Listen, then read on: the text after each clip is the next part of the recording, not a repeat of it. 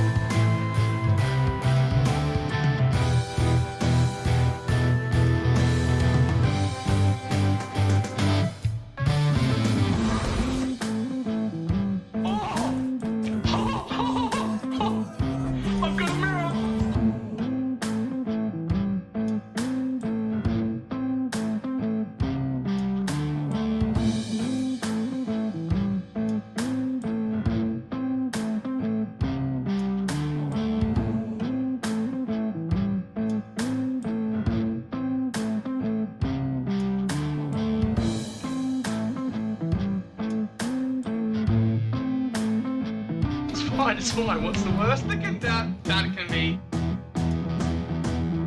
Oh, fuck, cunt.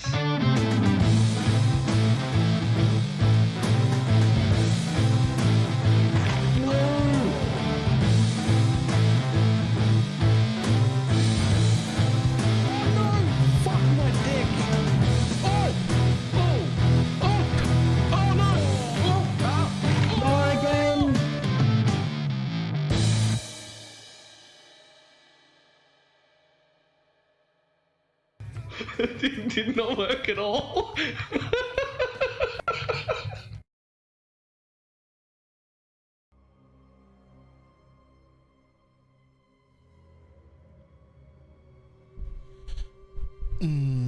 Why, hello. How's everybody doing?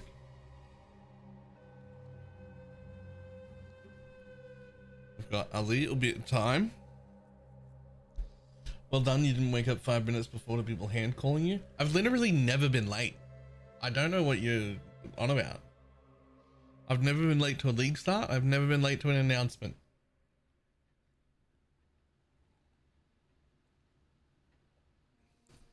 Not one time.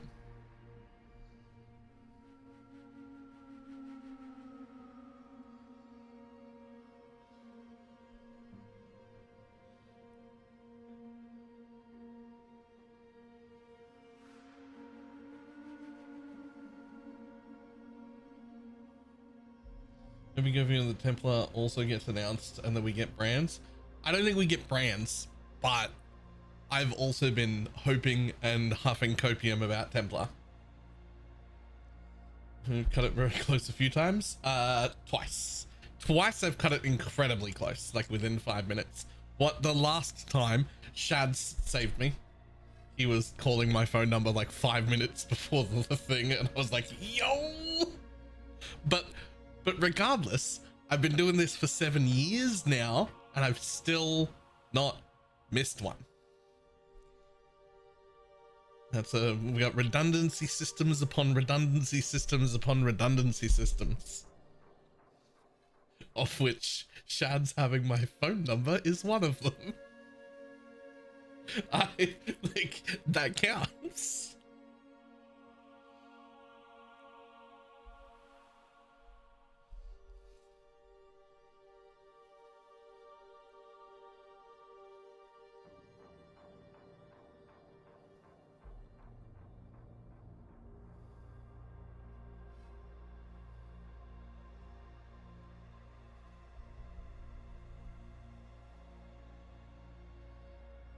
Righteous Fire, but that has doubts of delivery. I can't imagine Righteous Fire is going to be like, they did say they're going to add Righteous Fire, but like, can you imagine a world where there's a constant AoE of a decent amount of DPS in a decent area around you? Because I can't. Not for PoE2. Like, I just, whatever they do, it's gonna be, whatever they do to Righteous Fire, I can't. Like, I don't know, but it's not gonna be right.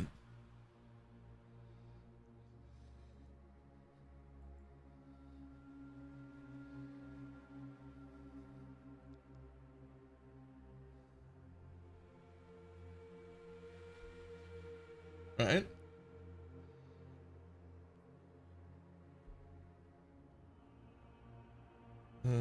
Animation looks amazing.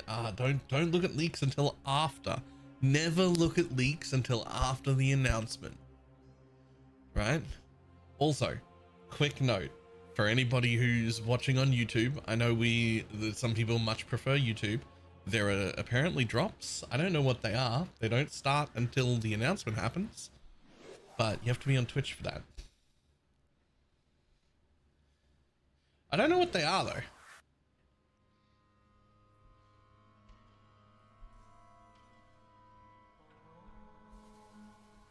Hang on, I gotta find them. Dodge roll MTX, is it? Hold on.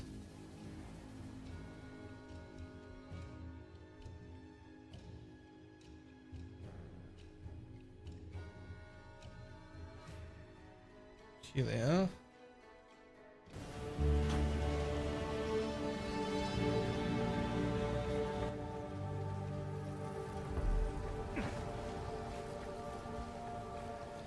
I mean, sure. You know what? It's free. That's all that matters. It's free. That's the important part, right?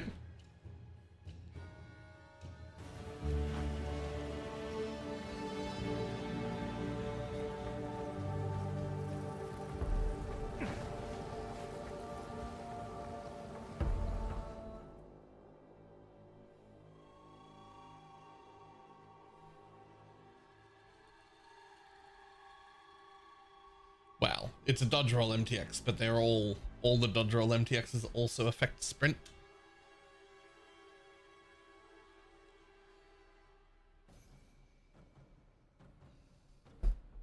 Ray class shots go hard.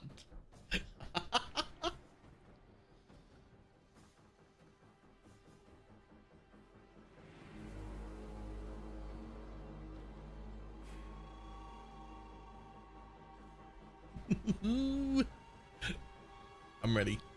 Come on. Spoil me. Spoil me.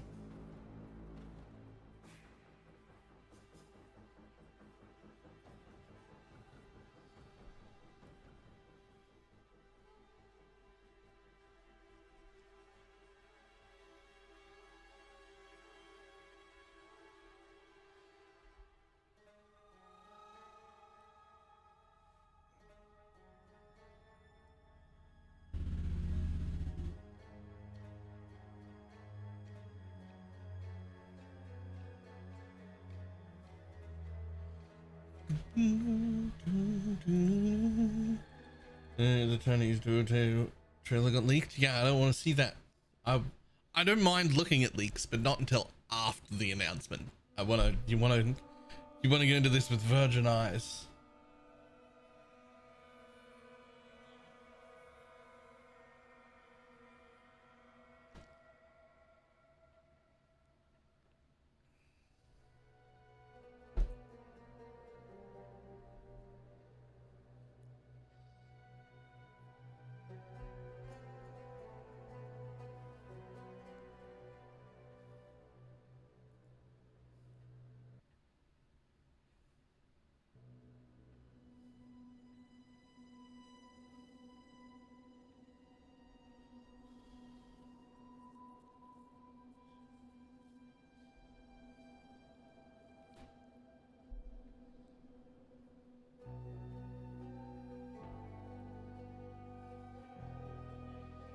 I believe your eyes is a virgin. Hey, I didn't even make S plus tier on the fucking degenerate Guna tier list or whatever it was that was made earlier.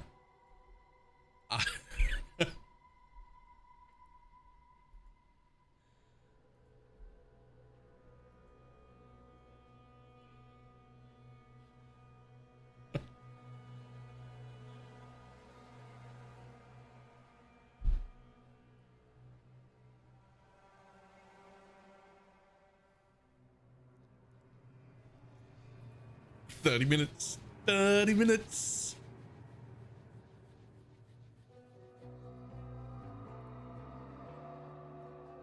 Come on. Give me either more than just druid or at least all 3 druid things.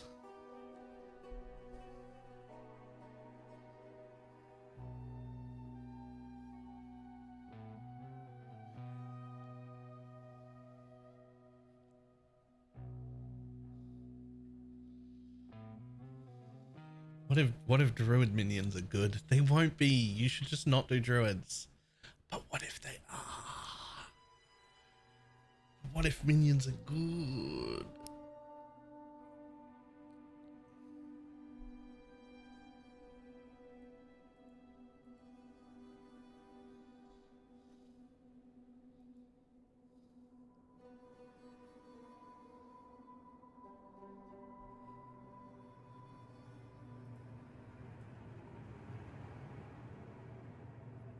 Minions good again? I mean, for minions to be good again, they'd have to be good for the first time. And they've actually just been absolute fucking garbage the whole time in PoE2. Like, trash tier.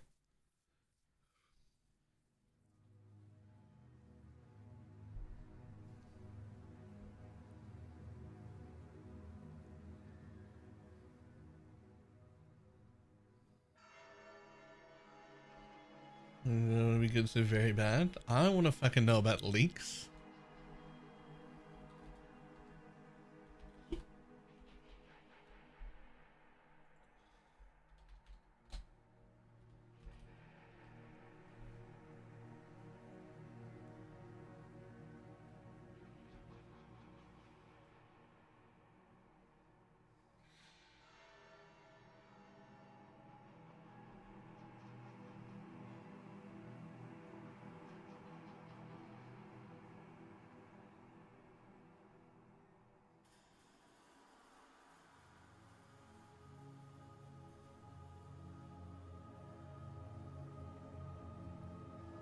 I don't even want to know people's reaction to leaks. Yeah, I don't want to know nothing.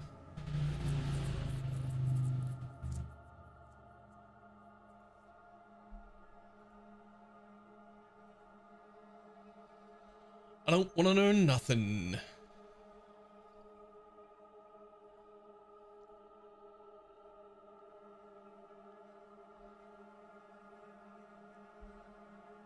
We'll find out in 30 minutes. I'm happy to look at leaks after that time, right? How do you get to I've got 83, 23 from the gems, 30 from the Dialas, and 29 from the ashes. You've got 20 also from the mastery.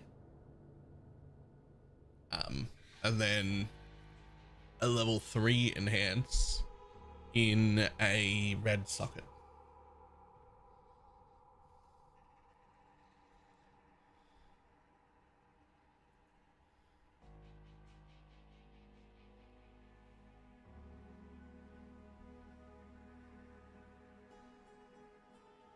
How are we having PoE2 leaks every patch? Never had that issue with PoE1.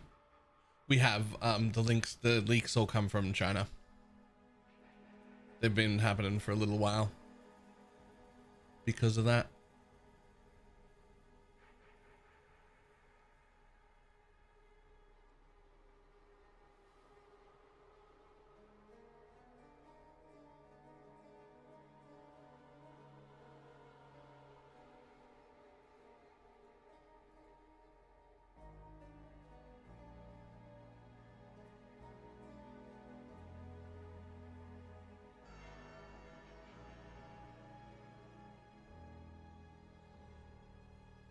We'll see in 29 minutes.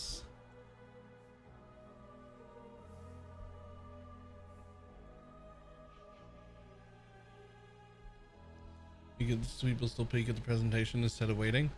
Yeah, I get why. I get why people are impatient, but like I wanna see it fresh. I wanna see it fresh.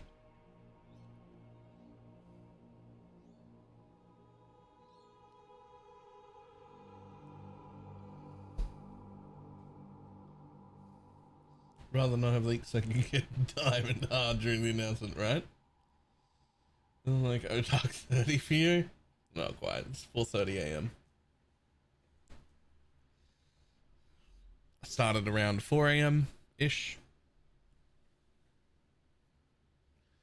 With the announcement being at 5.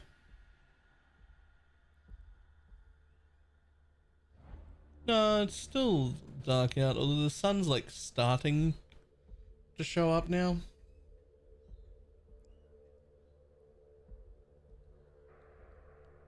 Like the sun should be, we should be looking at like actually starting to see the sun right around when the launch, like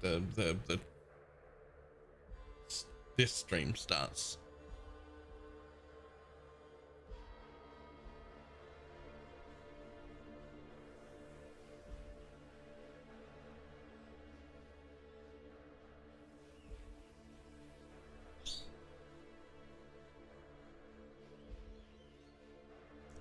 And the nap is scheduled.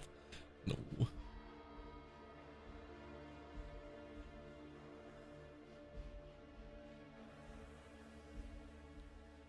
This is the announcement is the great readjuster of your sleeping schedule, because like eight days from now or something the league launch happens at this time, so you just stay awake, go to bed earlier, try and start getting to bed before 1 a.m. or whatever, so that we're on time for league launch.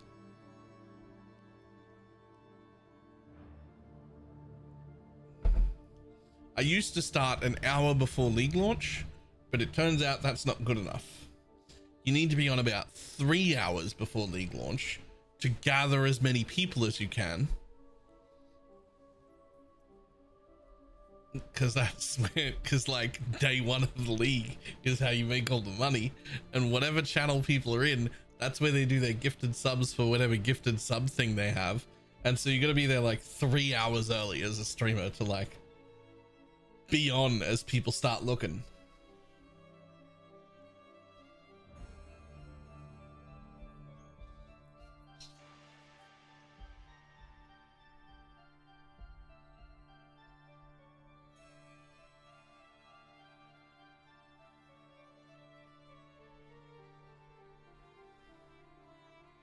Links aren't just in time for PoE2 to break it again.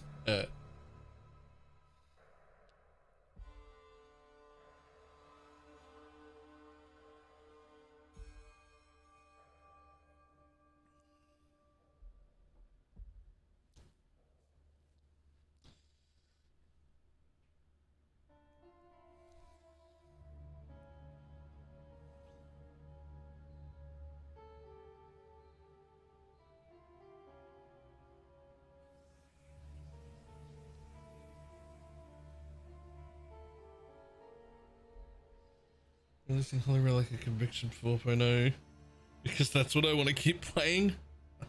Dude, even if they did, Holy Relic is only so good because of Lancing Steel.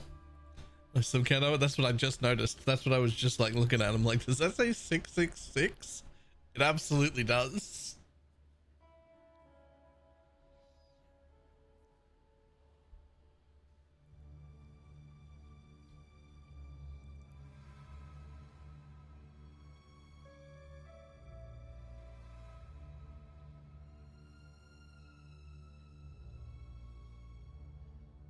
Honestly, the original Holy Relic would be busted in this game because it gives like 4% regen.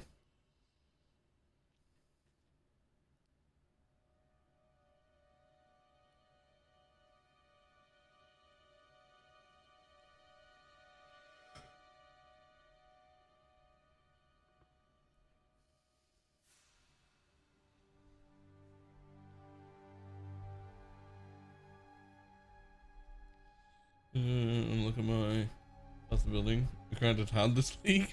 No, not really. Looked at way too many of those.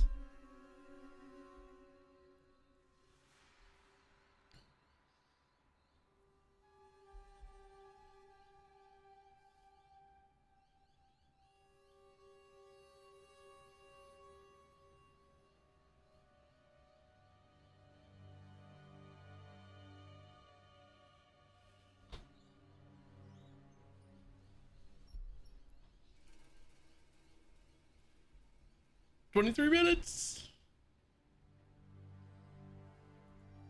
Wonder how busy chat is.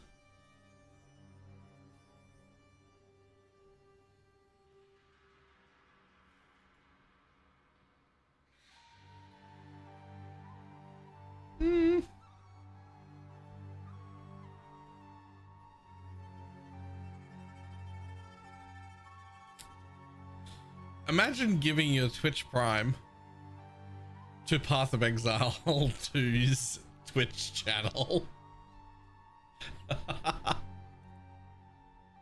I mean, I guess if it stops ads, but like, are there even ads, man? Like,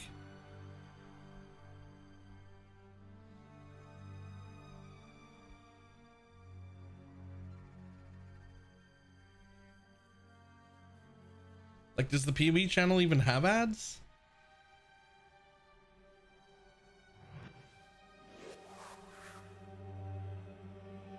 Oh, true.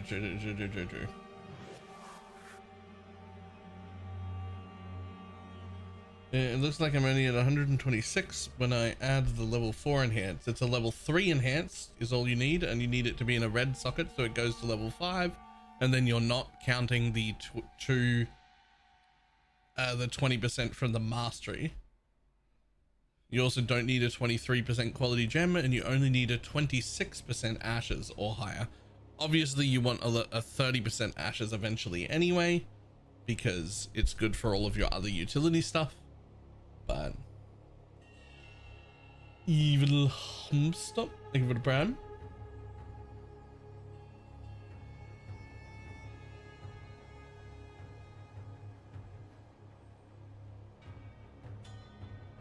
This is the green socket. Yeah, it also only needs to be level 3, not level 4.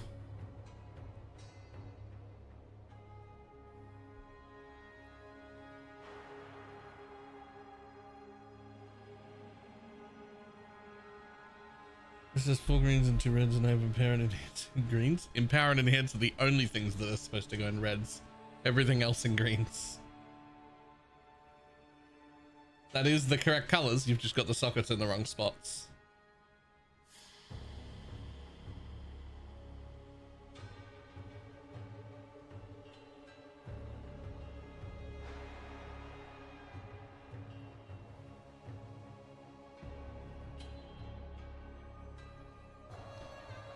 I'll tell you what, with 20 minutes left, I could heat up some breakfast. One moment.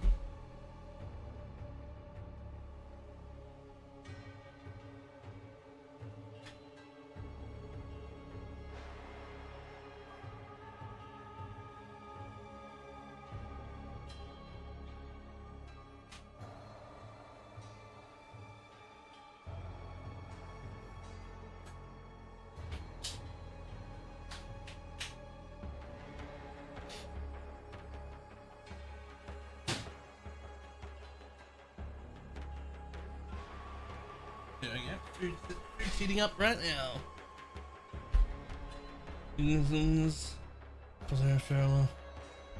Any good predictions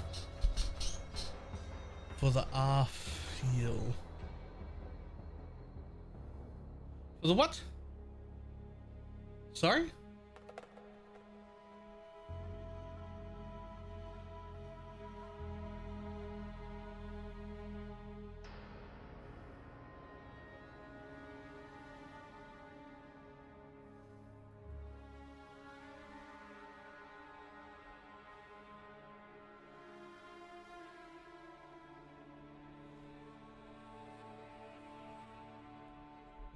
Especially when it comes to words, I'd fair.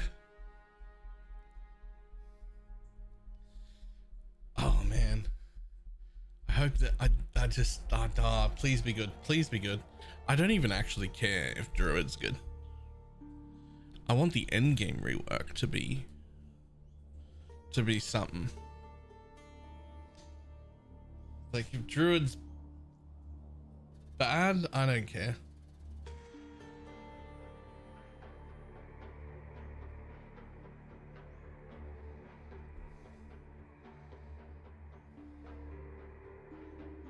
If Druid's bad, I won't play. See, I don't. It'd be great if I want Druid to be good, but it's not the important part. The important part is the end game. Please fix.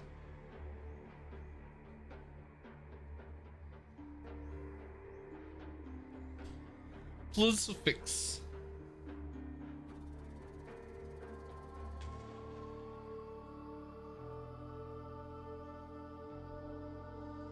Because one of them is going to be Bear Druid, and I know that that's not going to be me. I don't want to play the Bear Druid because it's going to be like a warrior style class, right?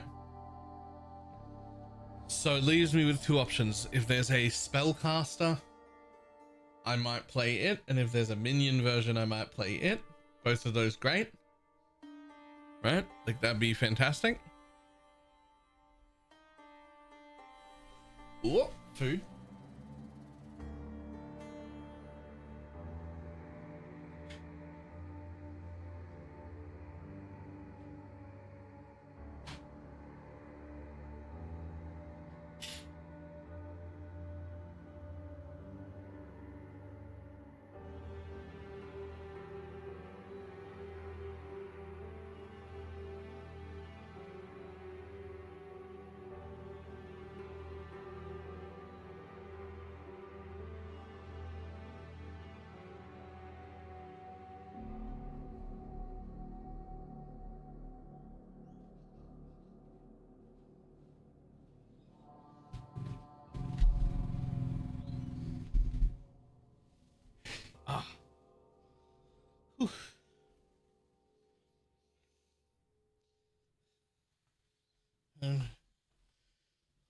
Lightning Arrow and Deadeye has been deleted from the game, and we made all bows 50% slower.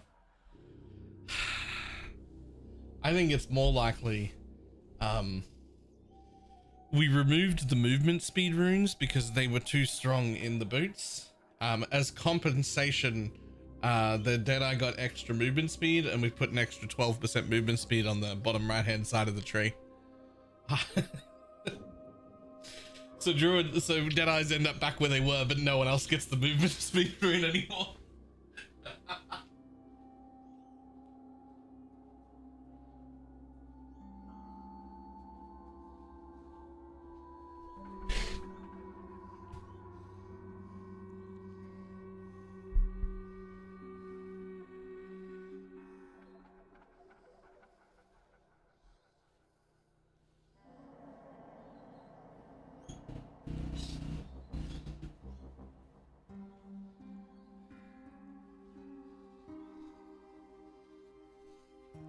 Five percent movement speed on each Deadeye ascendancy point, right?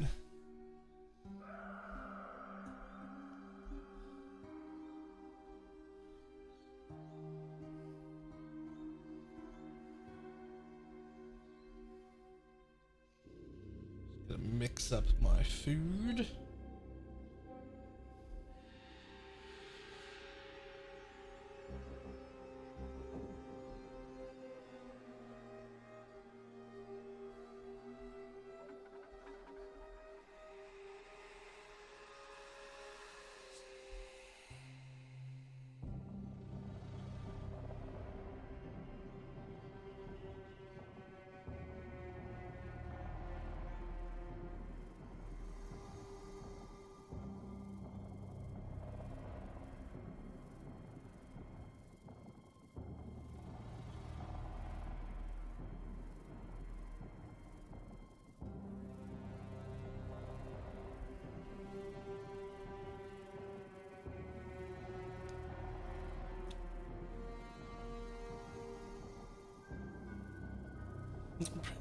Naked can of whipped cream on standby. I'm ready to go. Nice.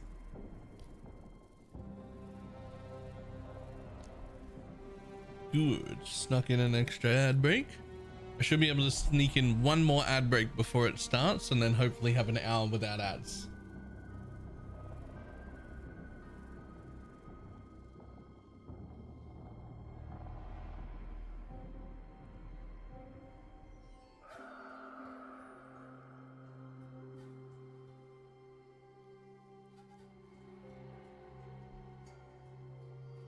I'm glad we get patch notes today. Wait, we get patch notes today? I didn't read that anywhere.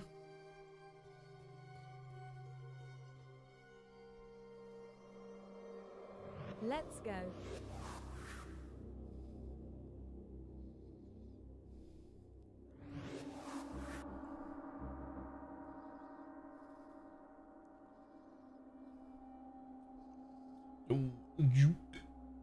Give it a 4-month resub. I don't know, where'd you read that? Where'd you read that we're getting patch notes?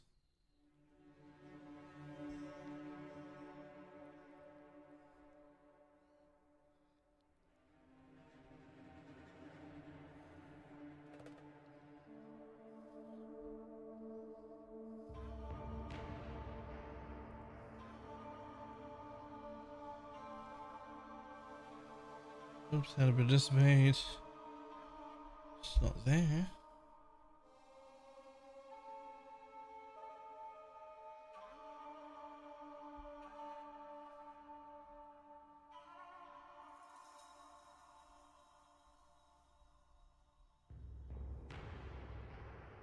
Oh, that's right, my recap. That's a lot of hours. That's a lot of individual streams.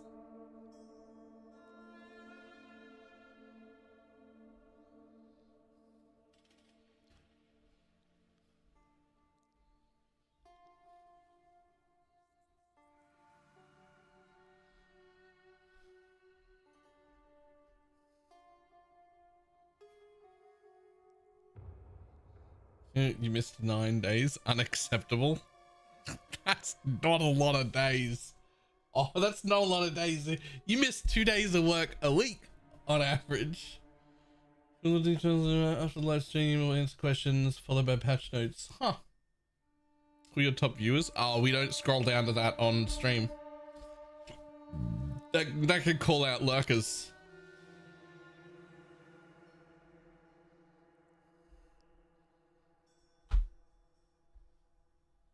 That could call out lurkers. We don't want to call out lurkers. Spoiler, I've already scrolled down there and it does call out some lurkers and I don't want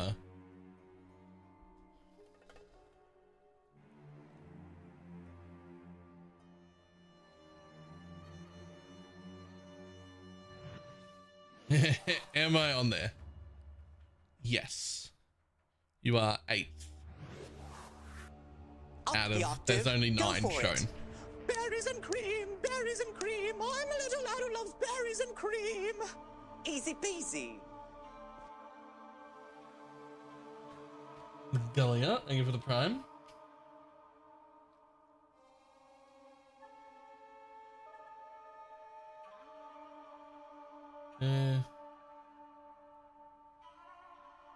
Baylor's quote of the year is still hang on, don't go anywhere. I'm not done embarrassing you yet.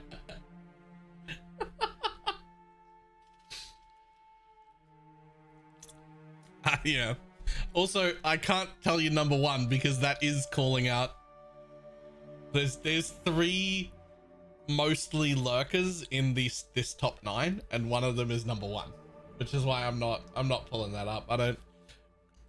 If you don't talk a lot, then you don't want to be called out either. So.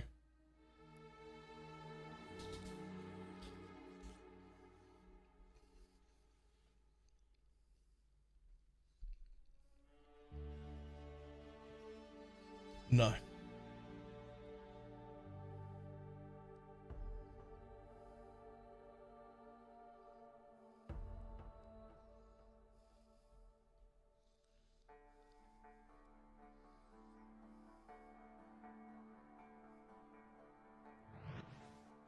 the bumbling fool.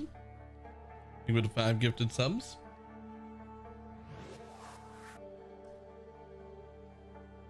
Have you met you quite a bit at work? Don't tap much there. Put it down. I'm on it. You are not. Well, RPG is here like all the time, and he's 8th out of the top 9. Why it's a top 9, I don't know.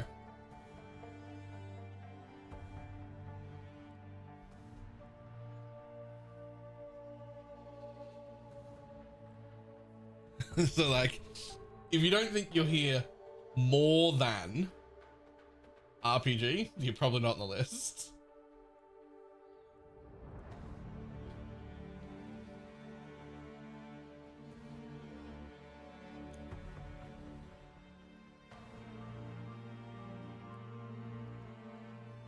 It's all lurkers. 3 of them. 3 out of the top 9 are lurkers.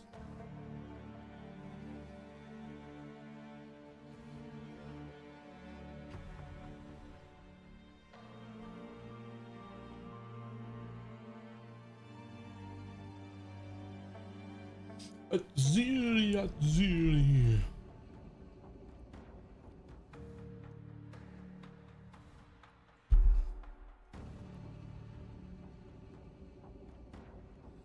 Wow. 1, 2, 3, 4. There are like 4 people who talk a lot, who like are around a lot, who beat RPG.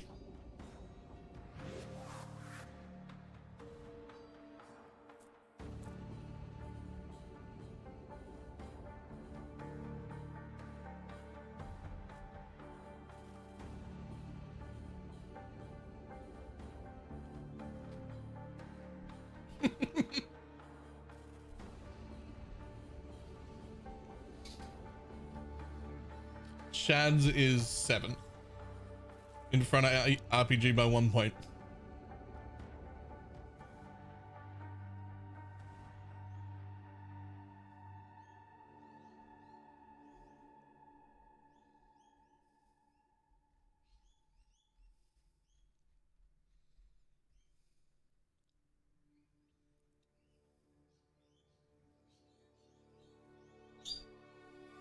Do I make top 10? No.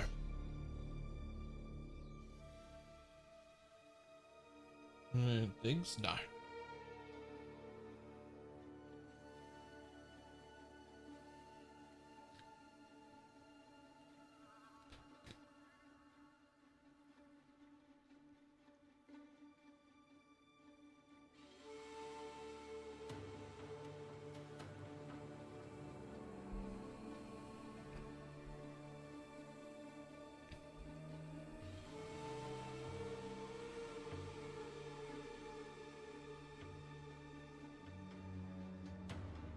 Over a few hundred hours this year and we're by the top. Nice.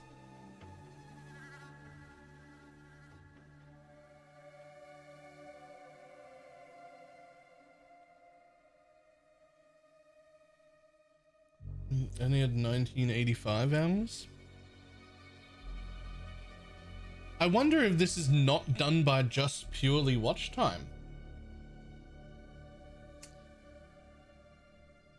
Because the list is just your biggest fans.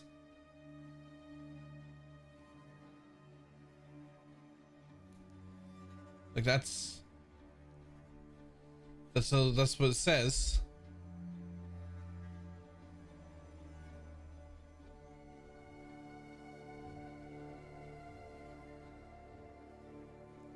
I don't know what the metric is for that. What if you're someone who hate watches? Also, okay, my Twitch recap from my side. Yeah, no, it can't be gifted subs. It might, maybe it's a combination of things. Oh my god, on the viewer side, it's actually quite, I've only watched 500 hours of Twitch the whole year.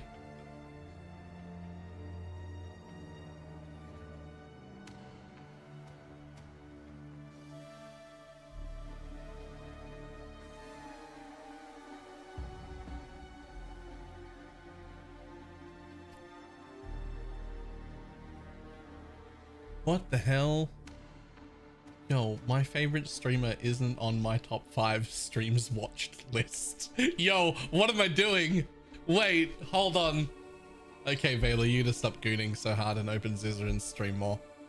Relax, buddy. Let's not worry about that. Let's close that off. I don't need to see that.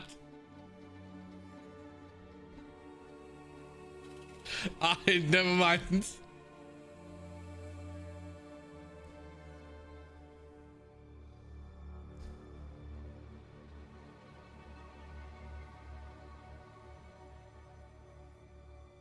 I just believe this. Quiet, you. No, nobody asked for your input.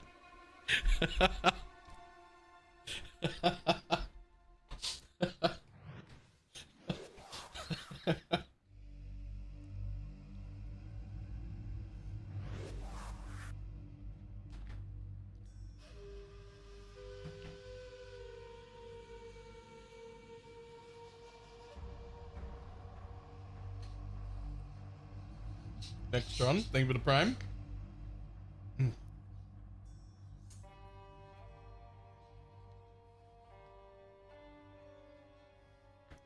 They don't list every streamer, they just list your top 5 and then your total hours watched.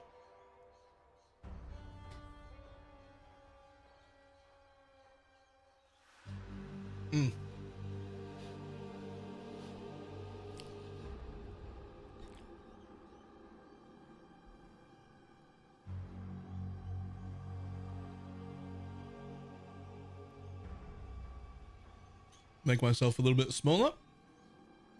And we go into this corner, I think. Down here?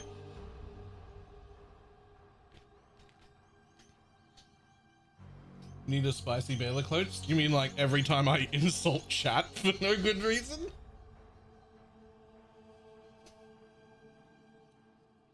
Like just Baylor going, shut the fuck up. No one asked for your input. Hey, you, stay right there. I'm not done embarrassing you yet. That sort of shit.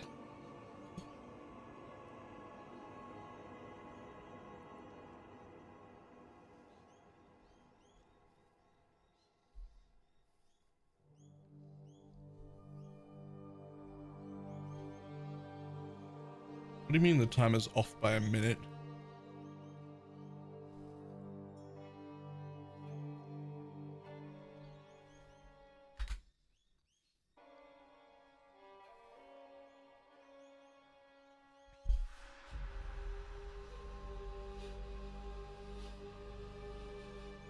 Redeems aren't working. They were. I just turned off all notifications. Who specializes in atoms? Okay, cool. Nice. Sorry, you made it into the final minute. I've just turned off all notifications.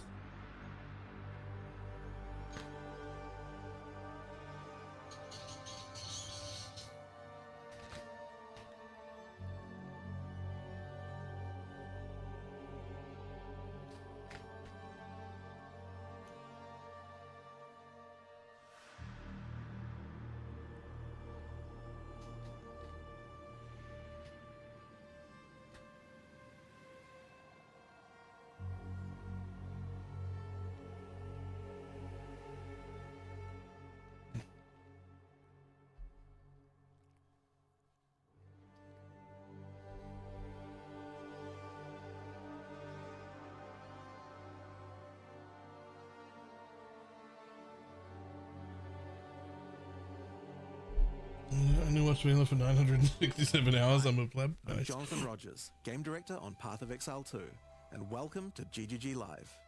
Today we're going to show you an exclusive reveal for what's coming next for Path of Exile 2.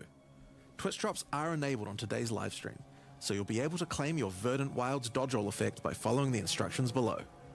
Now today, it's finally time to show off a new class that we know everyone in the community's been waiting for. So let's roll the trailer for Path of Exile 2, The Last of the Druids. How's the volume? Quick. Is it good?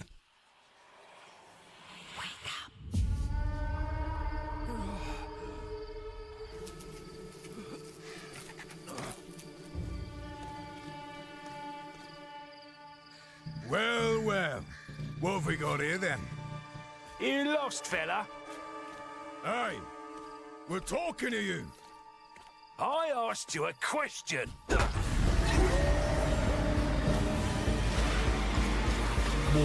What?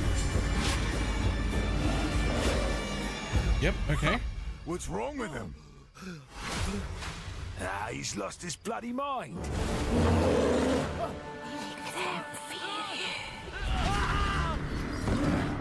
Is he a druid or is he possessed by a demon bear?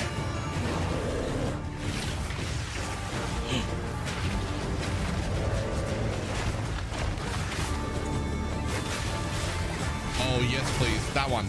That looks cool. Wolves! The wolves, they're here!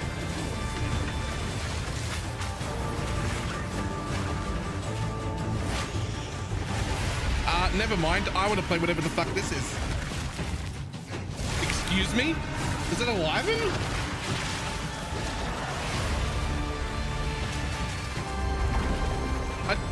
Is wyvern the third form?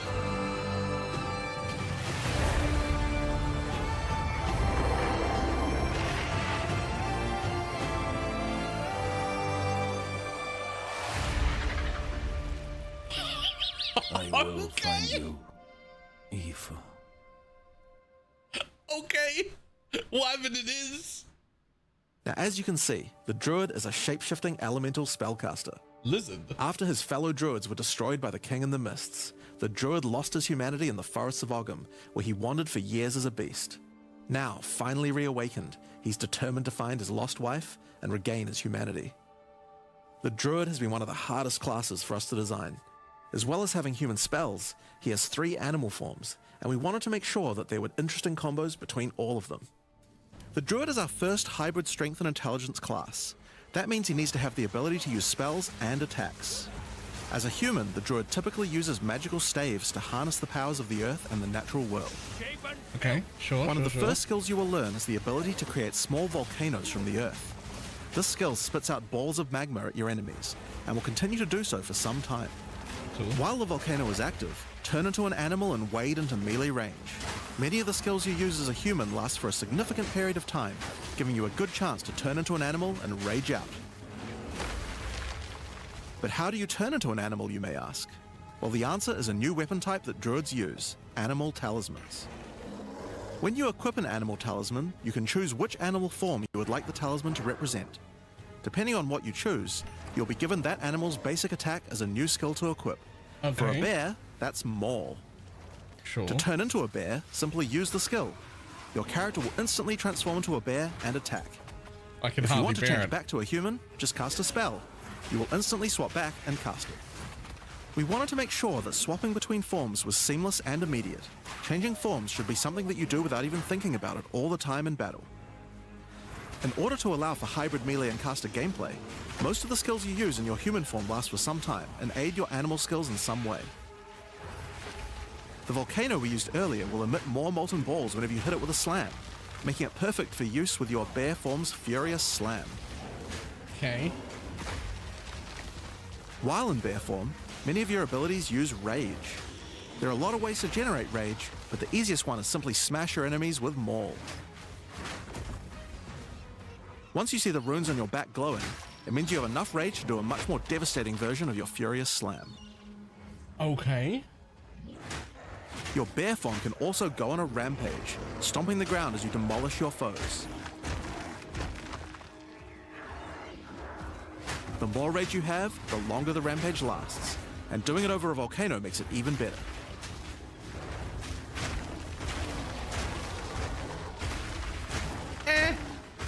As you consume rage, your bear form will generate endurance charges, and these can be used with skills like Ferocious Roar. I mean, it looks cool, but I don't want to play melee. Ferocious like that. Roar is a war cry that empowers your subsequent attacks to break your opponent's armor. The more endurance charges you have when you use it, the more empowered attacks you will gain. But Ferocious Roar has another special feature too. It's a meta gem that allows you to socket any Warcry gem from another class into it, giving Okay, you the ability that to part's use these cool. skills as a bear. I do like that. Use the Warrior's Infernal Cry skill to make your enemies explode.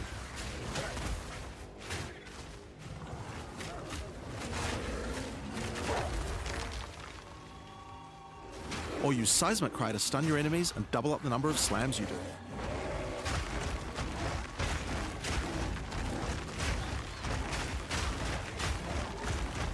You can even use it with Ancestral Call, a skill that turns you into the fire god Kaun. Ever wondered what the Karui god of war would look like if he was a bear? Well, wait no longer. Finally, build up enough rage and you can use one of the bear's ultimate abilities, Walking Calamity. This skill summons a storm of fire around you for some time, while generating even more rage to power your other abilities. A true bear apocalypse. That's cool. Now, the bear is known for being a slower and more lumbering animal, with slower attacks and heavy slams. But what if you want to turn into something a little more nimble? Well, let's check out the second animal form for the druid, wolf form. For the wolf form, we wanted to go fast and furious. Even just the wolf's basic attack will leap forward and rake his foes. Yes, please. After attacking, the wolf stands up on 2 legs, but after running for a short time, he goes back on all 4s, allowing to move more quickly between packs of enemies. Yes, please. The wolf has a lot of cold attacks based on his association with the moon, and the first of these is Lunar Assault. It's great for freezing your enemies in place. After they're frozen, use your basic rake attack to knock shards of ice off your enemies, which land on the ground nearby and explode.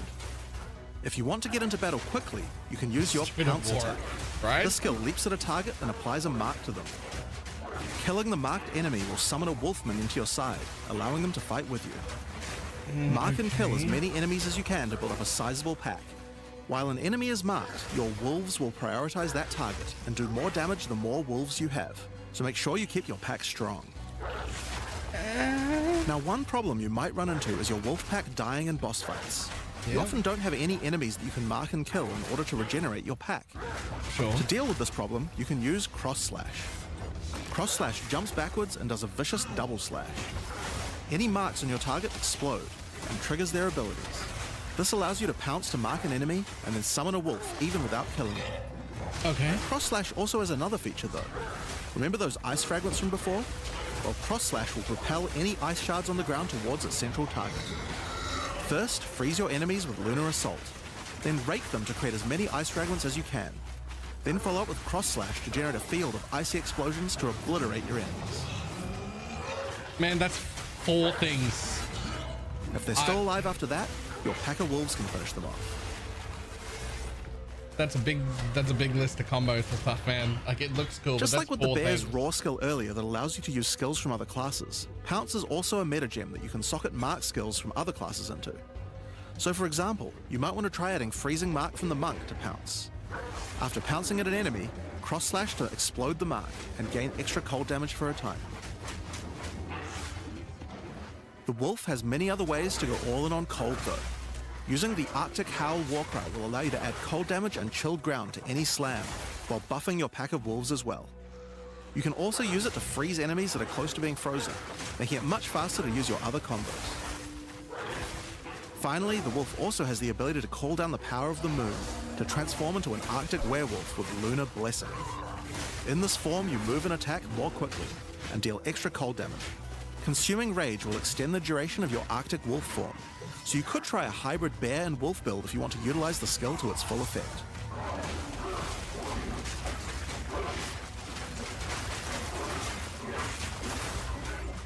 Alright, let's talk about the third form available to the druid, and I think it's a cool one.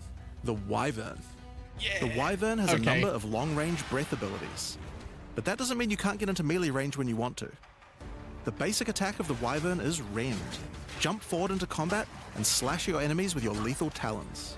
Okay. If they're close to being stunned, you can blow them off balance with a blast from your wings, causing an explosion of damage. After the battle though, it's time to feed. Devour the corpses of monsters to create power charges, and this is when the Wyvern's abilities really come online. Lightning. When using Rend, you can consume a power charge to charge up your wings with lightning.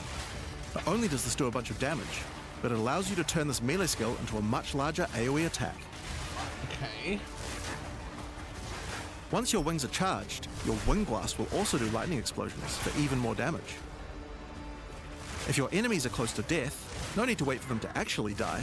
When you see this blue marker, just devour them alive. Fresh meat is much tastier after all. Alright, so those are some melee options, but how about range? Yeah, Well, how you about wouldn't range? be much of a dragon if you couldn't breathe fire after all. Rolling Magma is the first of the Wyvern's breath attacks. No. Spit balls of fire that bounce along the ground. These balls will trigger volcanoes as well, so it's a good idea to cast one as a human right before you start spitting. But that's not all you can spit. You have something a little nastier in that gullet of yours. Spitting a barrage of oil at your enemies will cover them in a viscous sludge that makes them easier to ignite. If you have power charges though, plant your wings in the ground and vomit a barrage of lightning-infused projectiles. The more power charges you have, the longer you can do this for. But make sure you keep your foes at range. You're vulnerable to melee attacks while channeling this skill. In order to help with that, let's take a quick diversion back to some of your human abilities. As a druid of Scoth, you have the ability to harness the power of nature to create entangling vines to slow down your enemies. Another of nature's punishments is the thunderstorm. Creating one of these will create periodic strikes of lightning from the sky, and will also make your enemies wet. Why is that useful? Well, of course, things that are wet are easier to shock. Use it with lightning damage from your wyvern form to enhance your damage. Making things wet also makes them easier to freeze, so it works nicely with your wolf form as well. And you know what else likes water? Plants. Water your plants to give them various extra abilities. Use Lightning Storm with Entangle to make them last longer, and attach more vines to each enemy, slowing them further. Summon Thrashing Vines to slam at your enemies for a time. Any that are created in water will be larger and deal more damage. Now then, with our enemies sufficiently subdued with our plants, time to really lay into them with our lightning-infused barrage. Now, this last wyvern ability is just ridiculous, but we felt like we had to do it. Use Flame Breath to take to the skies and rain down a stream of fire on your enemies. You have wings, so we have to take full advantage of them after all. So fly around and burn in it. Okay, that's really cool though. Like, that's really cool. Now there are a few other skills we didn't cover, but there's one in particular that I think will open up a lot of builds. Ah, perfect. Spell Totems. Oh. Spell Totems are meta gems that let you create a totem that will automatically cast any spell in the game for a time. In order to create one, you will need to spend 3 endurance or 3 power charges. No! You could use them to throw fireballs, summon comets, or shower the area in lightning. Really, the options are kind of endless. Your bear form can easily generate endurance charges by consuming rage, and your wyvern form can easily create power charges by eating corpses. So it's pretty easy for the druid to get the charges needed. But they're also available from quite a few other places as well. I'm sure we'll be seeing a lot of different spellcaster classes thinking about how best to take advantage of these. Are you fucking kidding me? Now, of course, along with a new class comes a bunch of new support gems. We've added over 30 new supports throughout the game, but I'll show you a few of the cooler ones here. Fan the Flames can be added to any wind skill to spread fire from one ignited enemy to the other enemies behind them. It's great for the Wyvern's Wing Blast. But you can also use it on many other classes with wind skills, like the Twisters on the Huntress, or the Monk's Staggering Palm Projectiles. Accelerated Growth causes extra explosive plants to erupt from the ground whenever you grow plants with rain. And Advancing Storm changes storm skills like your Thunderstorm or Tornado to move across the battlefield. It's great for watering plants en masse, or to turn tornadoes into a real disaster by sucking up multiple ground effects as they travel along. And the Sorceress might like to use it with Firestorm as well. Echoing Cry causes your Warcry skills to echo. They will repeat a couple more times with a delay after you use them, giving you more empowered attacks. Use it for the Druid's animal form Warcries, or on the Warrior for a nice power boost. Grounding Shocks causes monsters you shock to turn into living Tesla coils, arcing lightning to nearby enemies. You could use it with your empowered wings for an extra damage boost, but it's also great with any other shocking skill. Try it out with Lightning Spear. It obviously needed more area to clear. There's a whole pile more, but we'll leave those for you to discover. What do you mean? Now with a new class comes new Ascendancy classes. The Druid will have 2 options for now, with a third being released later. The first class is the Shaman. The Shaman channels nature's elemental fury and can harness rage as a spellcaster, unifying his animalistic and magical tendencies. Okay. By allocating Druidic Champion, you gain spell damage the angrier you are. And with Furious Wellspring, you generate rage continuously and can spend it to empower your spells. Also apply. With the knowledge of the Nice. Asmerian Magi, the Shaman can harness untapped power from runes and idols. After allocating Wisdom of the Magi, you will notice that all runes and idols have extra mods only available to the Shaman. These new mods unlock countless new possibilities for enhancing your build. You can also allocate Bringer of the Apocalypse, allowing you to become a walking natural disaster. After dealing enough elemental damage, storms of all elements rain around you, destroying all who would face nature's fury. There are other abilities for the Shaman, but I'll just show a few from each class for now. The other Druid ascendancy is the Oracle. The Oracle perfected the power of foresight and utilizes this in combat to gain massive advantage. When taking Fateful Vision, you will see visions of your future self using specific skills. If you decide to follow this path by using the skill yourself, it will do significantly more damage. Okay. And with Converging Paths, at a critical moment in battle when a monster is vulnerable to freeze, stun, or electrocution, the Oracle can use Moment of Vulnerability to see a vision of the enemy's future, and then merge it with the current timeline, allowing him to deal damage to both. And one of my favorites, when you first become an Oracle, you'll notice over 130 new extra passives appear in the Druid section of the tree. What the By fuck? allocating the Unseen Path, you use your power of foresight to learn from alternate futures and gain skills that would otherwise be unavailable to you. For example, self-sacrificing allows you to be able to summon more minions by reducing the spirit costs, with the trade-off of making your reservation skills cost more spirit. Or Corruption Endures, which allows oracles to have a small chance to avoid death. Both the Druid Ascendancies offer interesting and unique ways to gain modifiers that no other classes can get, so we're expecting a huge variety of build possibilities from these. Now there are unique talismans for the Druid to use as well. We won't spoil all of them, but this one was particularly cool. Fury of the King turns your bear form into a fire demon, converting most of your damage to fire. As a demon, you can also use Molten Crash, a jumping slam attack that leaves fissures around you. This unique also continuously grants glory, allowing you to use your ultimate abilities more easily. Now, of course, the Druid isn't the only thing we're adding to 040. that was We cool. still have a bunch more to show. With every new release, we create a new league with new mechanics, new pinnacle bosses, and with a new story to tell. And this time is no exception. So let's roll the trailer for the fate of the Vaal.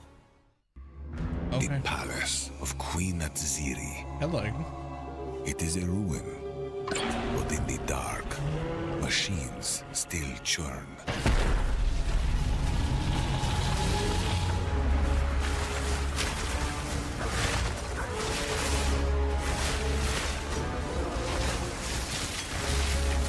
The temple has many functions, and with it, What the a fuck? chance to save the Vaal.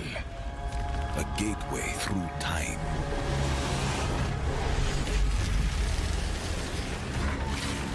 Travel into the past again and again. Alter the temple. Uncover its secrets. You will be rewarded for your sacrifice. And somewhere in the deepest chamber, my queen awaits. I beg of you, hear me. The beast cannot give you what you desire. You may have studied it, Doriani, but you do not know it like I do. It I'd like to get to know it like you adores do. me. What? Ooh, hi. Come now. I'm Give unto gonna- me your desire. Sorry, At what? last, fulfill my soul.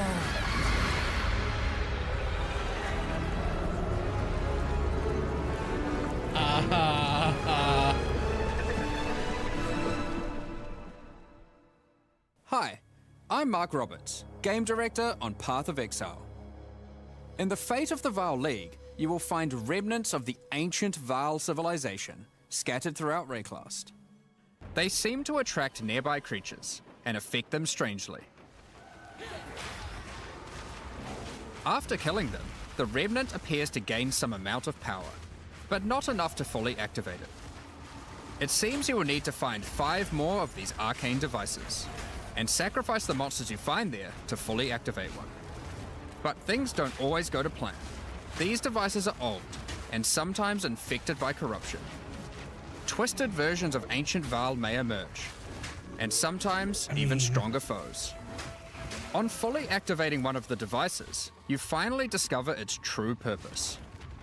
A portal opens and takes you deep underground to a lost temple, once the home of Atziri, Queen of the Val.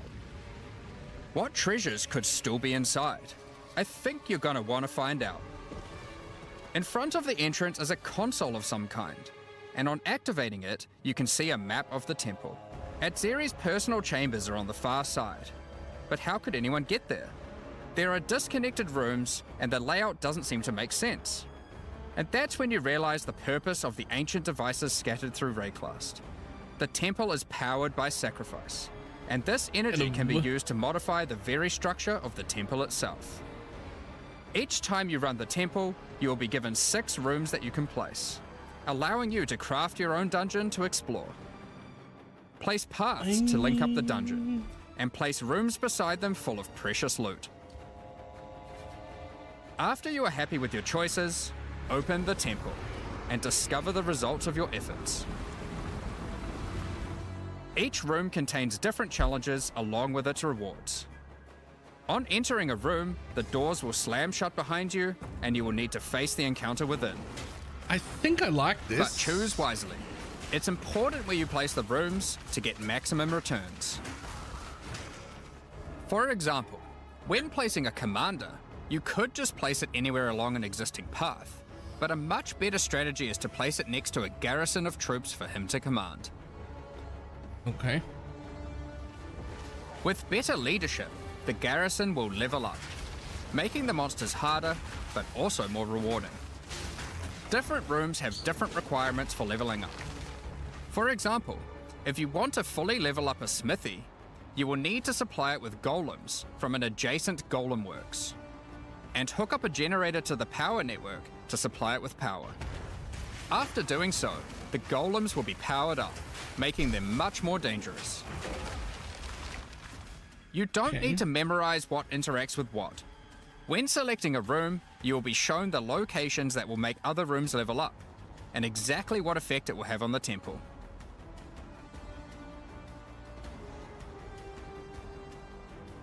After running the temple, a few of the rooms will destabilize and be removed. It will be up to you to rebuild the temple, adding 6 more rooms each time you come back. Oh, okay. Making the temple larger and larger and larger.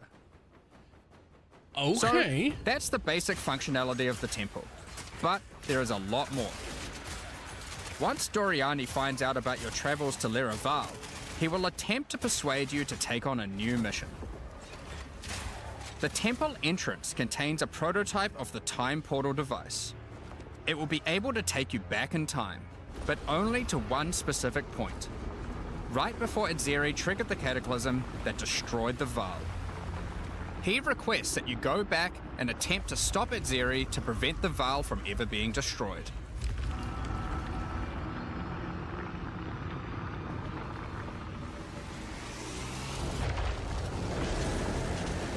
Atziri is on the far side of the temple, so you will need to expand the temple significantly to get to her. And even worse, her chambers can only be unlocked by a room that isn't currently accessible to you. In order to deal with that, you are going to need to visit the architect of the temple. To get to him, you will need to place path rooms, but while doing so, you will probably want to exploit some of the Val technology only available in the past. Once you can travel into the past, a whole new set of rooms are available to you, and they have some pretty insane rewards. At level 1, the corruption chamber can be used to corrupt a single item. But placing it next to a thaumaturge to run the place, and a sacrificial chamber to provide soul energy, you'll be able to level it up. And it's worth it. It's gonna double because corrupt, once you get the right? room to level 3, there are some very nice rewards to be had. Like double corrupting? In a level 3 corruption chamber, you will find this mysterious device. It has a slot to place an item, and it only accepts items that are already corrupted. Oh! What will happen to them? Well, normally once an item is corrupted, you can't modify it any further. But this device allows you to corrupt your item a second time, adding another enchantment. This has the capability to craft some very powerful items indeed. But be warned, the Vaal are all about taking risks in the pursuit of power. There is a 50% chance that the item will be destroyed. Alright.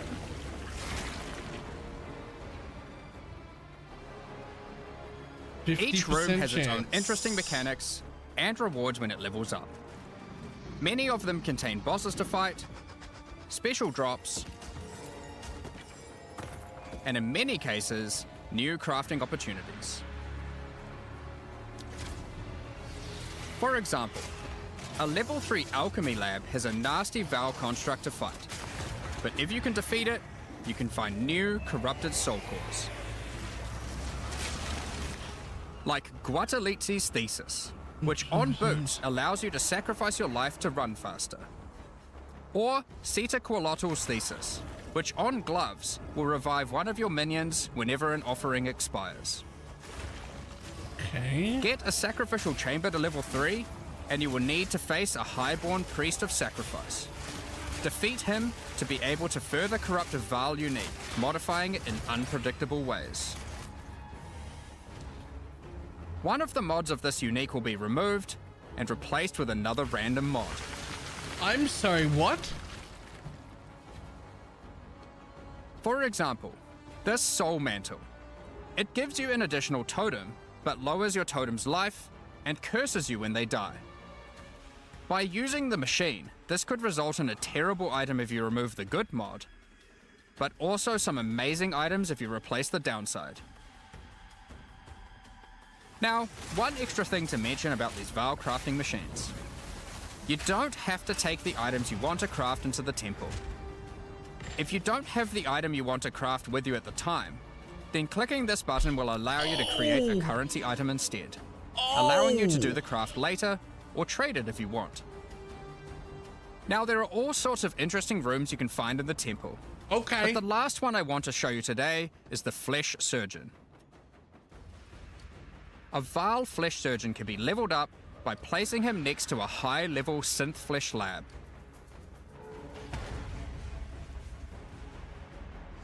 But be careful. The Flesh Surgeon has some rather unpleasant experiments in his personal lab. Afterwards, you might notice the surgery table just sitting there. The Vaal are great at crafting items. Why not do some crafting on yourself? After laying down, you'll be asked which limb you'd like to replace. Left arm, perhaps your right leg. Sorry, what? Each limb can get a different set of random bonuses, so choose wisely. After getting up from the table, try out your new limb. It seems to work fine, and even perform better than your normal one. Now, there is just one thing with replacing body parts. If you die and are resurrected, your body will return to its natural state. Oh. You might need to return to the Vaal Surgeons if you want another robot arm, and maybe get a better one next time. Oh, never mind. Some rooms, like the Commander, can give you a new type of reward. Medallions that can be used to manipulate the temple in other ways. The amount of times Using I've been a excited and Queepalattl's then medallion immediately will allow you disappointed to in this trailer artificially is boost huge. a room, even if it doesn't meet the normal requirements to level up.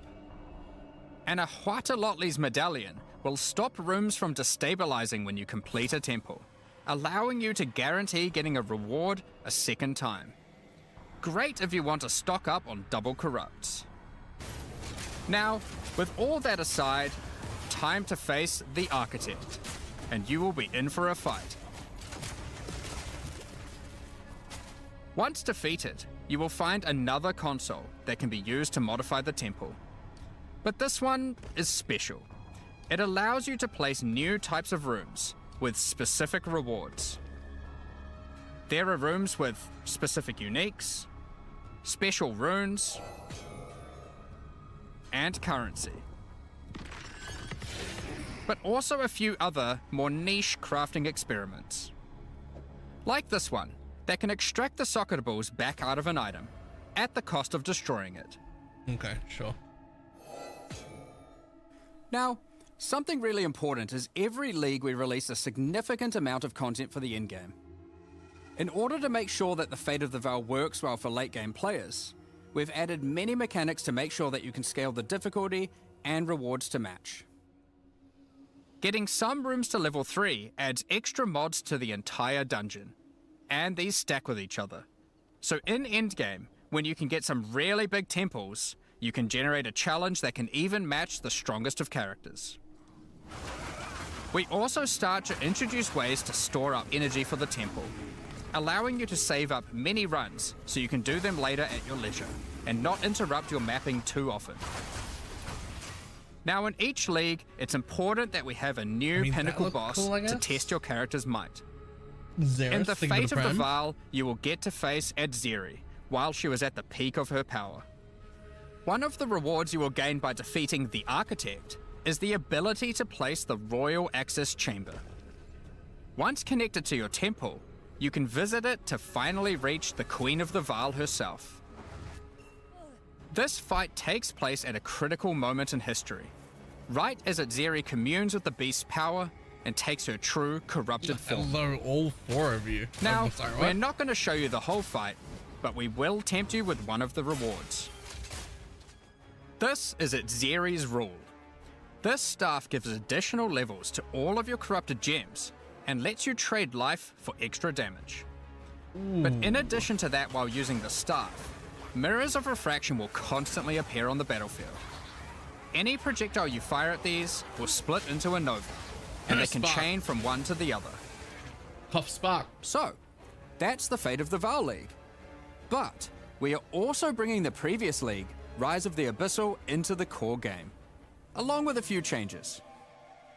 Now, for those of you who haven't seen what happens when a league is over, it's important to understand that you will not be seeing abysses in every area anymore. Rise of the Abyssal is now one of the league mechanics that can show up randomly in endgame. If you want to specialize in running abysses, there is now a tablet that will allow you to add them to any map you run. Sure. You can also craft the tablet to add abyss-specific mods to enhance how they function. Now that Abyss is core, it also needs its own Atlas tree. You can gain your first points by completing an Abyss. But there are more available for doing depths and killing certain bosses. And there are a bunch of different options. You might just want more monsters and bosses. But you can also make finishing an Abyss have a chance to overrun a nearby map with the Abyssal. Or make your Waystone modifiers also apply to Abyssal depths. You could specialize in the interaction with other leagues, or specialize in a specific Abyssal faction. One of the important elements that we have heard loud and clear is that needing to do Abyss crafting on Waystones is quite annoying. So, we have removed that. In fact, we have removed instilling from Waystones as well. This mechanic felt mandatory on maps because it boosted the value of all other content, but it was both annoying to do and resulted in a lot of visual clutter. Instead, we are bringing back some of that power on tablets, which you don't need to craft nearly as often, since they last for 10 maps each. Once you defeat the Arbiter of Ash, you will be able to upgrade tablets to a rare with 4 mods using regular currency. Oh. Even this isn't enough to fully bring back the power you could have gotten from instilling, so we have also buffed the bonuses that tablets give. Going forward, we're not going to be adding any more crafting directly to Waystones outside of the basic currency, because it adds too much micromanagement. But on that note, Fate of the Veil does bring the ability to corrupt your tablets, hoping to get one of many different random outcomes. Now, with regard to Delirium Fog, even though you shouldn't have to have it on every map anymore, we still did want to make it less visually annoying. That's Delirium way Fog better. has been toned down significantly, That's so you won't feel like you're just better. playing in a sea of grey. Another big source of problems in the endgame is the feeling of getting overwhelmed with monsters. In 031, We reduced the number of monsters in early in-game in order to help with this, but still scaled up the number of monsters to previous levels by the time you got to tier 15. Well, after letting this simmer for a while, we are still getting this kind of feedback. So we are no longer going to scale up the number of monsters you go as you get deeper into the end game. No. Instead, we are scaling up the difficulty and rewards by the same amount. So to be clear, instead of increasing the number of monsters by 40%, they will instead drop 40% more items, grant 40% more experience, and have 40% more life. In addition to all the normal scaling they get due to being higher level. This only applies to regular monsters, not bosses. I hope you enjoy killing even less monsters. We have also reduced the speed modifiers slower. that monsters can get sometimes. What are we talking which also about? helps a lot with this. Now, we did have a large amount of content for in-game planned for 040, but unfortunately we just didn't get time to finish it. The scope was a bit too large, and so we would need to wait until 050 for that.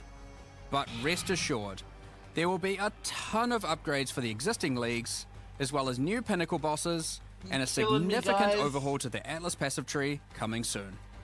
Now, another problem that becomes a much bigger issue in the endgame is game performance. And we have done a lot of work here. The primary issue is CPU load. And to address that, a lot of things have been optimized. And we have done a lot of work to take advantage of more of your CPU cores.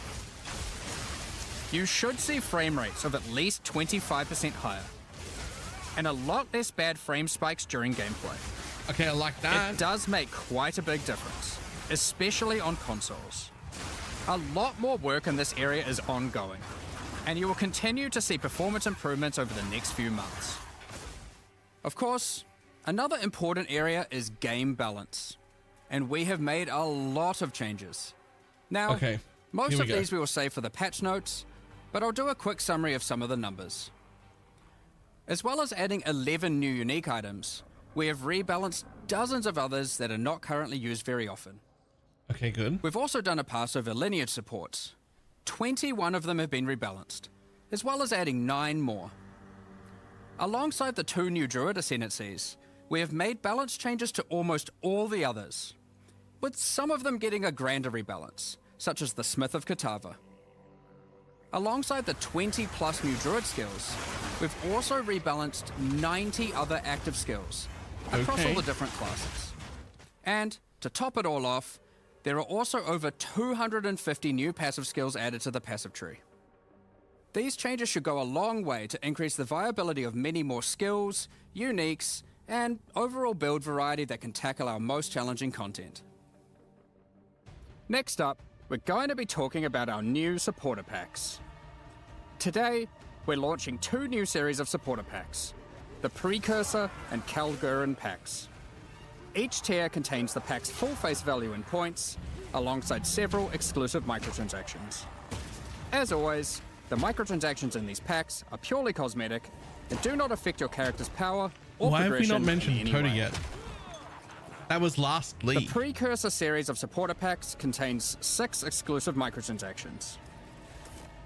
First up, the Marble Statue Character Effect. Once you finally stay still for a moment, a podium rises up out of the ground to immortalize you, turning your skin to marble. When you next move, the stone crumbles around you. The Precursors had mastery over gravity manipulation. So too can you, now with the Gravity Well portal. Witness the power of its pull as you approach it. Draw in enemies with your own gravitational pull with the Awakened Precursor armor set. The Precursors designed and built many mysterious ancient beings. This one used to serve as a scout that would patrol and tase intruders. Why salvage gear yourself when the Master of the Forge can do it for you? Molten gold spills out as the Forge Master breaks down your items. The Relic of the Precursor's map device is a mysterious machine that sits atop ancient colossal statues. Okay, that looks fucking cool. It keeps track of the number of charges consumed on your Precursor tablets used in the device. That actually looks cool. The Kalgurin Pack series also contains 6 exclusive microtransactions. The Kalgurans had astounding skill in astronomy. being able to track cosmic events with absolute precision. Harnessing that skill, with the Astronomer's level up effect equipped, you too can now see exactly how long it took you to level up as it outputs the time in chat. The time taken to reach your last 3 levels is also displayed on the item, so you can link it when you have a time you're proud of. Crush unique enemies by unleashing the wrath of the lost Kalguran fleet, led formerly by Captain Heartland himself. A Kalguran seafarer needs armor fit for the treacherous seas of Rayclast. This set has you covered with the classic tricorn and, of course, a peg leg. The Lost Treasure weapon skins top off your appearance of a true raider of the seas. These gilded weapons can be applied to wands, two-hand maces, and shields. After a long day of plundering loot, retreat to the Kraken's Cove hideout, a home of some of the most deadly, ocean-dwelling creatures in Rayclast. Many ships have met their demise here. What better to accompany you in Kraken's Cove than a kraken itself? Replace your stash with a dormant kraken, waiting for its prey. As you approach, it will awaken and terrify both you and any guests in your hideout. Alongside this, an extra stash skin item will be granted to you, and when placed, will automatically open to any stash tab set with the currency affinity, to help having to navigate through your tabs. Additionally, any microtransactions from the supporter packs will be made available for use in Path of Exile 1. Thank you very much for all your ongoing That'll support. be really nice for one weekend when we start a PoE1 privately. Afterwards, at 11 AM NZ time, we'll post the patch notes. With release at the end of next week, our community team will be posting crucial information you'll need for the release. Keep an eye on the news. Thanks for joining us today and checking out our latest developments. We're looking forward to playing alongside our fellow shapeshifting exiles, all while uncovering Lost Val secrets by doing some dungeon crafting. We'll begin the Q&A shortly, so please get your questions ready. Yeah, guys, D3 is tomorrow. Yo, okay, the amount of times where I got really excited to then instantly be crushed by the next thing they said in that patch note was way too high. Q&A portion. I am your host, Ziggy D, and today we're going to be touching on the design of the Druid and the fate of the Vile League while we gather some community questions. Then we'll deep dive into endgame, balance, and other game design topics. I am, of course, joined by... That audio is 100 times better. And Mark Roberts. How you guys going today? Oh, very good. I mean, you know, it's been a great one to work on this one. Like, I've really enjoyed it. So, yeah, it's definitely great to see you again. And it feels like it's only been, like, no time at all since the last time you were here with the PoE1 release. It feels like only several weeks, and that's pretty accurate. Yeah. We get to see you twice as often now, so that's fun. Yeah, I'm around every 2 months or so. It's great. They fixed the audio for their live streams. So I don't have to open with this though. Is like Druid looked a little bit weak, I think, in the demonstration video today. Yeah, I think one of the issues that we have is like we're so concentrating on like just demonstrating how the mechanics work that we sort of forget to be like, okay, let's actually make sure the damage numbers that we're doing on this like test character we're filming here are actually like in line with what people actually normally expect. So yeah, there's just a few things there that we probably should have caught and made a little stronger there. But yeah, when you actually play it, it's certainly from the alpha feedback incredibly powerful. Like yes. you know, the like, you know, we were seeing some people say, oh, you know, the wolf looks weak or whatever. Well, I can assure you that on alpha there's a bunch of people saying the wolf is super OP. So you know, it just comes down to the things you go through in order to demonstrate stuff. I think we probably going to be worthwhile. We make some videos showing a bit more of the less demonstratey side and get them posted and stuff this week. Because honestly, you can just play it literally right now, and it's you know. Yeah, I've definitely been playing and recording a bit myself because I was like, when I first watched it as well, the draft, I was thinking, it's like, I don't really get a feel for what it feels like to actually play it. Like, there's good demonstration here of the mechanics, but yeah, I can understand how from your perspective, it'd be pretty easy to be like, oh, we want to communicate how this cool thing works and this cool thing works. There's a fine line there for sure, where if you get too hectic, people are like, I don't even know what's going on. They're just looking at a ruckus.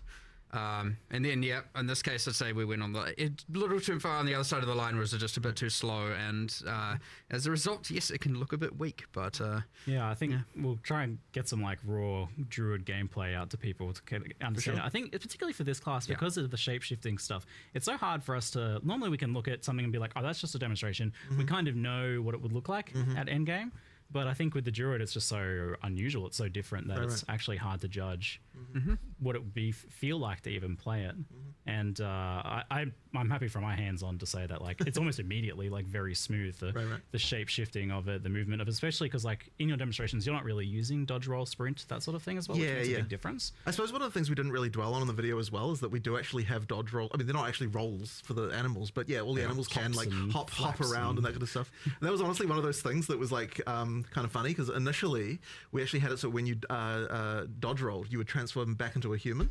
And the reason we did that is because it's really hard to make animations for animals that like actually work correctly. Like we actually thought it was impossible, but then when we actually put it on alpha, there was the kind of visceral reaction of I want to still be a bear, like, you know, while I'm hopping around. So we ended up having to like work out like how can we make this possible? How can we make it so that you can actually do the dodge rolling with an animal? And that sort of ended up being pretty good, I would say.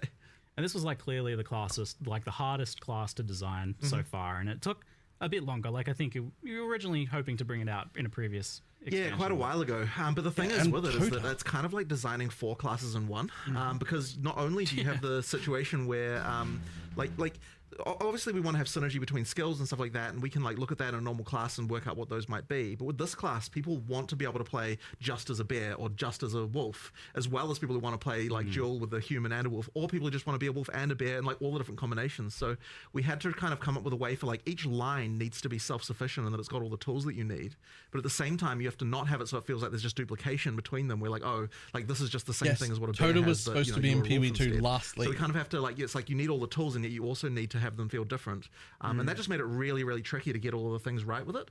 And then it didn't also help that, since the last time we were working on the Druid, way back when we showed it off in Gamescom 2023, we had WSD. And that is a whole other complication because, you know, like how can we make that work with the animal forms? It's like a whole thing. You know, like I'll tell you the Wyvern, for example, like we had a hell of a time making it so that you could do the ranged attacks because you need to be able to walk while you're doing it. The Wyvern's sitting there with its arms like planted on the ground, you know, like being able to walk while also spinning it. Yeah, it's like we went through so many iterations of that. So yeah, it was just a very tricky class overall, like just crazy. I remember seeing some very goofy looking like Wyvern like months and months ago. Yeah, we were like trying to, this is not working. Right. Like, well, I also remember like for a long time the wolf was just like a dancing dog. It was just like it looked really silly. And like man, the wolf as well. I mean, it was really hard to get right, and because one of the things we really wanted to avoid was I didn't want that too much of that whole like man in a wolf suit vibe. Like I wanted to actually get the feeling of like this is an actually different animal, which I think with the bear and the wyvern's way easier. With the wolf, it's like it's really hard not to just go back into that. So we had a lot of questions about like what even the locomotion was. How does it walk? Are we going to walk on 2 legs? Are we going to walk on 4? We ended up splitting the difference. You can do both, right? Like you get that when you're attacking and you can be upright walking on 2 legs. When you're walking, you run on 4, and you actually do get a speed boost while you're on 4 legs. Like as a wolf, just so after like 1 second of walking, you go down on 4 legs. You start moving a bit faster. So yeah, it's actually pretty cool. An interesting thing there. I don't think is each form technically has a kind of passive benefit. Right. So obviously you got the running fast as a wolf. Sure. Can't remember exactly what the wyvern ones were, but like for the bear, for example, because you're just a bit bigger, you know, a bit of a tank. You actually do get armor, and armor applies to elemental damage as a thing, and like you know, there's a kind of which is like honestly, unless you actually click the bear keyword, is like undescribed everywhere. Well, it was even more than that because I was just looking at it in game before. The bear has like passive endurance charge generation. Yes, it does. From rage expenditure, it does. I was like, that's so cool. Yeah. So we really wanted to make sure that each of the different forms had things that can benefit the other forms. So like it was really tricky to think like, what are resources that a bear can generate? What are the resources that wolf can generate? What are the ones the wyvern can generate that the other ones can then use in order to kind of get that cross synergy? So that's kind of like one of the reasons why we had to kind of come up with all that stuff. And part of the trickiness. And that caught me by surprise as well, because like technically it's mentioned, but I never really fully understood the idea that you can swap between the forms, like human to animal and back. Yeah, I figured that's what's going on here. But you can like leap in as a wolf and then immediately transform to a bear mid slam. You absolutely can. So the thing with this is that you want to present a fantasy to someone as far as like what the UI is pushing you towards and all that sort of stuff. Like, there are going to be a lot of people who are like, I want to be a bear, and they just pick bear stuff and they go all bear, right? But at the same time, we're unconstrained in the sense that you can pick all the other stuff. You can use it at the same time. So one talisman, like effectively when you pick on a talisman from like wolf, bear, or wyvern, what that's giving you is the default attack, right? That's what you're actually picking, and that's all it is, right? And that often will guide you, like what skills you're picking and so on. But you can just use with that same talisman as many different animal skills as you would like, that just means that you've got that sort of free flowing, like, you know, trying out different stuff, sort of combo gameplay that we you know, like to try and get. So, you know, obviously there will just be a lot of people who just pick one thing, right? Like, I absolutely expect that. But yeah, no, there's a lot of experimentation to do there if you want to do it. Yeah, so you've tried to hit, like, making it so, like, people who just want, like, a simple, straightforward, like, I just want to run out as bear and slam the ground, like, that's certainly very possible there. But also, you with this whole class, you had the problem of, how do we make, like, a spellcaster and a melee attacker that's shapeshifter as well? I mean, this class has got a bit of everything. For sure. How did you make all that kind of like work together and solve that build problem of like, how do you actually scale these things together in a way that just one thing isn't way better than everything else? Right. Well, I mean, it's always tricky, and Mark's obviously the one who handles a lot of the balance stuff. But I can see, even just from a design perspective, you know, so I just throw over the fence all my horrible stuff, and then you're like, how the hell am I going to balance this? Effectively, like, so even with the spellcaster side, so one of the things we initially wanted with the spellcasting is a lot of it's like over time type effects that, you know, so for example, with the volcano being the really obvious one, right? Like, you can create this thing, and then you can turn into an animal and do other stuff at the same time. So we needed on the human side a lot of things that last for a long time. But the problem you then run into when you actually go to balance the thing is like, okay, well, if you've just got like 5 damage over time style spells, why not just cast all of them, and then you don't have to ever do anything else, right? Like, so it's like that kind of stuff makes it really hard. So then you have to start thinking, okay, we want to make it so that you cast a long-term thing as a human, but then being an animal is going to augment that so that it improves it. So for example, with the tornado, it's got a similar mechanic to the little twisters that the hunters have, where ground effects can empower it with extra elemental stuff. And so then we're like, okay, well, if the animal forms are the ones that can create the ground effects, then that means that you're kind of like, you're going to want to do, you know, like, to mix that with the tornado, you now have to have both the animal forms and the spellcaster stuff if you want to get all of that together. So it's just a lot of that thinking about how can an animal form aid a spell, how can a spell aid an animal form, like all the way through. And then, yeah, as I said, we throw it over the fence. Deadeye is looking pretty good, what kind of numbers can actually make it it's a web of infinite difficulty, right? Because like, we're talking about the 4 forms within the class, but each of these skills also synergizes with every other class and every other skill in the game. And it just it's becoming growingly more complicated, but that's also what's fun about the game, and what all the things you can unlock and the crazy builds you can do. But yeah, I mean, like, this week's focus has been like, okay, we had all the, like, during our alpha testing and internal testing, we had like, you know, there was the I want to be all forms going between, there was the I just want to be wolf, I just want to be bear, I just want to be a dragon, and now we're getting a lot more of I just want to cast nature plant skills and do plant stuff. And so it's like, okay, well, how do we make that work? Well, because they're quite long duration, so we're having a bunch of complexity with that as well. And it honestly it does just spiral into like, oh my God, there's 20 million variables here. But it's fun. And at the end of the day, as long as it is honestly fun to play, then honestly we're golden. So, you know, I would say we're pretty much there on almost everything with this class. I'd actually say we're a little bit more prepared than normal. We've had a lot of testing. Despite, I mean, partly because it's been in the works for so long. But yeah, it's, I don't know, like, ultimately pretty fun. I'd say there's still something, obviously there's still more to do. There's obviously always more to do. But yeah, there's a lot going on, a lot of enjoyment. I saw yesterday, I was just like walking past someone's computer, and, you know, someone was mentioning like, yeah, it's just fun placing 6 volcanoes and then just slamming on them. I was like, all right, sweet, you do you. Like, that's fine. I was definitely enjoying obliterating bosses in bear form, like with dropping tornadoes, and there's the totem which you can summon in animal form. And then you're putting fishes down and they're exploding, and you're putting extra things on the ground and they're exploding. And there was definitely some boss deletion going on there. Even just walking past the just many entangles going out, and then there's that plant support gem. I'm like, all right, it's putting the new I see chat being like, no, Zig, you don't get it nerfed. I do have to admit that I did already get one thing, let's say fixed. Okay. There was a thing that was like double generating rage. So I'm like, I don't know if this was intended. Right. And like, no, the designer said that's probably not intended. Thanks, Ziggy. And I'm like, I don't know. I will see where that goes because I was like, no, that's fine. This is a It fisher. made it to me, and I was like, no, I'm fine with that. Yeah, because it generates rage when you first slam, and then the fishes, every time they pulse, it generates rage. I'm like, oh, really? Oh, yeah. Oh, shit, I didn't even know that. Because like the totem's making a pulse, and that's generating rage. Right. I'm like, that doesn't seem intentional. It's fine. Yeah. That happens right now with Warriors. That's ridiculously powerful. That feels like way permissive. I was like, this feels illegal, but that's that's already in the game. You gotta let a few things in there that feel illegal. It's doing what the skill says. I may not have. Maybe I didn't get enough. Okay, cool. I don't know. They might have changed it. I'll find out afterwards. I just throw my opinion in there. I don't want to necessarily be like, I try and make sure with a lot of these balanced discussions, it's not like, I'm just an authority on the matter. I want to actually discuss these things through because maybe it isn't actually fine, but my first instinct is like, let it run wild. Like, what's the problem? So yeah, you gotta. We'll see what happens, but whatever. They don't know what the problem is, so don't worry. Oh, now they do. Thanks, you ruined it. Now people will know if it changed, and now they'll see the thing not generating rage, and they'll see that line of text. Now that's the Ziggy line of text. I'm developing a reputation now. Just helping finding bugs. It's okay. So, like the shapeshifting stuff comes from this trinket, the talisman? Yeah, the animal talisman. And is there any limitation just kind of like putting that on another class and just say like, I am playing my mace marauder or my quarterstaff monk and I want to do a wolf leap slam that marks targets? You can do it.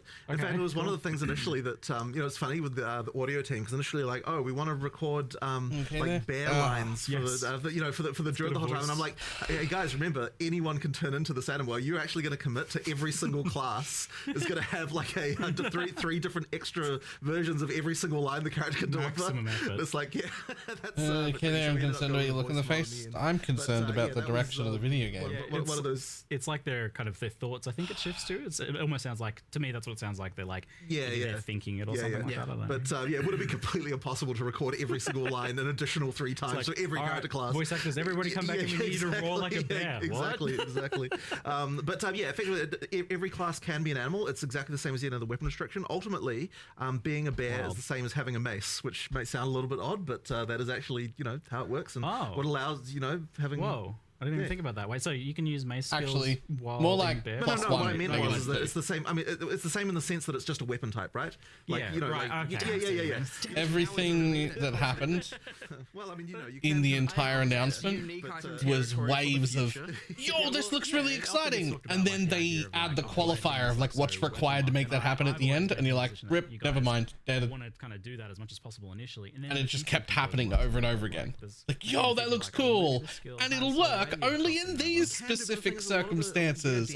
Fuck, never mind. That was the whole thing. Kind of the main reason why we do it that way. But but the thing is as well with the weapon swapping, I mean, you can still use skills from different elements. Different weapons and things like that. The thing is, like, it's funny that you mentioned that with the bear because, like, definitely some of the bears, I noticed parallels between some of its skills and some of the mace stuff, and I could see absolutely combining, like, this bear skill that places fishes with the other The most important one was they went spell totems added to the game, and I was like, fuck yeah! And then they went, to summon a spell totem, you'll need 3 power charges or 3 endurance charges. And I was like, fuck! Between different classes more easily.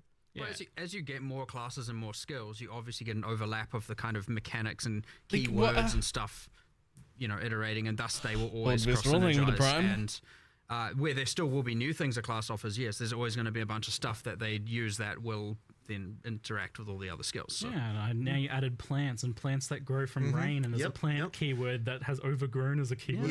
Like, it's interesting actually those ones because they're on completely opposite sides of the tree. You've got Dex versus Strength Int, and that's been a little bit hard to kind of like get the where the mechanic should go on one side versus the other.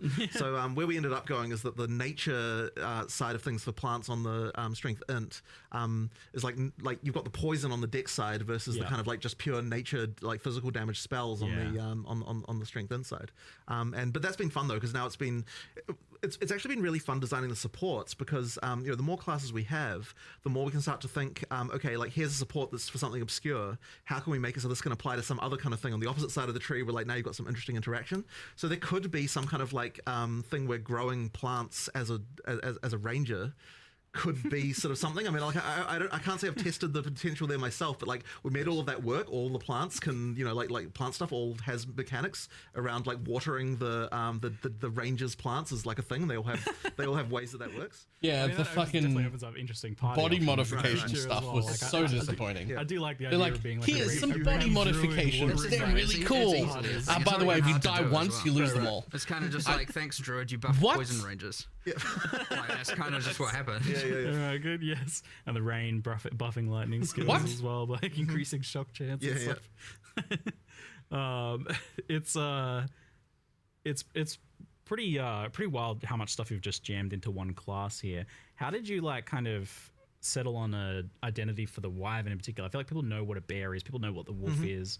And even a lot of the like druid stuff is pre-established as like, oh, you got plants and you got like nature and you got like lifting up the earth, that sort of stuff. Well, also, we really reducing wanted to have density a third is- form that was a little bit out there in terms of different. Isn't from the what whole you'd point seen of in these another sort of game. games is to kill obviously, hordes of like, mobs every game that's eventually? got transformations has the bear and the Like, wolf, isn't right? that the That's just, whole like, the thing? staple. But and actually for that, funnily enough, for that reason, we couldn't not do it. There was actually a period there where we weren't going to have a wolf because we were a little bit unhappy. Yeah, with us, and it's just like, well, exactly right. That was the reaction. That was the reaction of like all the fairies come out of the woodwork and like, you gotta have a wolf. How dare you? Yeah, how dare, exactly right. So we're like, okay, we'll have a yeah, exactly. Don't anger them.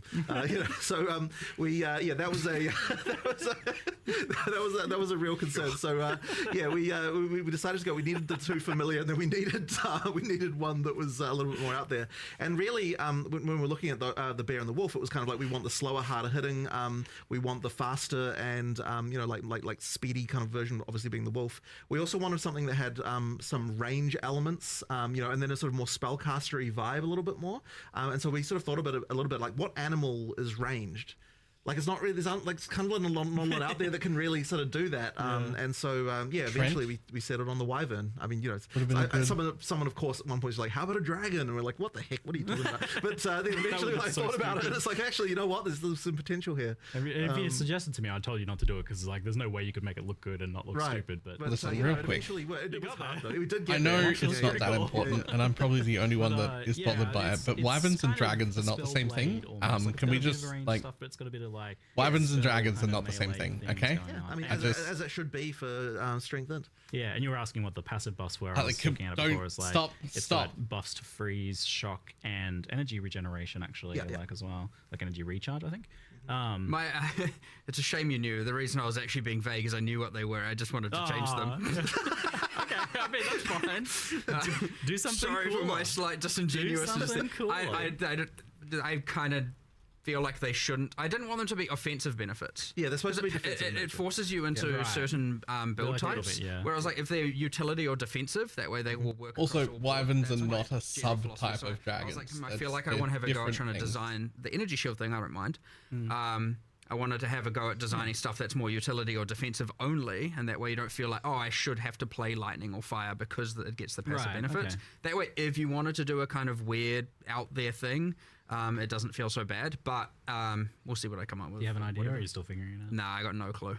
I don't know. You could play on the fact it's got, like, wings to, something defensive for block, or something for, hard carapace maybe, or... I don't know, the fact it has wings, something to do with the wings, much dragon lore to pull from. I got like a book that my daughter really likes to read that's like full of dragon lore. I'll send you some ideas. All right, sweet, yeah. Dragon, they hoard gold, right? Gold finds? Yeah, totally. That sounds like it. Eat piles of gold for buffs or something. There's gold over there. Quick, shapeshift, pick it up, shapeshift back. No, I'm obviously joking, please. I'm not doing that. Gold find, no, please don't. Mandatory dragon gold find build. I know it's kind of funny though. It's distinctly PoE. So the druid is this like strength int class, and with the Templar we had the idea more of like you've got that armor energy shield stuff. But that's still the case here, as that's the strength int base. But I feel like the energy shield stuff is not as iconic to Druid. How have you incorporated that and made it feel like something that makes sense, or like in what ways have you incorporated that to the Druid? I feel like it's not obvious.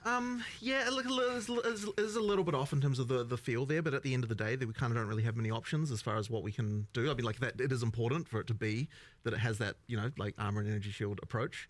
There's a few sort of interesting, what do you call them, spirit reservation gems. I don't know what I can never remember what the official name of that is. That sort of interact with that stuff in a dual way. So there's like that bark skin thing that effectively allows you to take advantage of energy shield to generate armor. Like, so when you lose energy shield, you get armor instead, and like it like creates little bits of bark on your skin.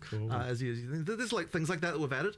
But yeah, it's a little bit of a thematically weird thing. I think probably the weirdest part about that is like, yeah, you're gonna have energy shield as a bear. It's a bit strange. Like, you know, getting hit as a bear and then there's a little energy shield pop. But I mean, yeah, it is what it is. Kind of has to be that way. Well, I mean, you don't have to.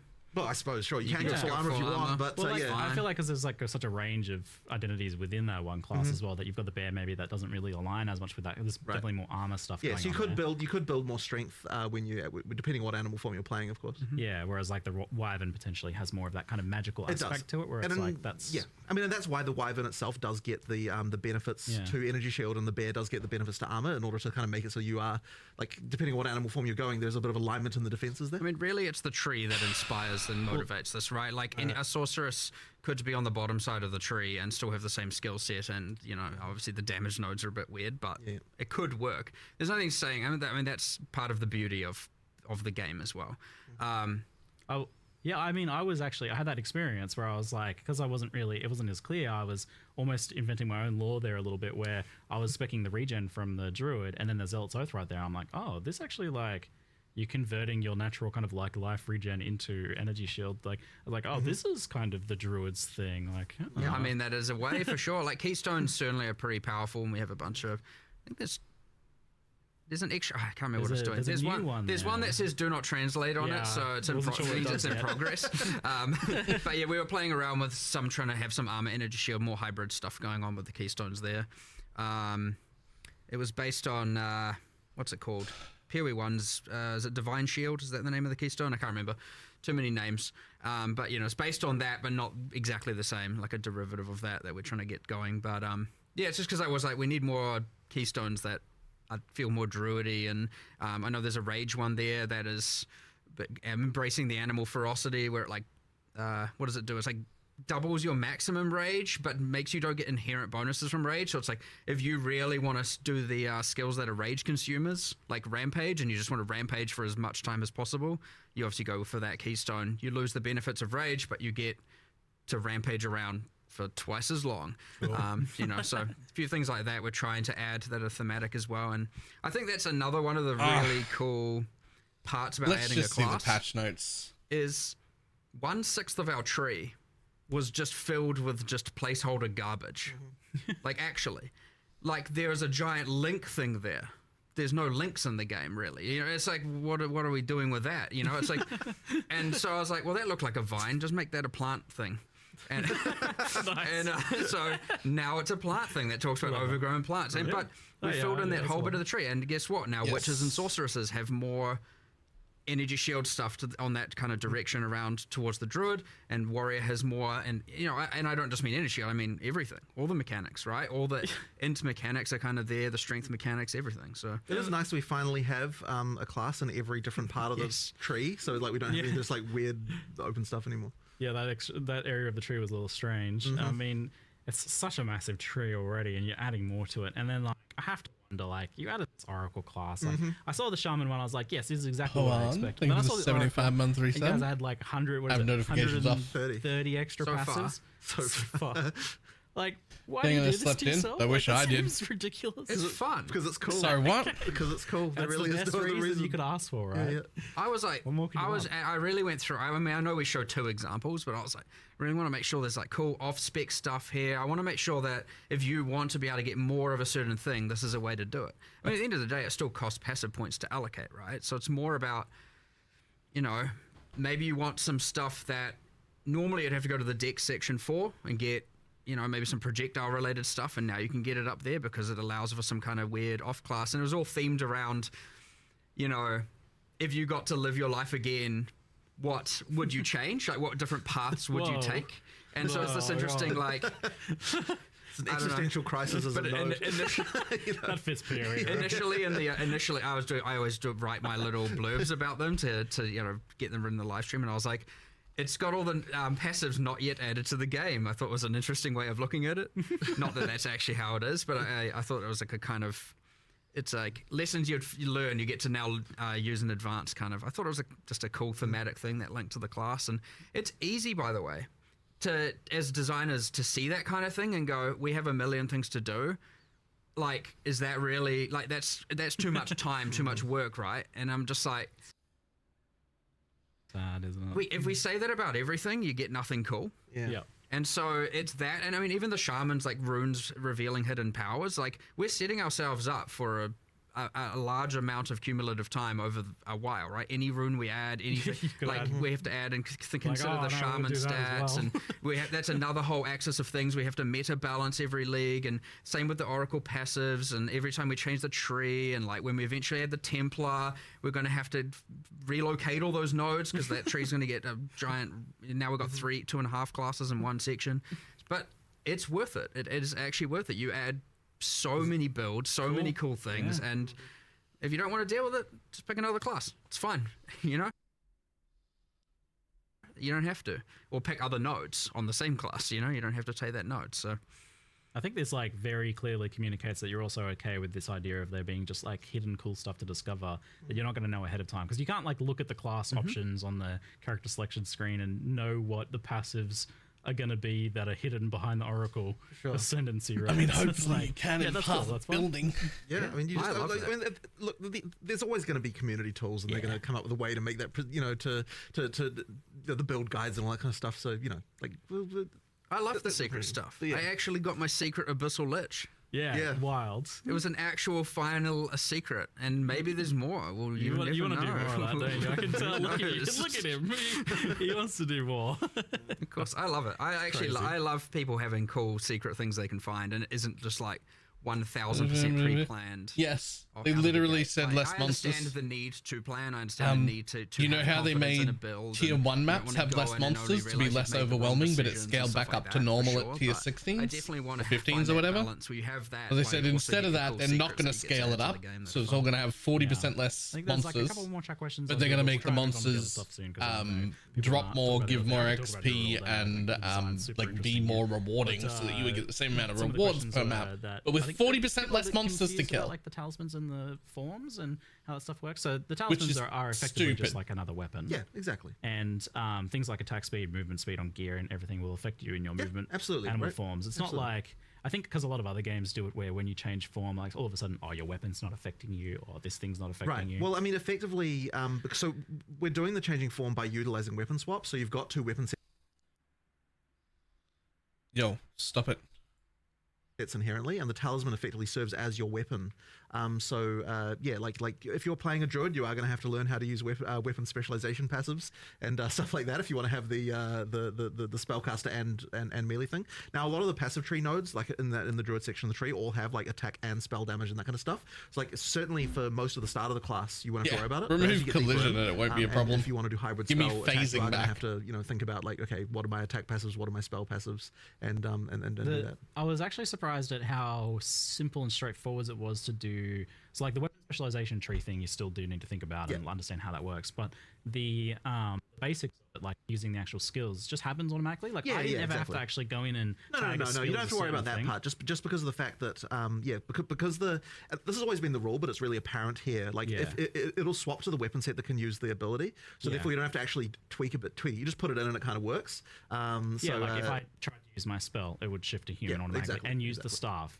So like that was all automated, and I didn't have to like program anything like that. Right. Like I have on some other builds, I guess, where it's a bit. Yeah, mostly that's just because you get into a situation with those where because it's usable on both. Now you have to start going in there and tweaking that stuff. But because it makes it much simpler when you don't have to worry about that. Yeah, so there's a decent onboarding there, given the potential complexity of that. All right, so we'll move on now to the Fate of the Vaal expansion.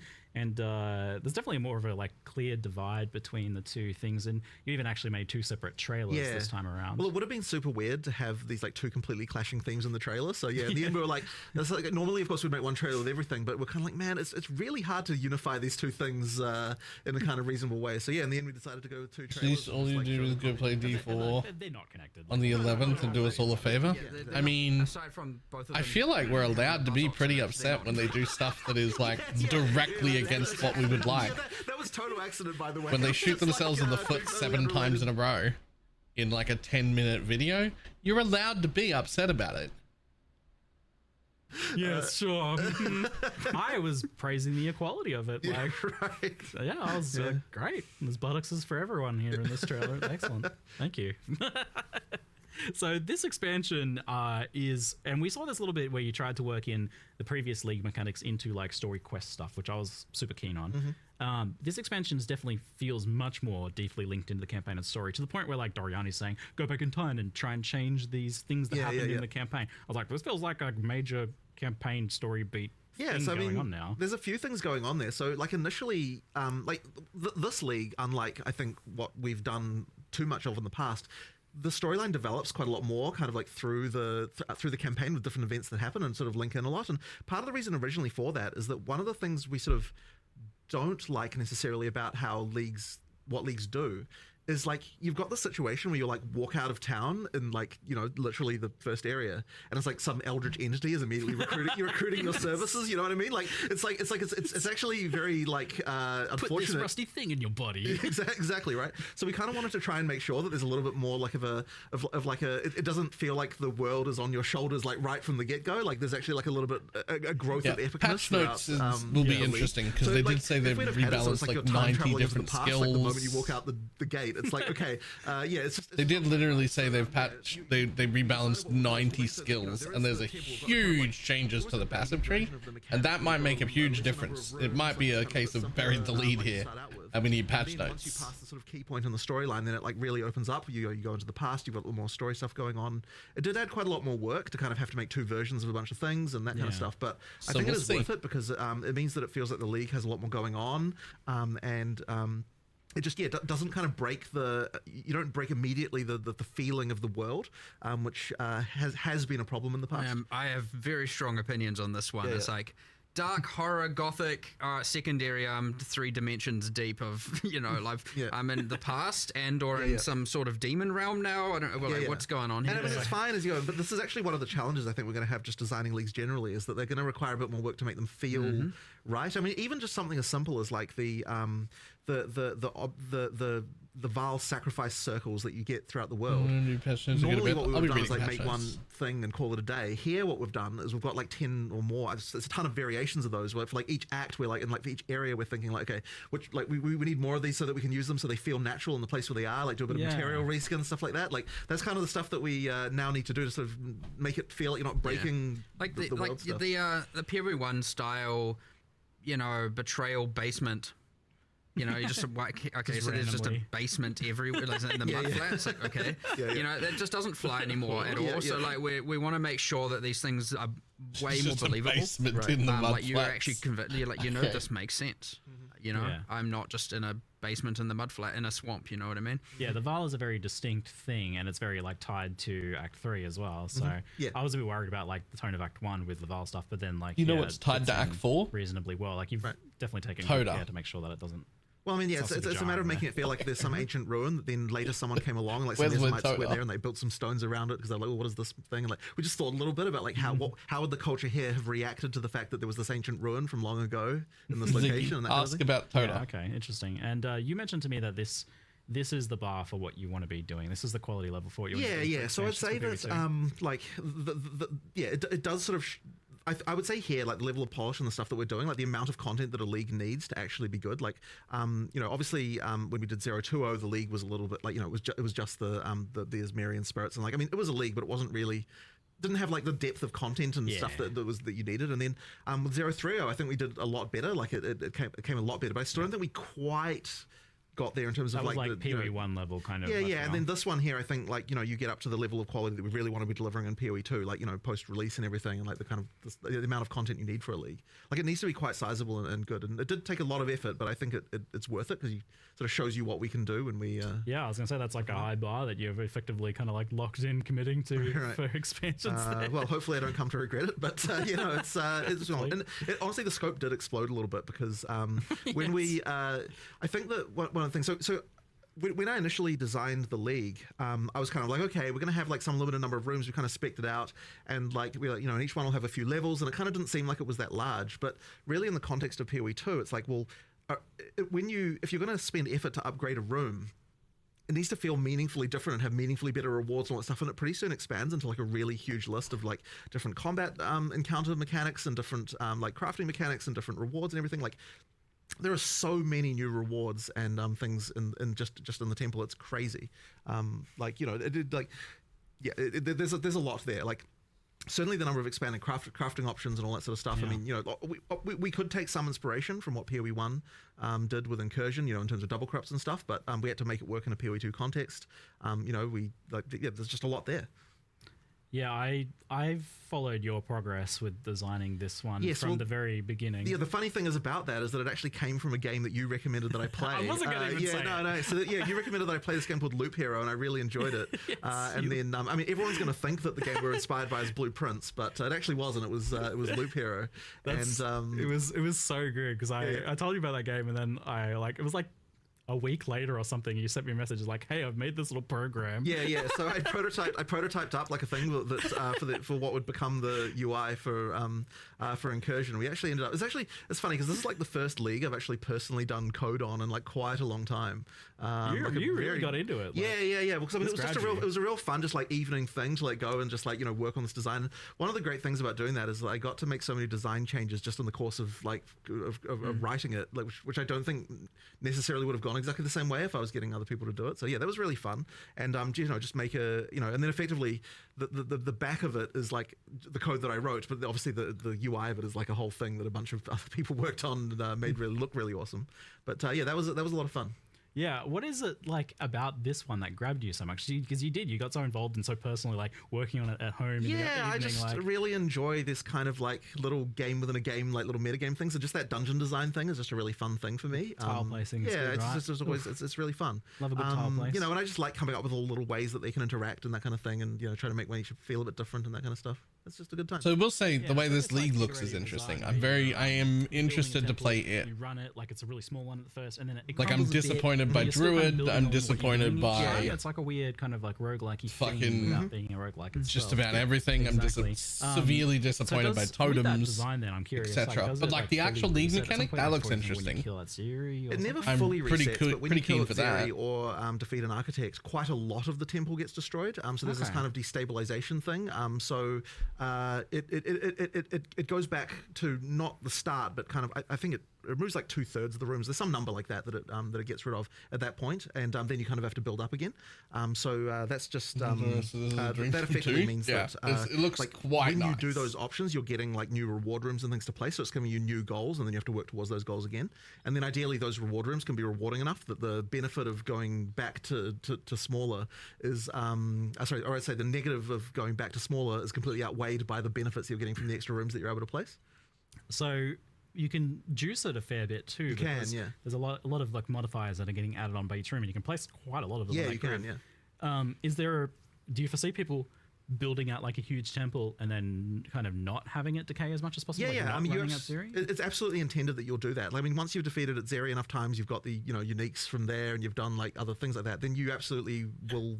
Like probably want like for ultra end game play when you really want like the most challenging stuff and you're just like looking to get like as many double corrupts as you can and stuff like that. You're probably going to want to keep the temple large and specifically not do the stuff that would cause it to destabilize, because if you don't kill the architect and you don't kill it Zeri, then it will it'll only pull you back I can't remember the exact number of rooms, but there's some number of rooms that go away when it's quite full, and then you can just juice it really high. And yeah, I was really definitely hoping to make an actual like care spell stuff. totem build, but it doesn't one of the seem things like we were spell sort of totem concerned builds are a about is thing. that, there is some in-game content that just doesn't really scale as hard as it needs to scale in order to make it properly in-game. You might have viable. a In order to build make sure that this is has not the a case spell here, that it totem, actually does scale enough, but not spell totem builds. Okay, so like designed to be pretty farmable and to be pretty late game relevant. Of course, yeah. It gets pretty hectic with all those mods. Yeah. With how many rooms are on there and like. Yeah.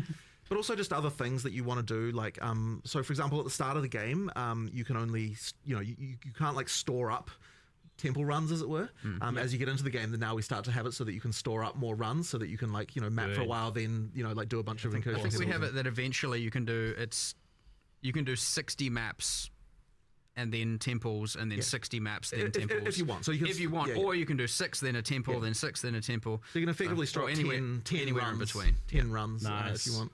I feel like with these things, like now I keep seeing like, you guys have thought of it. The Well, the thing is that we've got some experience and stuff. I mean, yeah, like so for example, the whole like taking the currency away from the temple instead of having to craft inside the temple thing. Yes. Like that's just a hard learned lesson from PoE1 where you just need to. You say we thought of it, and I have, because I'm just going to bring it up. But like, and a thing about, and this is something that I'm on the fence about a little bit. Personally, but the thing with the killing architect and Itzeri, destroying a bunch of the temple, creating that clash of either farm temple or farm boss, can be quite a divisive thing for people. Right. You're looking at Betrayal Katarina, right? And the exact same thing. Yeah. Where it's like, we've now on PoE1, we separated those two things so they're not, because it always felt bad doing one or the other.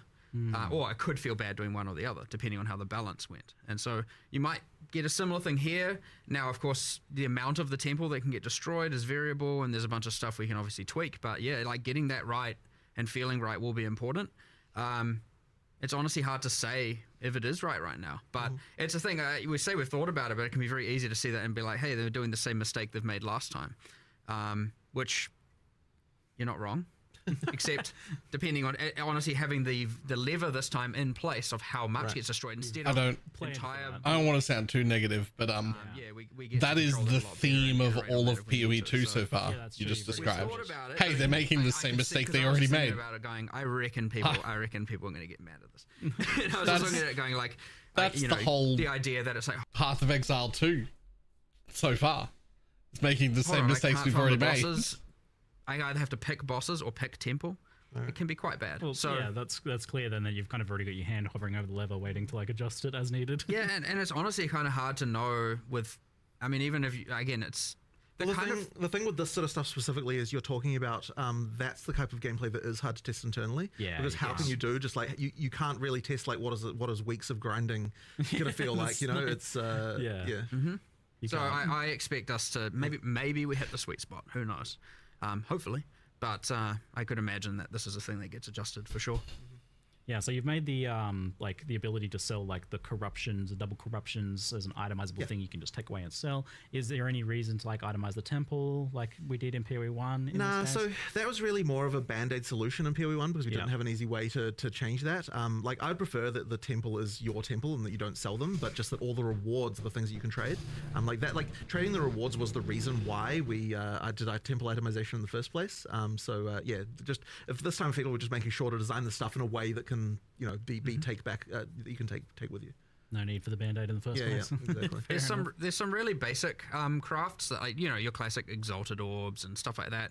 Mostly, honestly, in the campaign. I do like that better. Yeah. And this is so when you're doing the temple, you're getting not just the opportunity, like because obviously some of that double corrupt stuff, you're not going to do that at like level 8. Don't tell me what I'm not going to do. I mean, Val orbs aren't even in the game at that point. Yeah. So you have this thing right. where. Well, in that case, never mind. Like, well, you don't get a lot of the crafting. Now there are still rewards. There is of course all of that, but there's also just basic crafts like exalts and regals and stuff you can just throw on your gear. Now you can't take those, and that is an intentional decision so that you feel like you're actually wanting to use it on your gear in the campaign and as you're progressing. And you're not, because if you can take it, most of the time you're just going to hoard it for in-game. Right. So it's those things to make the early game have more crafting stuff that you want to just use right that's the problem. Like, what stops you from just like keeping your results until end game? Yeah. You want to use those patches then. You'll see those and go, I want to take that home, but just use it. Yeah. It was a substantial buff to campaign crafting from my experience of messing with it so far. It's like you basically go in and there's like 6 crafting rooms and you're like just going on a little crafting spree of like upgrading your gear.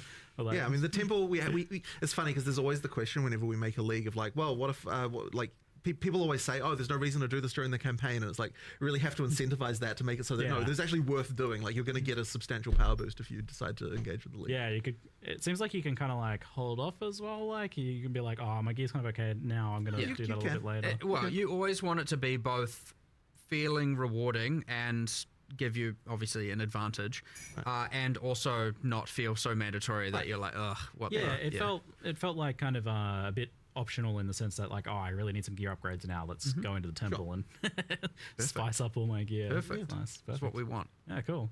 And it is interesting that you've got this like raiding the broken down version of the temple in the beginning, and then it basically changes into this whole other thing halfway through the campaign. That story beat there. The other thing about the campaign thing is the same thing we learnt from Abyss, where we did the area specific rewards throughout the campaign. We have also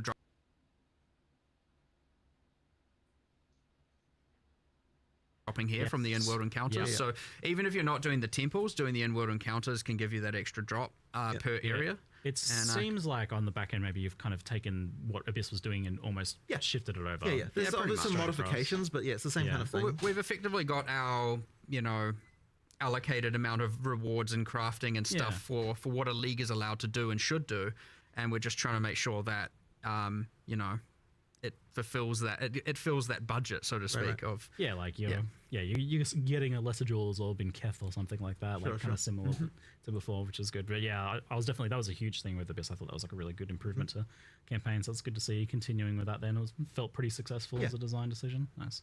I'm really glad double corruption is back. I feel like that's a great thing from PoE1 to be returning. One thing we've changed here is that because double corrupt existed in PoE1, you never Valorb gear. Well, I don't want to say never. Obviously, there are still cases, but generally speaking, why single corrupt it when you could double corrupt it? So we've made sure here that the double corrupt has to occur on top of a corrupted item. That's cool. Right. So you have to Valorb land it, and then you have to land the double corrupt on top of that. Oh man, it almost feels like you're in some cases risking something even more, because like you've got that really high-end unique with like a really good corruption already, and now you're risking that. You're not just risking a blank item on a double corruption. So like it's a heftier risk now in some cases. I like it. That's the Val spirit right there. Like, oh man, this thing's already worth many divines at this point. I was like, oh no. Some good streamer moments. So. so you actually have to though, like it has to be crafted. Yep, so you craft first and then you can apply the double craft. Okay, cool. It keeps the usefulness of the Valords there as well to kind of. Yeah, I didn't want the Valords to just. I mean, you'd still use them on like waystones or whatever, but I didn't want them to just be like never used on gear anymore, because you'd rather just double corrupt it. And so it was a suggestion a developer made a while back, and I was like, that's immediately a win, and I almost want to change that in PoE1 as well, but then I just forgot about it, to be honest. So, I'm not sure if I do want to do that just before everyone maybe goes like, what the hell? No. But, consider it. I like the idea, and I think it is an overall improvement, Yeah, that sounds like a great idea. And then you've got this whole other system now, which you had a little bit of it in PoE1 recently, where you can corrupt uniques and it replaces a random modifier on them. Yes. So this is limited to specifically Adziri. No, what not Adziri, Val uniques. Yeah, so I really wanted to make it so you could just replace arbitrary mods on any unique. But the problem is, it was just a can of worms that like was just not even possible to contain. Basically what we were like, okay, is there still a way to do this that's like not going to be quite so crazy? And then we were like, okay, if we can pick a subset of uniques, and we ended up going with Val uniques, for obviously thematic reasons, then we can sort of make sure that like while it's still crazy, like there's still sort of insane interactions, we can kind of at least have somewhat of an understanding of what happens. But it does truly work where like it picks a random mod that's on the item and then replaces it with another random mod. So you can create some. You can use it on non-Val. It works differently. Huh? Wait, what? This is news to me. I didn't actually know that. What is that? I think it's similar to Ancient Orb in PoE1, so it like re-rolls it. The idea here is like it's meant to work on these Val items because they've been like infused with royal bloodline blood, and so it's like the way it works on Val uniques is different to just random uniques, where it's like, hold on, it works a bit more chaotically here, and just changes the item entirely to something else on non-Val. So, and I only say that because obviously it's pretty bad to be like, I have to have a Val unique in order to use this. Now, no, you can take the currency home, so that's never the end of the world. But I want it to be like, just go grab some random unique and re-roll it. Yeah, using it on the Val uniques is like quite cool. Right now, I'm trying to make sure, a process that we've been doing is that we're not just replacing it with kind of just some random basic stuff. Like, that will happen. That is a part of the pull, but we're trying to go through, because we have a more limited set of uniques we have to actually do the mod replacement on. I want to make sure we're actually thinking about, for example, the Zerfie's body armor that has like Soul Leader. And it's like a level 39 base type. Yeah. And I'm thinking like, this is a tool we could use to make that more in-game viable. And so you can do things like heavily increase the defenses, because obviously level 39 versus a level 75 base type or whatever is going to have very different defenses. But then you can also be like, what about if I was like, what other weaknesses does this item have? Well, you can't generate Soul Leader stacks on a boss. Yeah, maybe this can turn that on, so also you can replace, the life regeneration rate with a Soul Leader now generates once per second while the boss is in your presence, or something like that, now these are kind of examples, but that was the specific one that I really wanted to do. So, but I was like, I don't know, what if you did plus 25 Soul Leader stacks and stuff? But it's like very specific outcomes, very specific to that unique. Yeah. And I wanted to do a bit of that to use it as an opportunity to be able to save low-level uniques, if you know what I mean, to make them more in-game viable. And I thought that was a cool way. And obviously that's restricted to the Val pool for now, but like, if it works and works successfully, there's no reason that like some other mechanic can't do it for Ezomite uniques and other, now, So, we'll see how it goes, but I'm hoping now, obviously, because I don't know how far through we'll get with all of these specific, because it's like a lot of stuff. Once you start doing specific things for specific uniques, it's a lot of stuff to implement. So I don't know how far, but I was like, let's start with the mythic uniques, the rarest, most powerful ones, and we'll work backwards, getting to the more common, ones at the end. I mean, you've also got the general like buffing of a bunch of other uniques as well, right? I mean, there's a lot of that. Yes, true. And I mean, that was part of that when I was like, okay, how can we buff this? How can we buff this? How can we buff this? And then I was like, well, a lot of them are like, this is too low level, and I was like, well, we have this system in the league. So yeah, I mean. We'll see how it goes, hopefully, and it's the kind of thing where even if we don't, obviously these leagues end up often going core in some various means, so if we don't hit the mark entirely with all the uniques, I'd like to eventually get there where we'd have a good, cool, really thought out set for literally every Val unique. So hopefully that's fun, and then you do the cool things where you just get these really, really... I assume you're going to get some that have these... You would replace the exact two bad sides with the exact two... because you can replace more than one sometimes. Oh. And you get the the exact, like, holy, this unique just went from being worth, something 1 divine to 300 divine, kind of territory. So hopefully that happens. If it doesn't happen, I'll be a bit sad, but we'll try. You can never know with these things for sure. And this includes the new, like, Adzira uniques that she's dropping then, obviously, since she's kind of the queen of the Val. Adzira uniques, Trial Master uniques, a bunch of stuff, so... a fair few there then. Is that something that you anticipate expanding upon in the future then? Like, I mean, we'll be always adding more Val uniques. Right. So yes. But in terms of for other cultures, that would probably come in a different form, in a different league mechanic or some other place like that. Yeah, that makes sense for sure. In terms of the overall idea of, upgrading low level uniques. Yeah. Did you ever like discuss the idea of Val skill gems? It feels like weird to like add that when you're still adding regular gems. It doesn't quite. So, I mean, fundamentally what a Val skill gem is in PoE1 is like a kind of ultimate type style ability in some sense, So it's like we're kind of doing that in our normal gems at this point. So it didn't really quite make sense to do it here. It's like the glory on the skills. Glory kind of like, Yeah, that's what I figured. That it's kind of like you'd only be really doing it for nostalgia value at this point, I think. Now, that isn't to say there won't be something in the future, but I agree that doing something like that when you haven't even got all the classes and skills in place and all that. I would say that's like a post-release feature, not a pre-release feature kind of thing. Yeah. And are you still kind of with challenge leagues planning on having things like challenges, challenge rewards, etc. Post-launch? So the plan for that was post-launch. Like it basically was kind of like during early access, it doesn't quite make sense to do that. But post-launch we'll return to that again. All right, shifting onto the topic of endgame, but first, just a brief detour. Trial of the Ancestors, or the mystery content in the new act, and our third means of ascending. What's the progress like? Well, we don't have anything to say at the moment, but it'll need to come obviously at some point. But we didn't have time in this one certainly to work on that. It keeps coming up. It is really just a matter of when. At what when cost. is last the classic, just resource distribution kind of things where it's like, when are we going to do it, and what, instead of this, and we have all these different ideas, and so it's just. But right now, nothing. All right. I think that needs to be higher on the priority rate. Thanks for nerfing the delirium fog. Yeah. You saw the memes, I guess. For sure. So I've been enjoying all the foggy memes everywhere.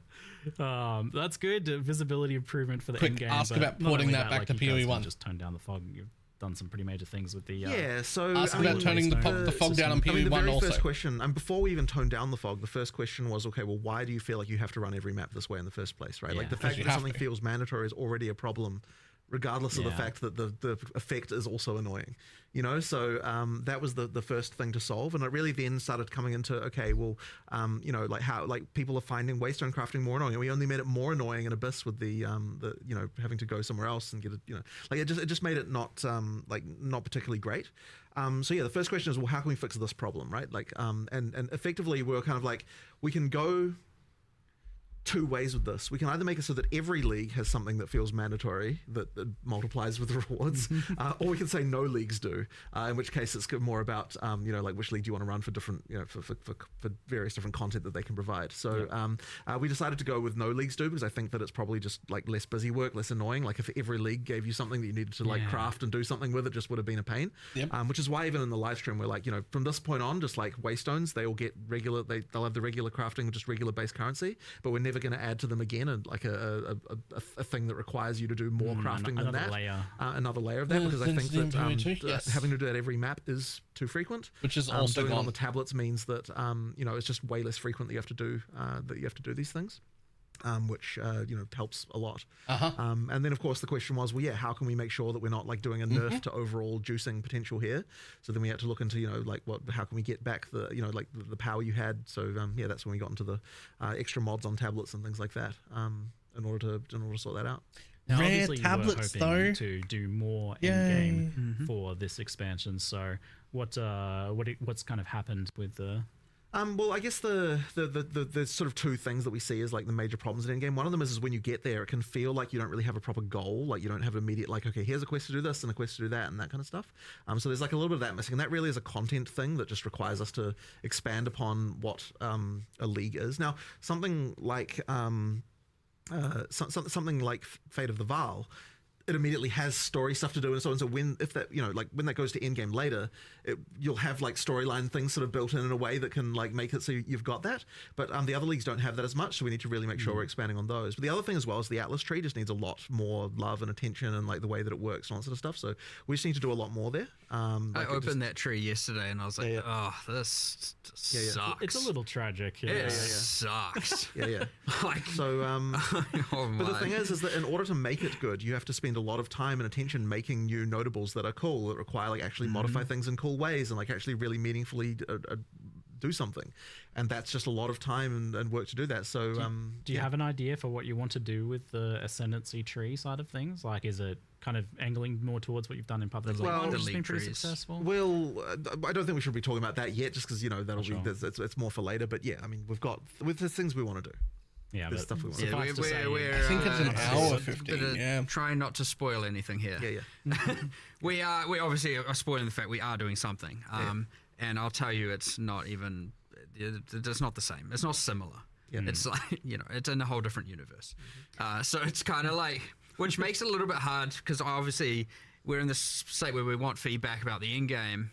Yeah, it's and so I do want to put people should keep giving feedback, because I don't want people to think they're reworking it in game anyway, so I'm not going to say anything, just in case. You never know. There's and also different parts of the end game that kind of are like independent of the just things like how the Atlas tree works.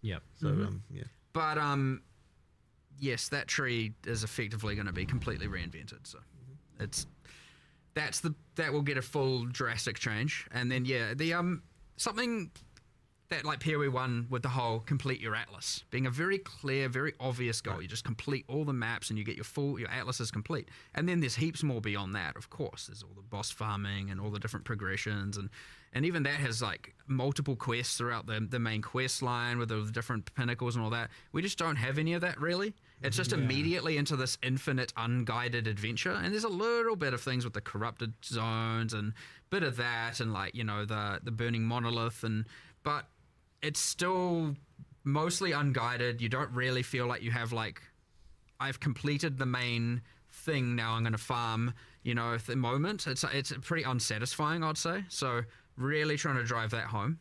And then the other thing that, honestly, we spoke about upgrading the leagues and adding more bosses is like, you know, that whole like having King in the Mists and Olroth as the pinnacle bosses of the leagues, just being like copy pastes from PoE1 was not our end goal. You know what I mean? Like, they're a bit sad as pinnacles right now, and like honestly we need to up the epic a lot. So we got a lot of that coming, and then just general upgrades to all the leagues. Like some of them are too, you know, Ritual has the whole omens are too good, and others are just like, well, why would I do this? And you know, there's a bit of that going on. So just a general balance, and via adding more content and different axes and all kinds of stuff. So there's heaps coming. But based on all that, to answer the original, is that's how you can see how it didn't make the cut, because it is a ton of work. It turned out to be way more than we had anticipated, and it was just like, oh, damn, we kind of talked about wanting to do an in-game upgrade, a big revamp in 040, and now we've got too much work, and we still believe it's the right thing to do, so we're going to commit. And normally we often get faced with the option: do we cut it down to make it fit, or do we commit to it all and do it? And I don't think in this case we could have cut anything without kind of just honestly making it look half-assed, to be honest. So we were like, no, we need to do it all, which means, unfortunately, yes, it's not going to make 040. But then we were like, well, we can't just now do nothing. So what can we do? Well, obviously, we're not just going to be like, because we're doing it in 050, we'll just leave the fog alone. Yeah. Obviously bad, which was a bug, by the way. Really? All fogs, like the volumetric fogs in the game, have a cutout around the player. Yeah. That like cuts out and then tapers off. And all fogs in the games, there's multiple different fogs, had it except for Delirium Fog. It was the only fog that didn't have this. So that was, well, like, we can start there by re-adding it, and then we'll iterate until we feel like it's about right. But yeah. Kind of sad when you look into these things and you're like, oh damn, it was just broken the whole time. But either way, like, you know, a player doesn't know if it's broken or just intended, so obviously fixing it is the important thing. But yeah, I know there's that guy on Reddit doing a post every day, and they can finally rest. Thank you for your service. Your watch is complete. No, it's not until we get that backported to PoE1. Some maps where it's like they have holes in the ground, and like there's so much fog you actually can't tell where the holes are. It's like I can't move anywhere. It looked a lot better from the footage, so it's a big improvement for sure. So you mentioned that, but there was also another kind of key change that you wanted to make sure to get in this one, and that was the kind of like monster density getting swarmed issue. Yeah. No, that's a very interesting one, because so when we were doing 031, this was actually already a thing that we were tabling and talking about. We kind of thought that players probably wouldn't like it because the you know, like monster density can be a very touchy thing, right? But the funny thing is that what we found was that even after we like, what we actually sort of heard more was like, oh, we actually liked what the improvements were early in game, and we actually would wish that the rest of the in game was more like that. And we're like, okay, well, if that's the case, then like the main thing we have to do is not like nerf rewards, make sure that experience gain doesn't get lowered or anything like that. But you know, overall, we don't necessarily need as many monsters as what we were having in the top. And I think this is actually going to also just generally improve things, because it makes when monsters have more life like that, it makes more builds viable. Because like there's obviously a point where like once you can one hit everything, then there's no point in like, you might as well just go for whatever the fastest thing that could do that is, right? Yeah, the lightning speed. Right. So effectively, by making it so that monster life's a little bit higher as you get up there, it sort of actually means that like higher damage builds become more useful. So the need for having to target so many enemies goes down. Exactly, and thus right. You aren't just now funneled into so the highest AoE thing possible. So it means that like things that are less AoE focused and more like, I mean, obviously you're still going to want AoE, you're still going to want to be clearing like that sort of stuff, of course. But like effectively just by tweaking it down a bit, you just don't have the like so much need for everything to target quite so many things. And so you know, the sort of higher damage skills that are a bit less like, you know, not like more than a practically a direct nerf to ED contagion though. And it's going to be a lot harder to chain ED contagion. I want to make sure that even if people are like, but I prefer the swarminess, and it was fun for my build. And the thing is, like, that, speaking of, like, Atlas Tree, that's a thing where the Atlas Tree should be the thing thing that you can, it's like your build can do that. So, like, I want to make sure, like, for now, not doing it, but I wanted to do a thing, because we're doing this whole, like, monster effectiveness goes up more, right? I mean, it's a pretty hard thing to understand, because monsters just get stronger with higher levels, so like it kind of just happens. You don't really, it's not like a thing you need to worry about or anything of the sort. But I want to do a thing where you can spec into making, like on the Atlas Tree, you know, I guess this is a little bit of a forward spoiler, but we're adding a little bit of it in a few places, but I want to make sure that you can invest into making monsters tougher without increasing the number of monsters, where like often it's just been pack size, and stuff like that. So but then I would love to do a thing later where like you can convert that effectiveness increases you can get into like pack size. So it's like, you know what? Nah, I want the swarmy, you know, weaker monsters thing. And I don't want one to, at that point you can make sure the conversion results in the exact same amount of drops and XP and all of that stuff. That way you can incentivize. Well, you don't incentivize one or the other, right? Like it's more about what your build is, what you'd prefer, rather than being like everyone has to have most pack sizes possible. Whereas right now, pack size is just a straight up multiplicative drops XP scale. I mean, obviously not for rares and bosses, but you know it is, and for a lot of people, it's a multiplicative fun scaler, and I don't want to take that away. Like I want people to be able to do that, but that's what the Atlas Tree should be able to achieve. However, it is too chaotic at a base level. Right. You get this weird thing where it's like the campaign has a entirely different vibe to the end of the end game now, where it's like you step into the end game, it's kind of and then you get towards the end. I mean, at the start, for people who didn't play 031 onwards, it was just like, okay, I'm going through the campaign. It feels a bit more tactical. Feels a bit more, you know, intentional. My actions are more intentional. And then I get into endgame, I'm like, what the heck is going on? There's monsters everywhere. It's out of control. And so obviously 031 alleviated this a bit, but it is, I don't want it to be that there's this feeling of there's two games there. I want it to be that you build that extra layer, that you change it through your Atlas Tree and through decisions you make for the end game, as opposed to it just being inherent. So if you want to, we're going to make sure that we try and keep it that if you want to make it more swarmy and that kind of stuff, you can, but it doesn't give you a drop advantage necessarily over the tougher monsters. There are reasons to do both. That's fine. There'll be heaps of mechanics and stuff, but like, ideally, you can kind of play the game you want to play the game, and so in our tree and our build. At least, from my opinion, the only reason that the campaign is like slow and boring, it's not really. It's way too long and slow. The bosses in the campaign are fantastic. Every boss fight in the campaign I absolutely love. It's traveling between the bosses that's the bad part.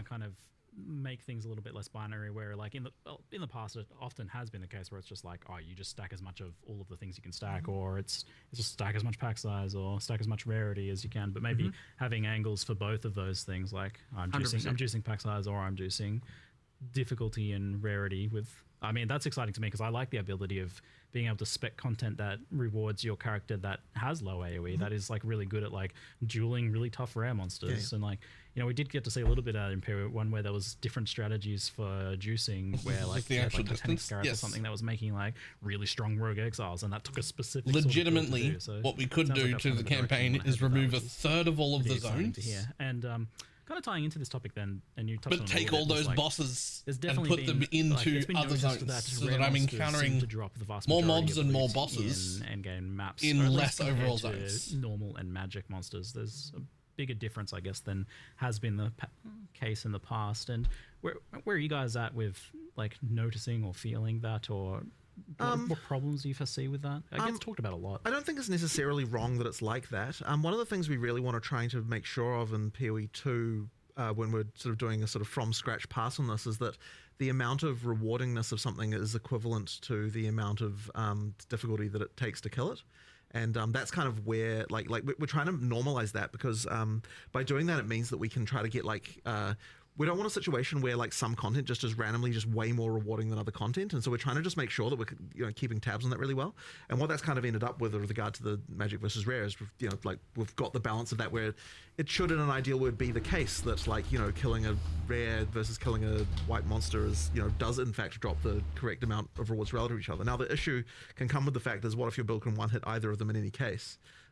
So that kind of like changes, I guess, the way that feels a little bit. So but as I said, it should be the case that rares drop more than white monsters, and white monsters can drop anything still. It's just it does make a certain amount of sense. But I guess like with what you were talking about, Mark, it seems like something you'll have to think about, because like if you want both strategies to be viable, like the pack size juicing, then there needs to be a reward, a payoff to that ultimately. 100%. So that's something you'll be looking at then. But I mean, as far as I'm aware, it really is the case that if you looked at entirely just around the life of the entity, the drops should be pretty equivalent to the amount of life that they had to in order to kill them, as far as relative to each other. So if it's got 5 times as much life, it does 5 times as many more drops effectively. Like that's kind of what we're shooting for when we're trying to balance this stuff. Yeah, I think with the balance of how things are and the options we have now, it probably makes sense. But yeah, it looks like something you'll be keeping close eye on moving forwards then. For sure. There's a bit of a parallel with one of the kind of issues I see in Path of Exile 1, where like everything is in reward icons, little floating symbols. And that seems like something you're trying to avoid moving forward. We haven't really been doing that for a little while now. There was certainly a period there in PoE1 design where it was like every single league was just like those reward icon type things, and it ended up really beiging the rewards a lot, because you just had this thing of like, every league drops, every other league's drops, and it kind of didn't really, like it wasn't really that great. So it's going to be a little while since we've done that stuff in PoE1 even, and in PoE2 we kind of steer away from it to make sure that everything feels like it's got distinct drops and a reason to do it and that kind of thing. Yeah, I mean, it appears in some regards. Like, for example, when you get the reward rooms in Fate of the Vow, you have a unique item room. Sure. But it's not just like a floating symbol above the monster. Right. Yeah. Which also, immersively, I don't know what the heck that is, but what is it? It's just nothing. It's a clear and just obvious game mechanic. I see some like floating, glowing cash money dollar bills above your head. Guy's loaded. Whoa. Don't kill me. You can't have my loot. But I just remembered you spoke about rare monsters, and I was like, hold on, did we? I don't think we deployed or spoke about this change, but I know that taking away all the rare minimap icons was a bit anger-inducing. Because honestly, we knew it. We knew it was going to be. Yeah. Now, they aren't a requirement of the map, but as you're saying, they kind of drop a lot of the loot, and people were just doing the whole minimap, coasting between minimap icons. The middle ground we've come to here, which I think is quite cool, is once you've activated all the checkpoints in the map, which sometimes is 4 too, the things for fast traveling and respawning, then all of the things so backtracking appear on the minimap. The funny thing is I thought we already deployed that. I don't think we have. Okay, right. So that's what I was just remembering. We intended to deploy that back when people were complaining about it, and I feel like maybe we just kind of forgot. But that was implemented a while ago. Play your map. You generally find the checkpoints. Those are really easy to miss, and now we have to backtrack again. How the heck are you missing rares? Anyway, I don't know, but it can happen. Why? But it doesn't just reveal the rares; it reveals everything. Not every icon. So strongboxes you missed, rogue exiles you missed. Okay. Just so basically you can find if there's any content that you still wanted to grab. Now some people might argue, hold on, I'm just going to run around the entire map, activating them all, and then go clear. And I was like, well, okay, if you want to waste time. Right. But you're going to clear the map while you're doing that, right? So you probably clear the whole map anyway. Yeah. So it's kind of meant to be like, look, you've explored at least. I mean, like, if there's generally speaking, if you've got like a big square or circle map, you're going to have 4 checkpoints. You activate all 4. You've at least explored probably 75% of the map, right? Yeah, it's about getting those last things, and and then it's like, okay, look, you're now allowed to see if you missed anything. But then you can also use the checkpoints to get to the closest place where the stuff you missed was, which is kind of nice. So it kind of helps with that. So we did finally find a solution. I'm hoping this is a good middle ground. Because so then at least you've done 75% of the map, probably without just doing blind minimap gameplay. And then from that point on, it's like, look, yeah, I get it. You probably missed something. You know where it is now. It should actually maybe overall be even more helpful because it's not just revealing the rares. It's going to reveal even more. So you'll know about everything else you missed. So we'll see how it goes. I'll take it. We'll see. But yeah, I understand that was a bit of a aggravation for a lot of people. But you know, that's a perfect example of, again, it's you know, it's why I don't want people to not give feedback, because like this kind of stuff still should be fixed pretty imminently. And so yeah, it's a good case study, because I'm honestly surprised that you did do that, because this seemed like I loved the rare icons, but I was definitely a victim of the like, I'm only looking at the minimap now, so it kind of seemed like a change for our own good situation. But what you're doing I think here, this is a good middle ground. Yeah, it seems like it's saving the players that feel like that they're FOMOing because like, oh, I know I missed like a league mechanic in the map somewhere after this, like that is really bumming me out, and then they have to go and crawl back through everything and waste a bunch of time, so that's just kind of saving them that. Sounds like a good compromise change then. Nice little extra bonus reveal there. Good stuff. Yeah. You just said rare monsters and I just had this random like, good. Wait, what more words can I say? Probably should have put that in the live stream if we hadn't deployed it yet, but yeah, everyone forgot. It's in the Q&A. Good stuff. Yeah. Yeah. We shall move on to kind of gear and passives, and this is in the topic of balance and character power, and this sort of stuff has been talked about a fair bit. Something that's mentioned a lot is that the ratio of player power that comes from gear versus what comes from ascendancy and passives is much more tilted towards gear than in Path of Exile 1. And so kind of like roughly for an example, like the average PoE2 passive is like 10%, whereas the PoE1 passive is 16%, whereas the amounts on gears are pretty similar. So like the 100% increased fire damage on a wand is consistent as tier 1 affix between both games, meaning that like more of the power has kind of been shifted away from the tree, the thing that you get by default, to gear. So this seems like a conscious decision to make gear more powerful. Is there something like you've thought about or made like specific strides towards? Probably the main thing that we wanted to do in PoE2 literally since was D2 make it it's so been that minimap the gameplay. tree is more like we're trying to be more stringent about how the tree is multiplicative with what your gear does. How I play these that games does make gear and how more I important. actively want I wouldn't to. say there's necessarily been a thing of like necessarily wanting to. The amount of power overall that you get from one and the other is more unbalanced, but it's just making sure that like when you are using the tree, that it's specializing your character more towards what the bonuses that your gear is giving you to kind of make the two things together. Like be sort of important to be thinking about both. So that was kind of our primary goal, but I don't know if you've got a different feeling about any of that.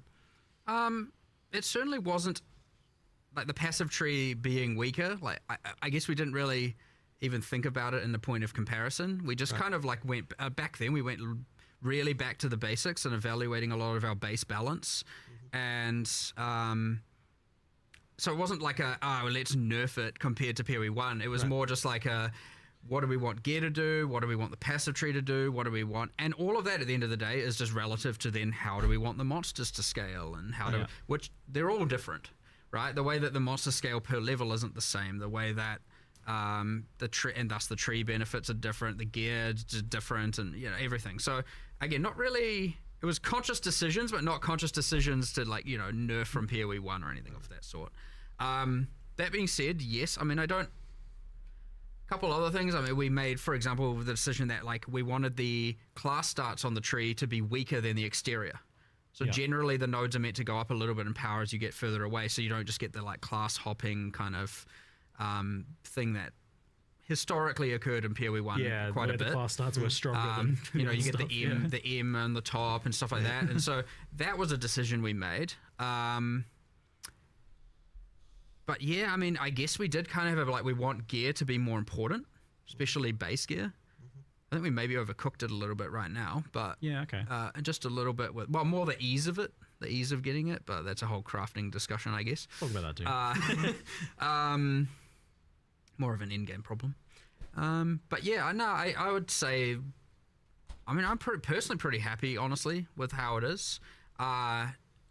Just that like ratio of importance of gear compared to passive. I guess like it's a question of how much power do you get for free, right? Like ultimately that's what it comes down to, is like if my gear is, if I'm wearing all white gear, like how powerful is my character from just the tree? And that's like a little bit lower, I think, in PoE2. And the reason that for that bothers some people, I guess. The reason for that specifically is because the tree is more multiplicative than it was in PoE1, where there was more just base stuff, there. I mean, you can look at it even in simple things like, just life on the tree, for example, right? Like that's sort of another example of part of the thinking there is like, we want we you know, like, the more base stuff is available on the tree, the more the same characters can be, because they can just allocate the same stuff and get the same stuff without having to worry about the items. So yeah, that's kind of obviously just that's one of the not entirely base in Entirely, Hero 1, no, but you yeah. you have base life. Yeah, technically, yeah. kind of is, I get what you as mean. in life without gear. Yeah. And where are you at on the life thing? Just like since you brought it up, I guess still pretty happy with the decision to like remove that from the tree. I mean, look, we just wanted to. We just didn't. It's more that decision's mostly about not wanting every character just another one of those cases of every character being the same. Yeah. You know, like it's like we'd rather you specialized in the defense that relates to your character rather than just the same stat that every character should use. So yeah, we'll just have that general feeling. I mean, we've obviously still got imbalance here, and there's obviously still work to do. Never ending. So, like, you know, the tree will just continue to evolve, and like we added a lot of passives at some point that are a lot more powerful, and we intend to keep doing it. And now we've obviously just added all the druid ones, but not just that. Like, we added more like ignite support on the around the mercenary. You know, for example, this time, like as in 040, we're doing that, and then there's some changes to like more prod speedy stuff, because like we were like, you know, looking at shotguns and trying to see how can we have them scale. And it's like, well, it turns out if you get a bunch of piercing with prod speed and some other stuff, like you can shoot them across the screen. And so like, well, how do you get that? Oh, there's not many, you know. So we're doing a bunch of like little increments like that, just based on what builds need. I know bleed needs a bit more love in the bottom right, and you know, so to make it not just entirely all blood mage spear users and that kind of thing going on. So again, it's going to just, honestly, we'll just do more and more and more and more and more on the tree. I suspect you'll get more. I'm not saying I'm going to increase the value of every node, but just by the nature of how many more things you can invest in and multiplicative elements, you're probably going to end up with a lot more power coming from the tree. How about getting rid of the negatives? But I actually prefer it doing it that way than just increasing all the numbers. How about getting rid of the negatives? Because at the end of the day, if we then increase all the numbers and then it turns out the game is like too easy, well, then you have to nerf something somewhere or just buff monsters, and then you kind of end up in kind of the same place. So it's like, what did you actually achieve? So with the like approach to life then, which I feel like makes sense, like not wanting the trees to like look the same and whatnot, how do you feel about like why does ES kind of get a separate treatment when it ultimately, although it's a defense, like evasion it's not a armor, defense. It functions much more like life. Yeah, because there's a lot of ES scaling, and ES numbers are pretty high compared to life, and definitely I mean, that's a current balance issue for sure, but like, you know, just because it happens to function more similar to life, they're all at the end of the day a form of effective HP, right? So I mean, they just, as long as they're not entirely symmetric, which is what makes them interesting, which is why one works this way and the others work a different way. And but yeah, I mean, there's clearly a misbalance. I mean, you got issues with Ghost Dance obviously being a bit hectic, and I guess going to start listing off things I'm going to nerf, I suppose. But you know, like, I don't know. There's changes to be done here. There's a few changes coming. But we're at the point where I still look at it and I'm like, I'm pretty sure ES is still going to be pretty crazy. That being said, it's like, you know, I don't want to make any last minute kind of knee jerk reaction and nerf kind of things around this. So like, because we've changed and rebalanced so much, it's really hard to know, and even changes to how the monsters scale and whatnot. It's kind of hard to know exactly how things are going to play out. So it's this kind of thing where I'm like at the point again where I'm like, all right, let's get all these changes out, see how the metas evolve, see what's good, see what's bad, and then like reevaluate it again. So ES is worse, but I don't think it's honestly, I don't think it's nerfed enough, to be honest. Is kind of where I'm at with that. So but we'll see.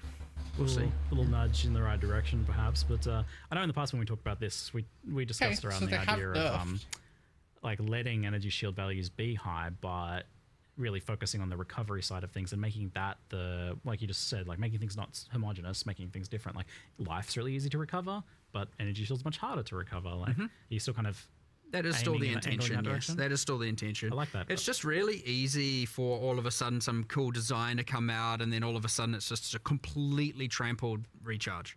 And then it's just like, well, now why do I care? You know? And I mean, like, it's okay sometimes if it's like via an insanely, like, I mean, Essentia Sanguis is a perfect example of doing this, right? Like, it just straight up ES leech. And the thing is, like, I don't want to take that away. I just, you know, there's a level of, there's some balance to do and or commonality to do. Like, if that's a thing you strive for and can eventually achieve, and now your character's like freaking god tier, that's exactly what like high-end unique items should do. So in this case, you know, I know we're making that item rarer. Hopefully that doesn't affect the economy too much with some me giving that away. But on standard, sorry. But at the end of the day, I would rather do that than just gutting it. You know what I mean? In this case. But yes, those things are allowed to break the rule.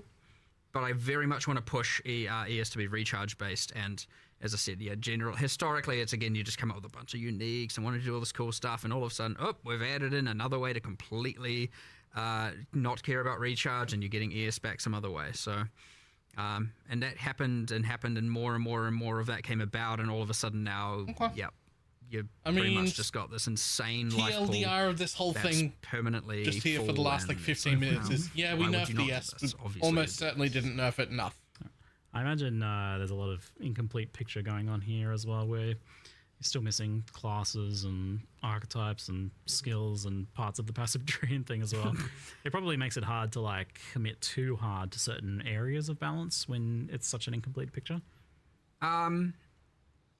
Yes, and it's also just honestly a time issue. We're adding all this new stuff while having to also correct all the existing stuff, and then the new stuff is like, how fast can the new stuff break the existing stuff, and how fast can we then fix that? And so it's you know, when I say break, I mean balance break.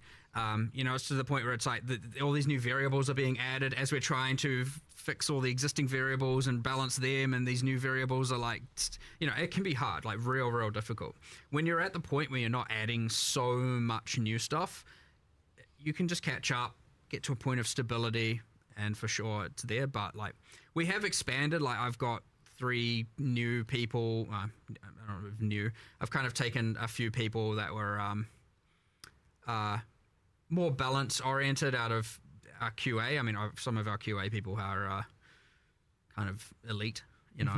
I don't know if I should say who they are, but some of them are off, you know, top hardcore ladders and stuff. And I'm like, well, look, they do know what's going on. I'm like trying to teach them the philosophies and how to do all this stuff. And so I've got 3 new people doing that. So hopefully, and historically, we've had quite a limited number of people actually doing balance.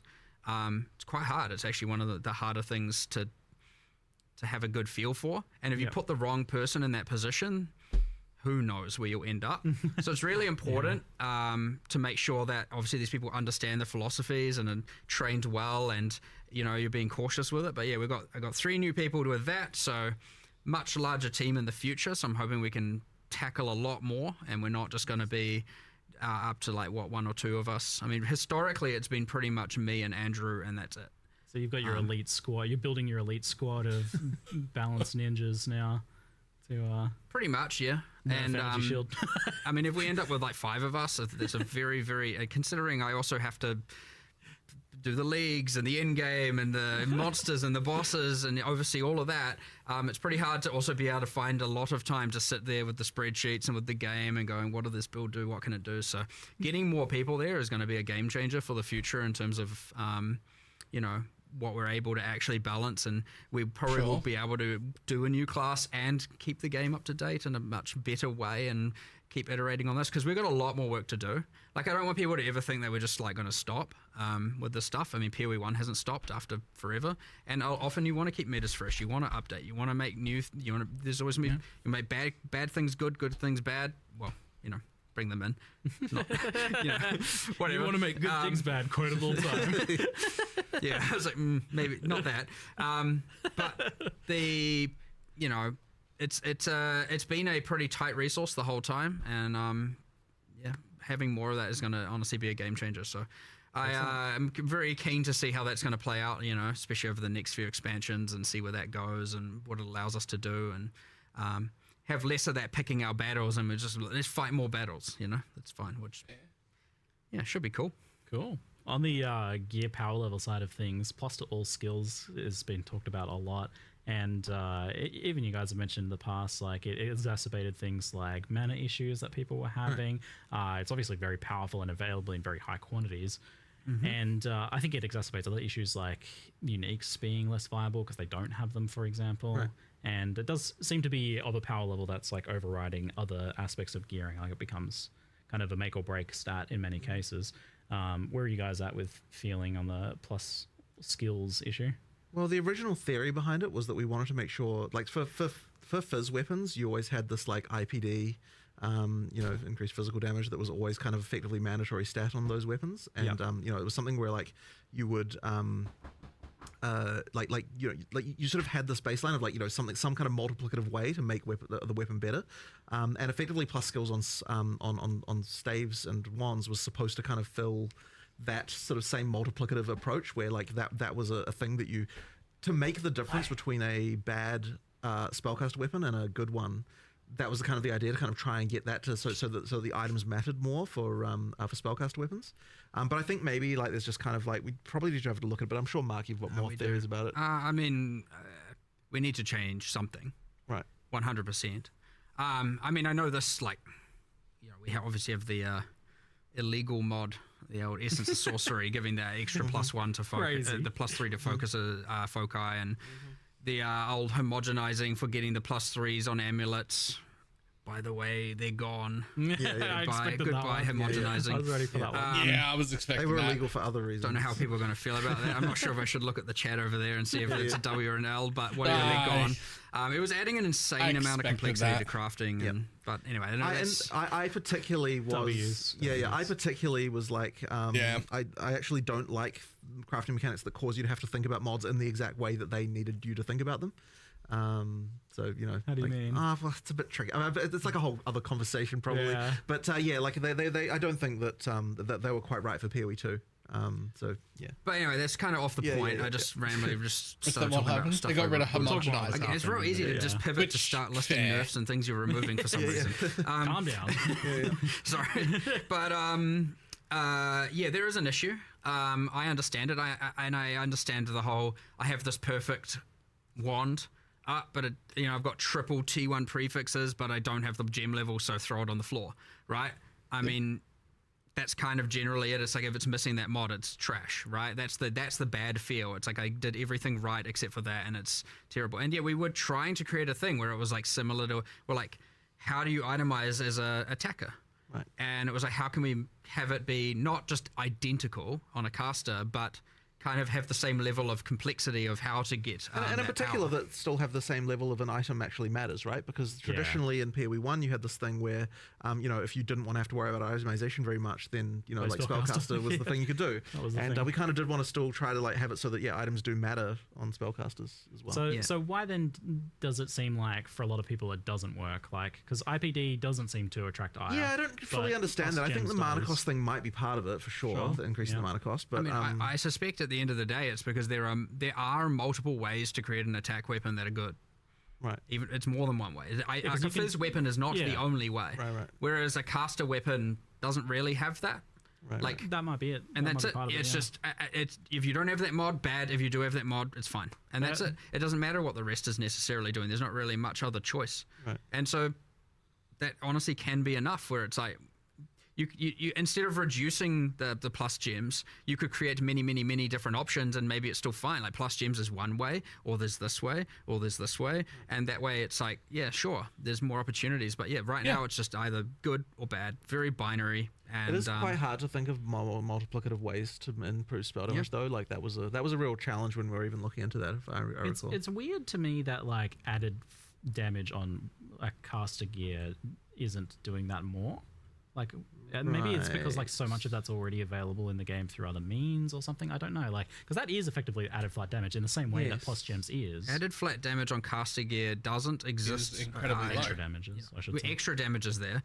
Yeah, added damage we removed because you just ended up doing a damage effectiveness on then every single skill to the point where it ended up being. I wasn't in love with damage effectiveness having to exist because I find it to be a bit confusing for people. Like I don't love that, and so I was kind of really hoping to avoid it.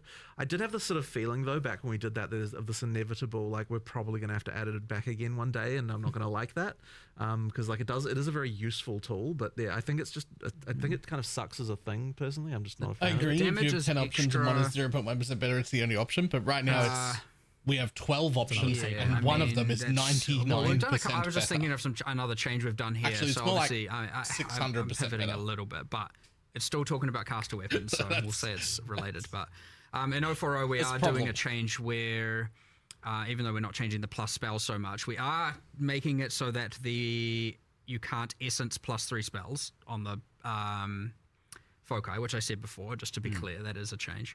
But the other thing we're doing is we're taking it's the runic and glyphic equivalent of spell damage on foci and for all the different damage types, and just saying they can't generate on foci now. And I think we're in the end game, we're then increasing the base energy shields a little bit. It doesn't, I know people, oh my god, you're making energy shield better. Sorry, it makes like no real difference overall with the other changes in mind. But the idea is being that a wand and a foci should be slightly more defensively enhanced, not offensive compared to a staff.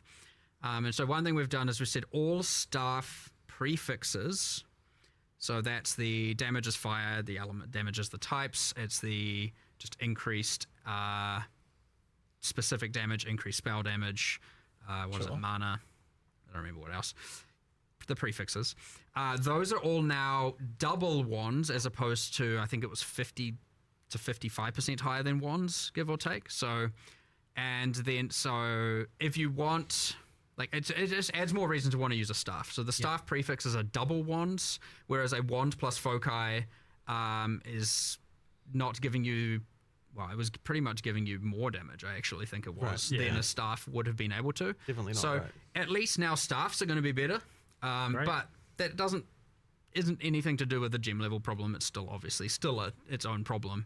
But it's again just talking about a little bit of the like overall improvements to just like finding different types of gear where it's like, well, why do I want the staff when I can have a wand and a you focus actually every made a time? ton of changes to just weapons, like generally, right? Like in terms of the progressions and stuff, especially through your campaign. Yes. When we were adding the talismans for the druid, we were like, what do we want all the in-game base types to be? What do we want the damage in the campaign? And what we then started looking into was a lot of the other weapons going, well, what were they doing? And then I was looking at things going, well, this doesn't seem right here, and this doesn't seem right there. And you get these weird things which people probably don't honestly appreciate. Okay. Maybe. Where it's like you're upgrading your weapon, so you're going from like random examples. I don't know. I don't actually know if this is true. I'm just going to hypothetically. It's like you go from two-handed mace to 3 to two-handed mace 4. You know, you're going along the, I don't know what the actual names are. And then all of a sudden, like two-handed mace 5, it's got some implicit on it, and it's like, oh, that's interesting. But the damage is actually, the base DPS of that weapon is actually lower than the one before it. That was like 6 levels lower. And you're like, I don't know if that damage is worth the trade-off of the implicit. And so definitely it isn't worth it. It isn't, yes. The valuation of the implicit damage penalty was mismatched in a lot of spots. And so you get these things where every third weapon in the campaign is just like a random DPS drop. And so we're changing all of that as much as we can, at least.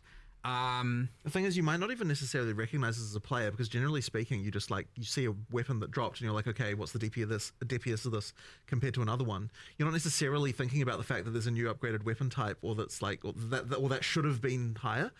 So what it ends up being is there's just a whole of like 20 levels go by where it's like, I can't get a weapon upgrade and it's frustrating. And that's what it actually feels like when you actually play it. But in reality, what it was is that the weapon type that was supposed to be an upgrade is actually a downgrade. I do like that. That's something that Mark immediately we saw it. It was like, okay, we're doing a little bit more. I don't know if we're going to get through all the weapons, but we're trying. Whereas like you get to end game and it's like, okay, what's your fast weapon? What's your crit weapon? What's your just standard good weapon? And then here's implicit A, implicit B, implicit C, you know. And then it's like, which one's your bonk weapon? Like, which one am I just going to bonk things with the slow, heavy hitter? And trying to just do a lot more of that and make sure there's all the in-game choices for all of these weapons. Bunch of different cool implicits, changing some of them around, just reevaluating the damage of them all, just the base deep. So generally speaking, pretty much all of them going up across the board in little ways. Like they're not nothing make or break, but like it's enough of a thing that as you're going through the campaign, you're not just like, where the heck are my upgrades? And also at the end game, just increasing a bit of the choices of different base weapons you could use for different builds and whatnot. So yeah, it's kind of one of those things that, you know, it's easy to go a little bit underappreciated, but you know, it matters, like in changing the staffs and all of that stuff. It does, contribute to the overall picture of just things feeling good. And, you know, it's another one of these things where it's like, yeah, we just in the process of adding the druid weapons, we were like, well, let's go do the rest of this right as well while we're at it. So yeah, we've still got a bit more to do there, but, I don't know if that will come in this, you know, week to come and or as opposed to afterwards or something like that. But we're just going to try and do as much as we can. So even if not all the weapon types are in the patch notes, it isn't to say we aren't going to do the rest of them before the end of next week, because it doesn't take too long to do them. But, you know, at the same time, you don't want to rush it and mess it up. So, yeah, I don't know. Just a random thing. I think people are increasingly souring on rarity and gear, especially now that it affects currency drops, and which makes it feel very mandatory, right? Because like, what do we play for? Currency, obviously. Well, don't you worry. We've had our, you know, every 3 months discussion of talking about rarity and what we're going to do with it. I think we nerfed it again, didn't we? We did a little bit. We cut off some of the top tier mods, so just the overall amount of it is lower. It's a stopgap. I don't quite know. We haven't come to an exact decision, but like, it is true that it feels like every change we're making at this point is getting slightly closer to just it despawning. Keep having those meetings then. I will get rid of it eventually. It's just we need to find we need to find the mods that can replace it in the mod pools that like in order to make it work. And it's like, this is the annoying thing. It's like if we just removed it right now, there just wouldn't be enough of a mod, like the mod pools wouldn't work. There is an interesting thing we see where and I don't. Are you sure? Like, for sure, it is understandable, but we see a lot of videos being made with just absolute 1000% misunderstandings of how it all works. And which probably isn't helping its cause in any way, because it has all these hidden DR things and just a bunch of hidden mechanics in it. But yeah, there's certainly a mass amount of misunderstanding as to how it works, and people going, look, it does exactly this change, and it's like, it's not even doing 1/10 of what you're saying it's doing.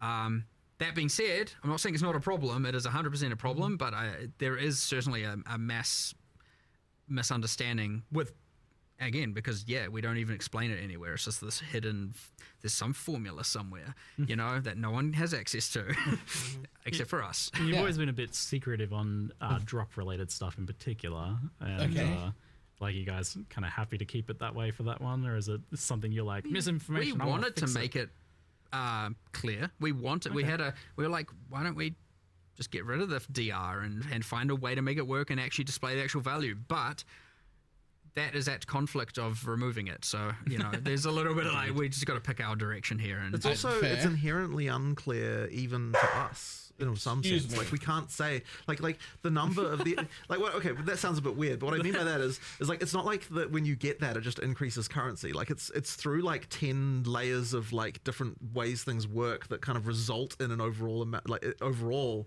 in currency increasing. You mean like the content people are playing and stuff? Well, not just that, but even in terms of just the way the system works, right? Like it's a very indirect method by which currency is increased. It isn't just that we drop. It's not just like there's some code somewhere where it's like increase currency by this amount. Like it is actually like it is a result of multiple systems on top of each other working to result in that, and that's why like the only way for us to even know like what it even does is by simulating actual drops from actual monsters in order to work out what it actually did. So yeah, it's like sort of I understand that might seem strange, but it's because like the drops are complicated. And there's like so many things we've done over the years to kind of like massage them in various ways, and it's like it becomes quite unclear at some point even like what the relationship between one number and another can even be. I think the takeaway is Jonathan said he's removing it. I want to get rid of it. We just need to find a thing to replace it within the mod pool. Like, and that's very difficult. Okay, I don't need to understand it. It's exactly the same conversation if we bring up what Dex gives as a it's like it's 100% the same type of problem. So what should Dex Jesus, give? What if we make Dex give rarity? Yeah, exactly. Exactly. What if we make Dex give rarity? Yeah, exactly. Through several layers of abstraction. And gold find if you're a wyvern. Only if you're a wyvern. Yeah, just for dragons. Makes sense. Cool. Oh, no. Okay. on the topic of balance for damage types and damage scaling, lightning damage seems like a clear-cut winner at the moment overall. Just in terms of doing more raw damage, having access to shock, and even having its own kind of version of stun through electrocute, and I guess separate problems with, like, for example, fire and ignite. Where are you guys at with, like, the balance between the elements and I'm not going to say that they're in now equal, but like a few things. So I mean, I know there was like a 15% more max damage notable. That's now 10. We've done, I think all of the skills that had multiplicative shock effect are now increased, so they stack additively with the tree. So, you know, it's honestly just like a whole bunch of different little things. Lightning rods are nerfed at endgame, just while we're here. Don't worry, lots of things are buffed that aren't Tons of things that aren't lightning builds necessarily. Nice. But no, some are as well. But yeah, it's. I don't want to just make it about let's gut lightning. I want to make it be like, well, let's make these other things feel cooler and more special. So it would be very easy to just go and gut lightning across the board. But that just seems like an overall net loss of fun. I'd much rather, you know, find ways to incentivize the others as opposed to just take away the thing that currently is, you know, kind of enjoyable. So again, it's more important to not just nerf. Oh, now they're equal. So yeah, I won't say we're there yet, but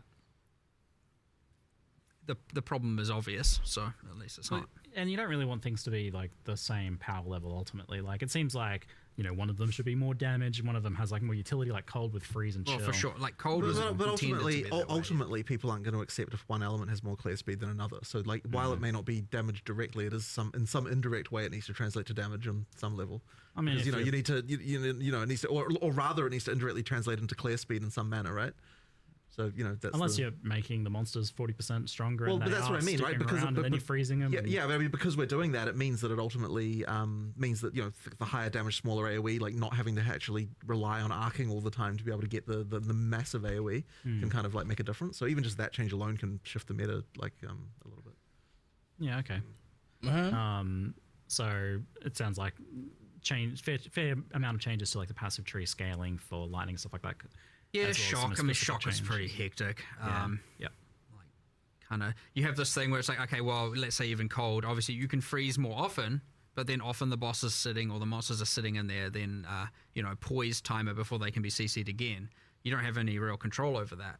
And chill, well, chill has a maximum magnitude of 50, so you can't really scale. So, like, already alone, you can 5x the power of a shock, because I think the cap is 100. And in some cases, you know, Stormweaver even go further than that. Whereas you can't exactly be doubling the power of a chill necessarily, and so on. So there's like, even just that as a random thing. Like Ignite doesn't have enough love right now for sure. Yep. So even if it was meant to be those three ailments are a point of comparison, I mean, Shock is kind of a little bit crazy right now compared to what the others are capable of doing. Not to say Chill isn't strong. Not to say Freeze isn't also obviously powerful. You know, they will have their time, and they may have already had their. I mean, we had freaking cast on Comet on crit for a while there, and all of that as well. So, you know, it will always change. But yeah, I mean, just bringing some of the Shock back and some of the other just little outliers here and there was a first step in the direction. But it's very important not to just do I hate lightning, goodbye lightning. You know, it's like be easy to do. It's the wrong thing to do, for sure. So. Yeah, people also like playing lightning. I think exactly. I think it's just the feeling when they like playing their cold builds and like, it's better to convert to lightning. That's why I think that's when it becomes more problematic. You kind of mentioned, you touched on the fact that you feel like Ignite needs some love.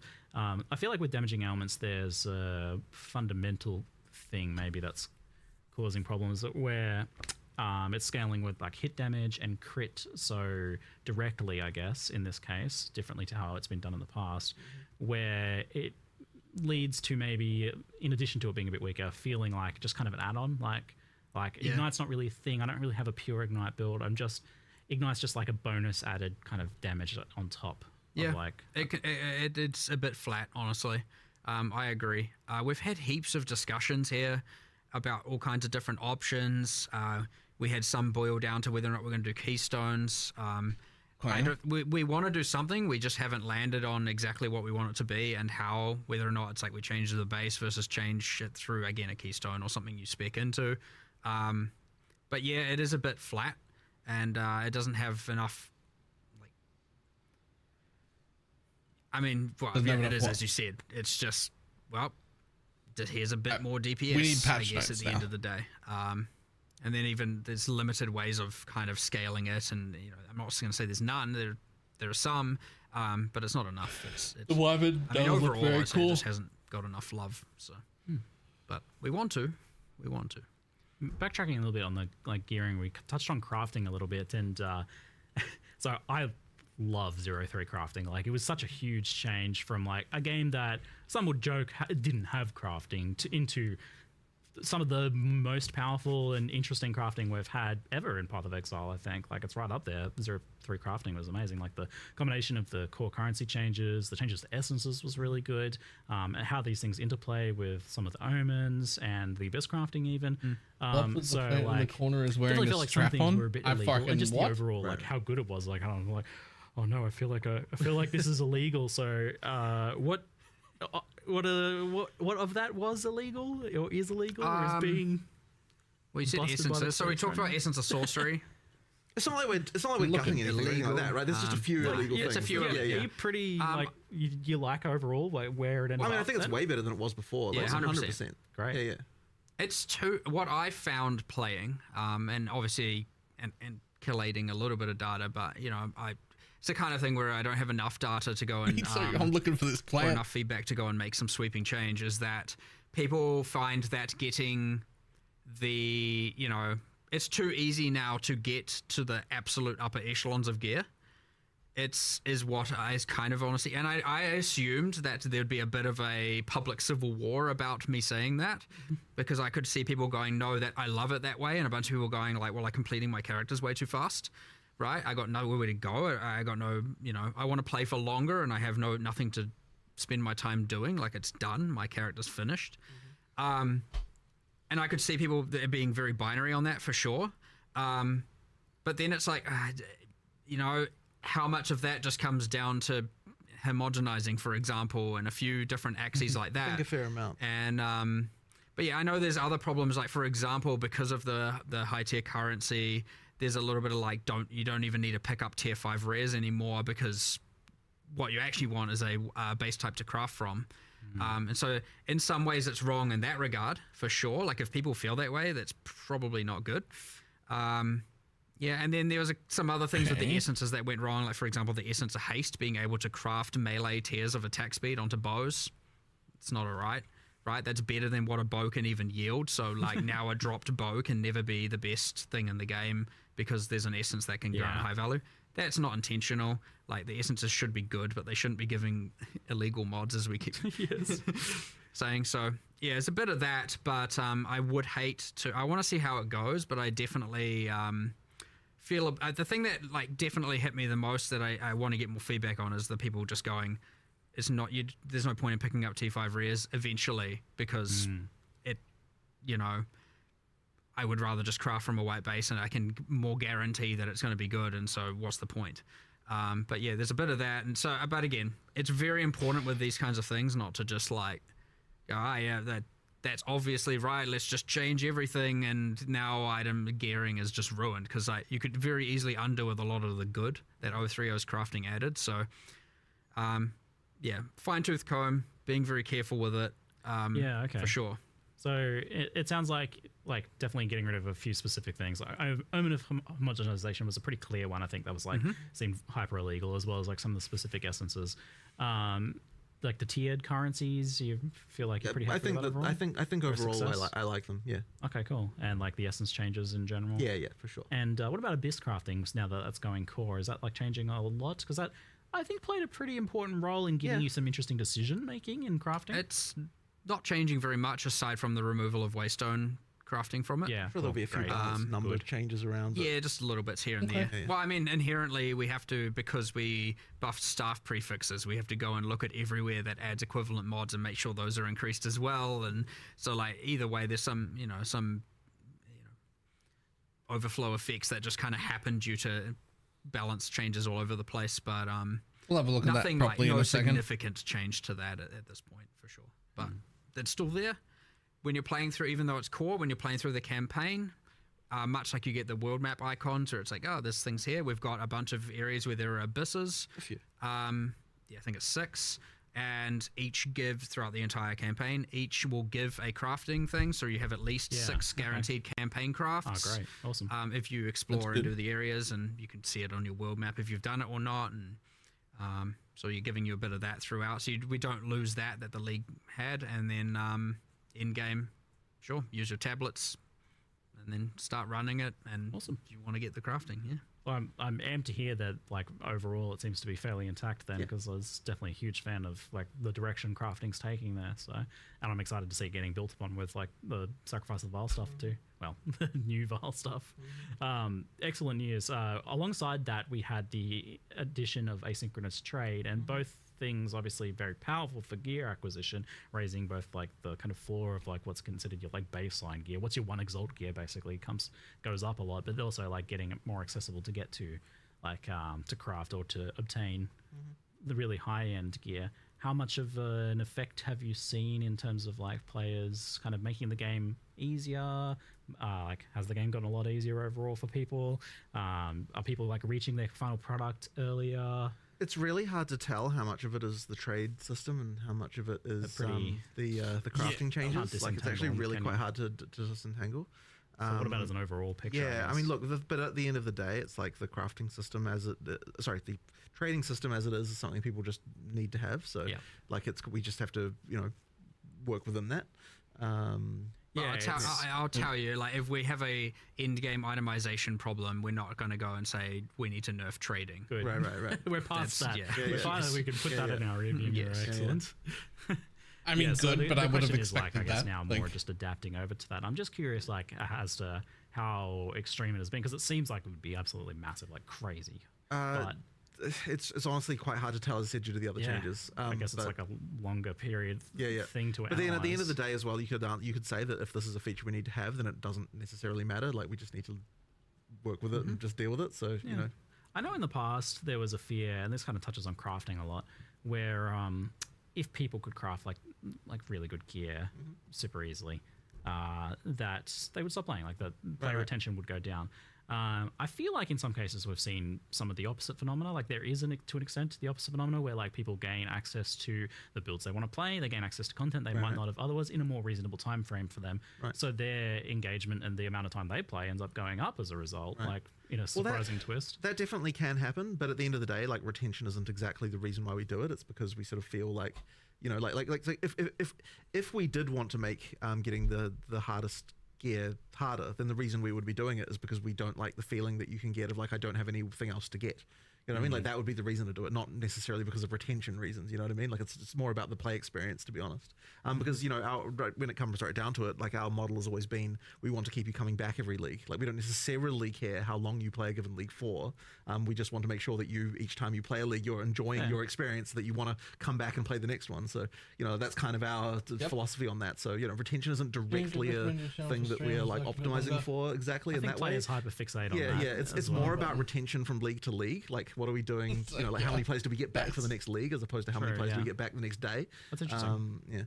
Yeah, I guess because we have like Steam charts, we get hyper-fixated on retention numbers. I mean, it's not like it doesn't matter either, right? Because you can, on some level, judge the success of how much people like the league based on that. Yeah, it can tell you how much fun people are. But like, at the end of the day, what people are saying about what they thought about it is actually more important than the number of people actually playing it. Because, like, that, so long as they're like happy and they want to come back, then we're happy. If you have more fun in a smaller amount of time and then you're more happy to come back next league, then that's a win. That isn't necessarily a problem, right? You may have played less this league, but maybe... So they're kind of a little bit unrelated in some ways, but also sort of related in others, Okay, well... That's sort of how I felt about Breach League in PoE1.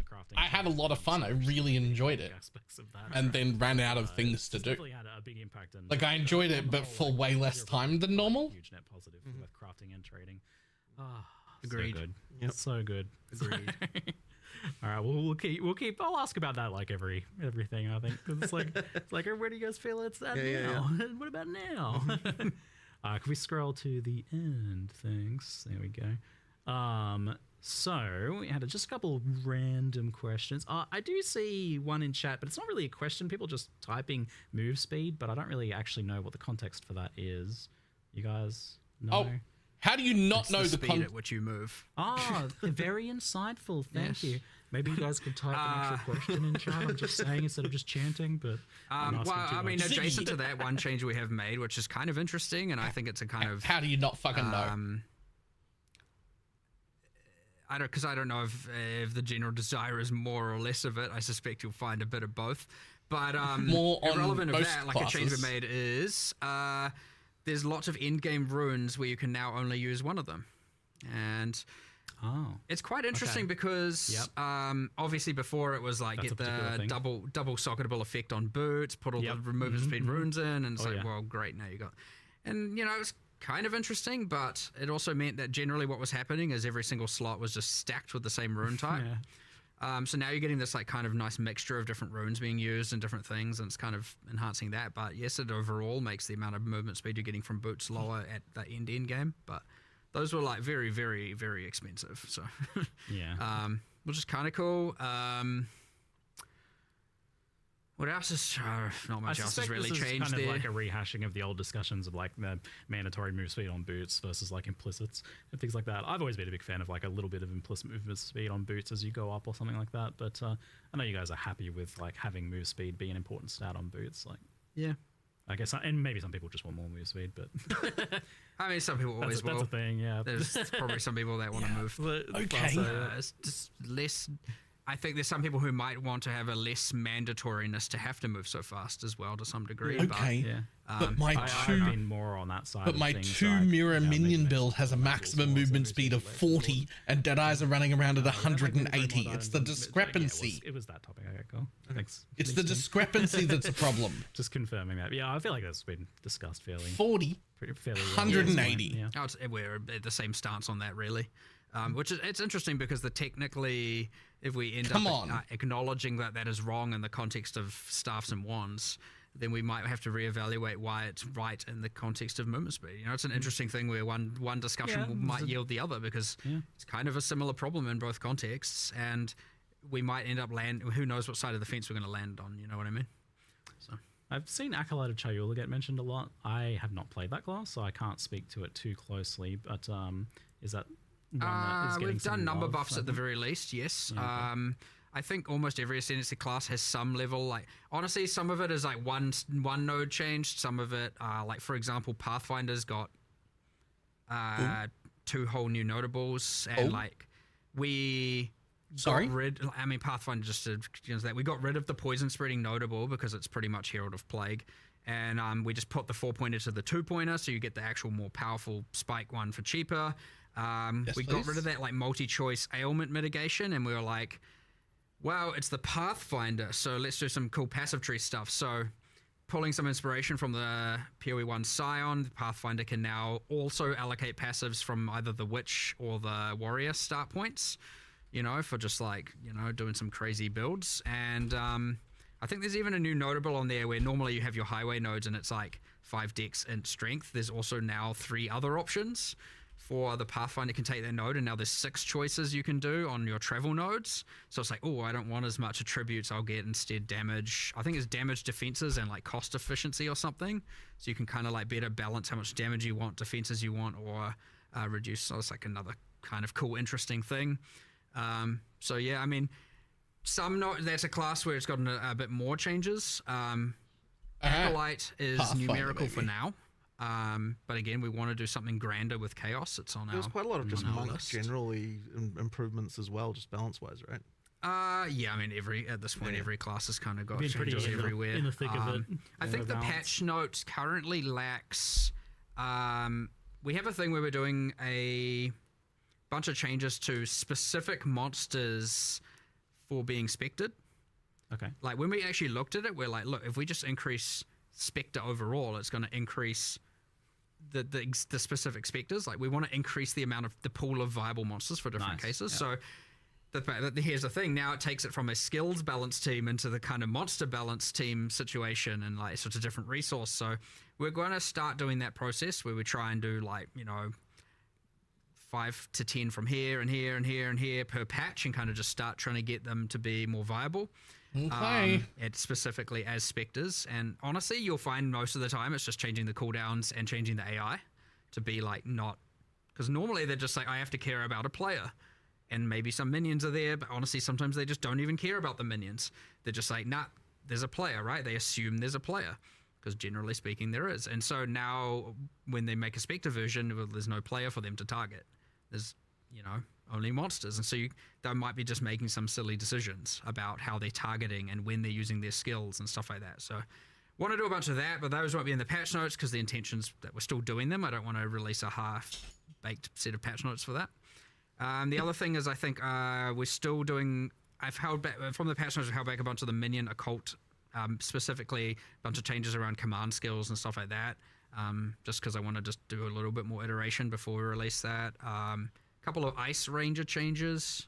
I think that's like a massive improvement to the Ice Ranger kind of play. I mean, using the existing skills, a lot of numerics, a lot of changes to ice fragments, stuff like that. What else is not in there? There's a few other bits and pieces not in the patch notes, and that's because all of our stuff is, and that's just not to say there's nothing changed.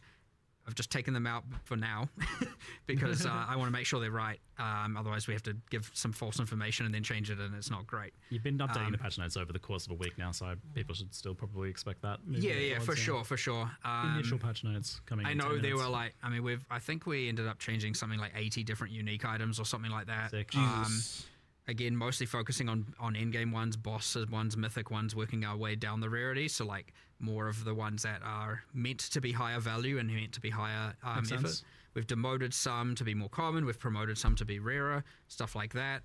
And done a whole pass. But even then, like, I know last night we were like, oh, there's like kind of 5 or 6 here that we're like maybe on the fence about. Let's, to be safe, pull them out, discuss them, reevaluate them, and then pull them back in the patch notes afterwards. Well, good thing missing. Because just to be safe, because again, I don't want to mislead. The announcement was pretty. From our resident summoner expert in chat. But the patch notes sound like they're going to be way better. Monster changes, like for they're out in 10 minutes. To monsters, I think. 4 specters. Does that end up in patch notes? That seems like pretty hard to track. It will this time. Nice. Well, I don't think we've done much in the way of actual specific monster changes this time around, but this, what I was talking about doing, will, yes. Okay. It just what I'm saying is it won't be in the initial set of patch notes because we haven't finished them yet. So, but they will be, like, I think the patch note says will be in a post later this week. We don't need to watch well, this later, bit in the week coming. This bit so as a funny one in YouTube. chat I see is like, when can we get more melee variety? I'm like, you guys literally just added like a new melee weapon. Like, I don't know if you guys know, but the talisman's a melee weapon. No, melee is never right in any game ever. Oh right. No, I mean, because it's kind of true, right? Like, it's quite. There's a funny phenomenon right now where it's like, whenever we talk about melee, people say that like there's literally only maces in the game, and it's like quarterstaves are over in the corner crying. It's like no one pays any attention to it. Yeah, it's like doesn't count as well. But it's like a half ranged weapon. I guess. Stormwave really melee, then you get that. There's always this funny exception with it, but like ultimately, I think what it comes down to is that the game doesn't have swords. Yes, yet. I know. Is that, and I know we need swords. Yeah, I get it. We need swords. We need swords. So swords are. From talking to you, it sounds like swords. Swords are getting added to the game at some point. At some point, we will have swords. I can promise you that. Yes, it's the importance is understood. It seems it's a bit too fundamental, isn't it? Yeah, for sure. Swords are a bit cool. But yeah, I mean, we were talking about the ascendancy. So yes, a lot of numerics, some more broader changes, some getting a little bit, some getting a lot. Like just because it's getting a little bit doesn't mean we think it's in the right spot. At the end of the day, we've just started going. Like Smith and Katava got a decent amount of changes. Nice. Good. Because it was shit. A lot better now, for sure. We like over nerfed it. But yeah, lots of like around the.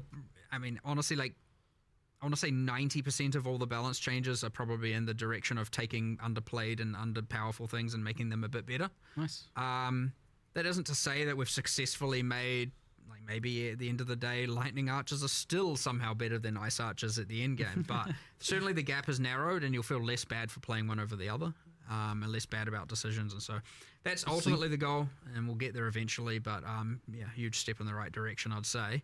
But yeah, then things like Outer Louis, all those outliers on the top end, those are coming down a bit, for sure. Sometimes more than a bit, depending how extreme they were. Culmination's another one where like just having an uncapped combo thing and you get damage per combo. I mean, and then obviously you can just one-shot everything in the game at that point. So that's a problem as well. Some of these outliers 100% brought into place given caps, whatever the case is. But again, more like 95% of all the changes that we're trying to make is bringing up the underplayed things to be a bit better. And just to all kinds of varying degrees. It's really hard to. It's like, do you just do everything across the board and try and look at everything and give everything a minute, or do you really hone in on one build? And right at this point, we're trying to do a very widespread. Let's look at literally every skill and go, is there a decision we can? What would we do?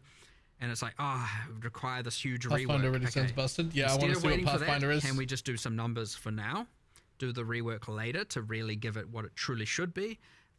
If so, let's do that, and then bench that thing for a later time when we have more time, and then move to the next, do the same assessment, and then we just try to do that for literally everything. The Balanced Ninja Squad is currently focusing on clear speed, it sounds like. AoE. Yes, but for things that are not already, up at the top tier, generally. Right. We're getting quite close to patch notes, so we'll rapid fire some things off here.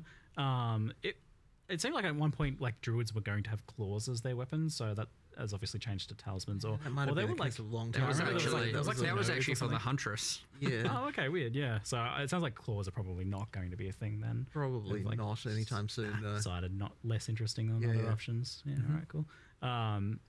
Hot swapping between controller and mouse and keyboard. Yeah, something I promise every single time. And yet somehow we still haven't done it yet. So what I can say is that it is actually, we have an implementation of it. We're not shipping it this time.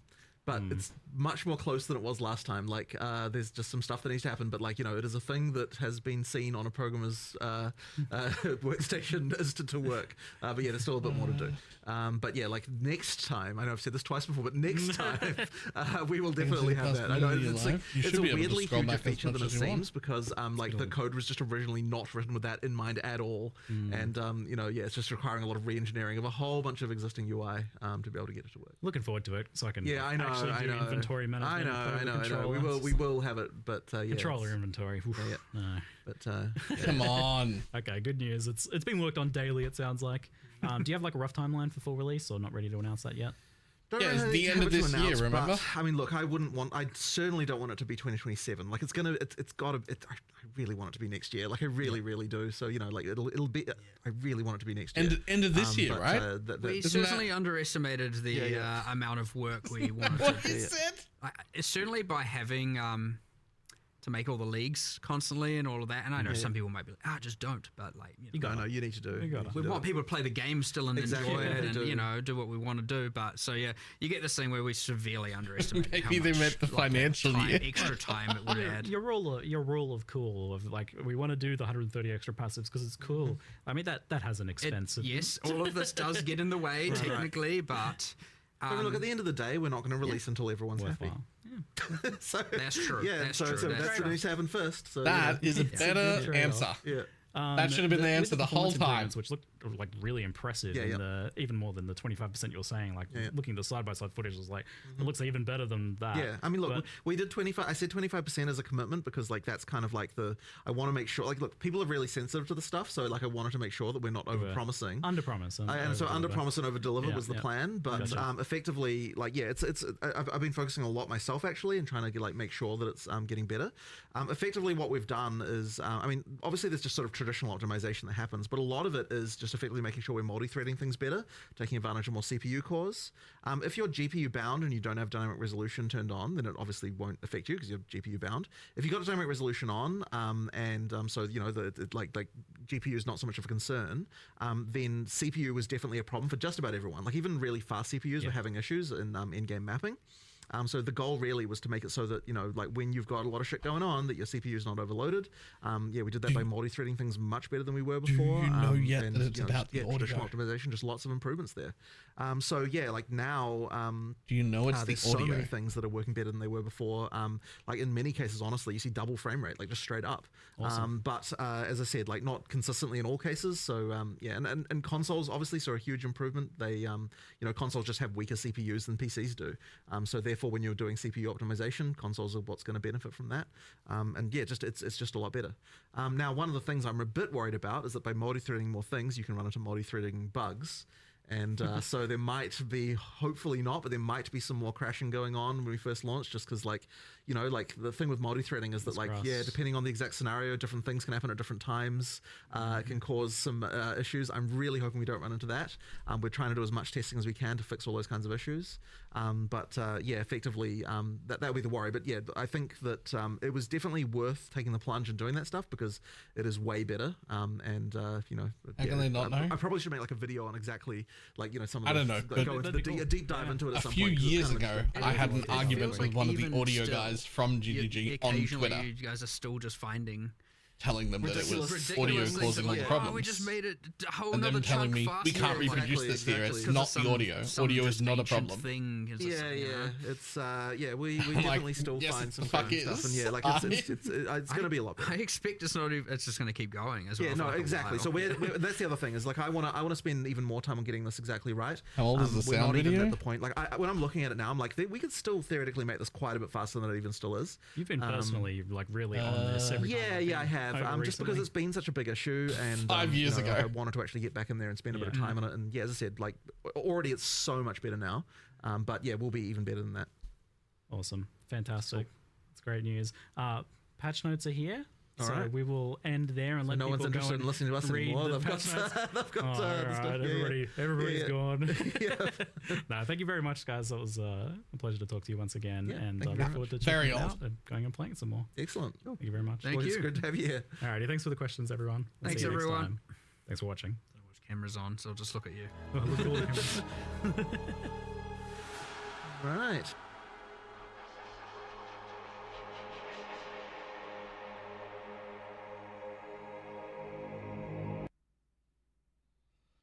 Okay.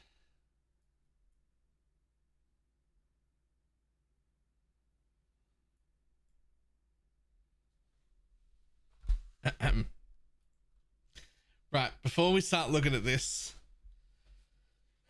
I need to visit the bathroom. That was a long thing. That could have been an hour shorter.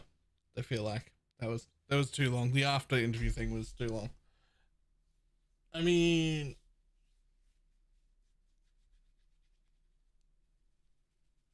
oh, right.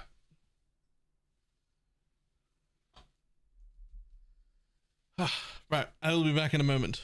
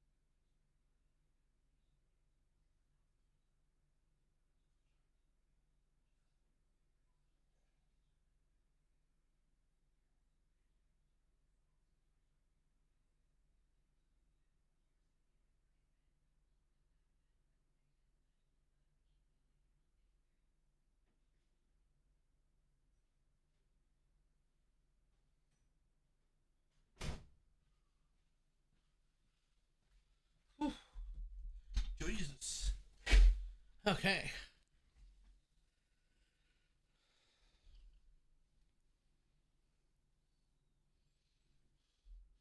The live stream ended and everyone started playing PoE1 again. My hideout is popping off.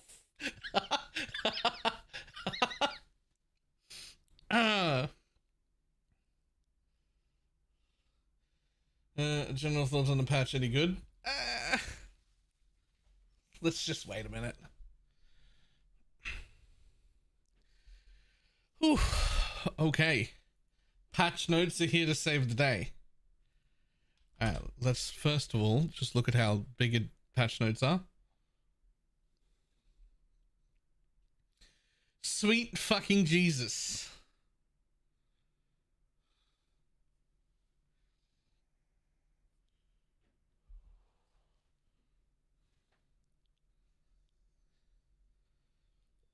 Oh Lord. Okay.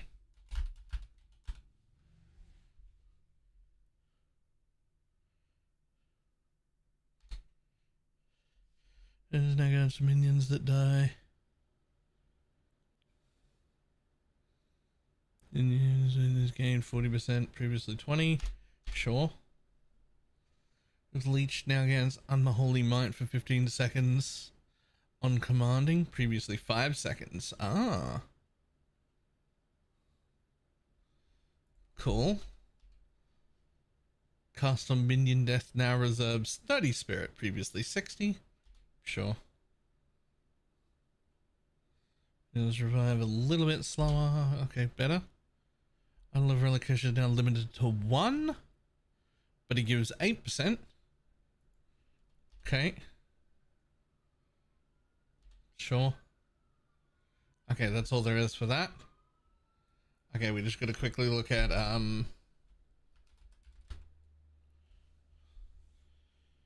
body armor.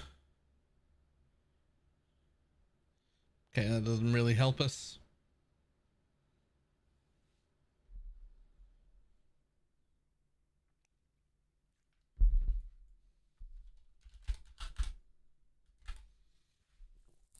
Okay, frozen mandible monsters can once again no longer be bound as specters or tamed beasts. This is a buff, actually, because realistically, they were actually worse than my Spectre anyway, but Gazi had convinced people they were somehow good when they weren't. This will stop people from using the bad Spectre. So that's actually a buff.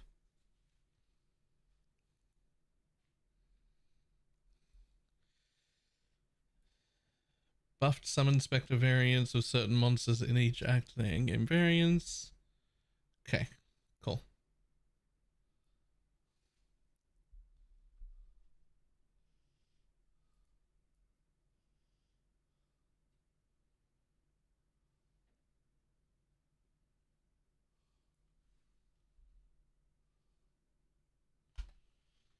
Okay, that's all right.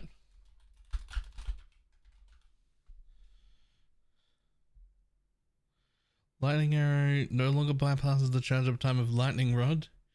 Instead, the burst caused by lightning arrow can occur every... Now convert 80%, previously 40. Beams now convert 100%, purely 80. I'm sorry.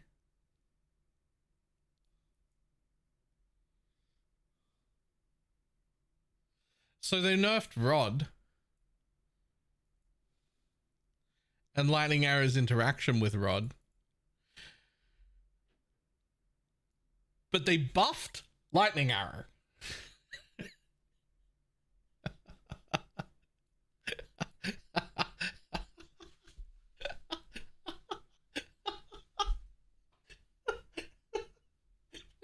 Lightning arrow.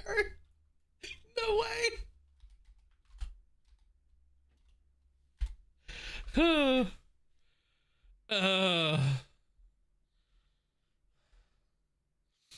Deadeye. Wind ward has been removed. Okay. Now requires cool shot. So can now apply 10 critical weakness, previously 5. Add new Mirage Deadeye. which grants the Mirage Deadeye meta skill. Mirage Deadeye, while active and firing ranged projectiles, will create a Mirage Archer that uses socketed ranged attacks for a short duration, then vanishes. You cannot create... Holy shit! Deadeye is so buff!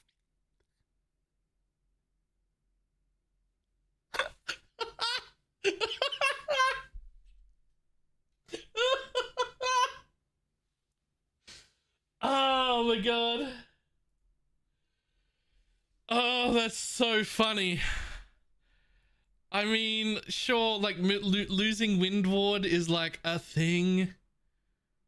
Where are you? Where are you?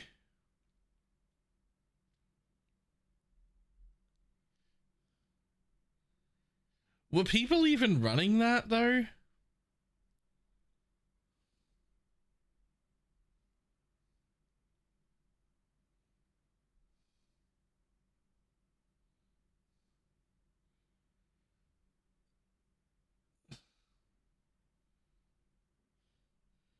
I don't even think people were running that. Yo, Deadeye got buffed, guys.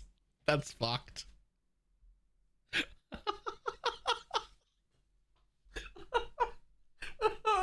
Oh my god. Both Lightning Arrow and Deadeye got buffed. Oh, that's so fucking classic. Oh. Yeah, Lightning Rod got nerfed. Lightning Rod got nerfed, which was a pretty decent chunk of your single target. So that we might have to like solve single target a different way. But whatever.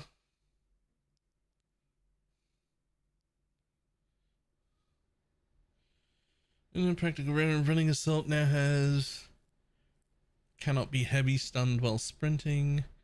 Added a new path. Holy! Added a new path seeker multi-choice ascendancy with the following choices. Path of the warrior can allocate passes from the warrior starting.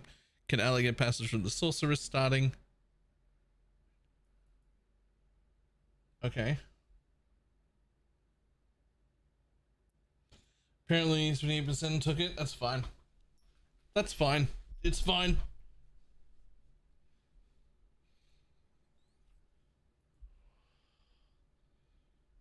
Traveler Wisdom now requires Traveler's Wisdom. Now instead grants attribute passive points offer. Now instead grants attribute passive skills offer additional options. 5% increased damage, 5% global defense, or cost efficacy. Wow. Wow. Okay, we're going to read through the rest of the ascendancy changes first because that's... Oh wait, here's Tailwind. 2% skill speed, 1% movement speed. Okay, so Tailwind got a little nerfed.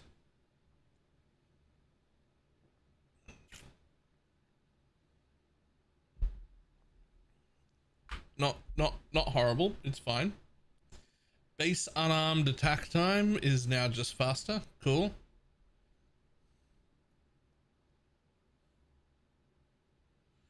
Modifiers to the number of enemies required to be considered surrounded can no longer be reduced below 1.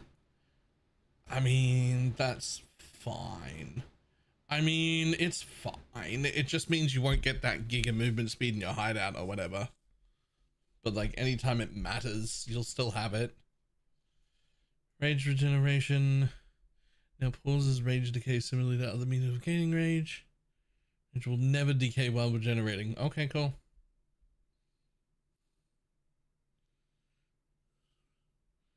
Just a new character, sure. Physical damage reductions from armor can no longer cause a hit to deal 0 damage. This is mostly targeted offenses where multi-hit hitting player skills could deal 0 damage to armored monsters at very low levels. In these cases, the hits will now deal 1 damage. Yep, OP.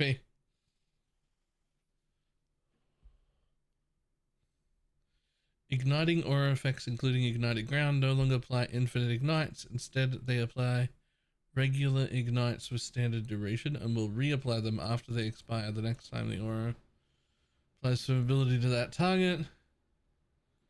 Okay, sure. Okay, so we read Deadeye, we read Pathfinder. Elementalist gets those things, which we need like specific details on. Now provides when you consume a charge, trigger elemental surge to gain 3 lightning surges. Sure. Now provides when you consume a charge, trigger elemental surge to instead gain 2 surges. Sure.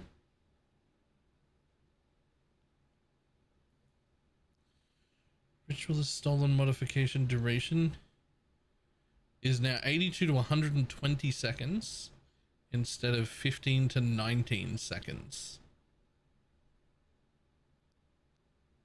And the quality is now plus 20 instead of plus 2.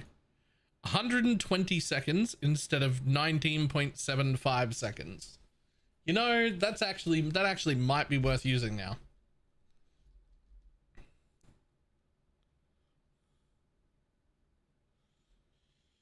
Imploding impacts now also grants fully broken armor you inflict decreases all damage taken from hits.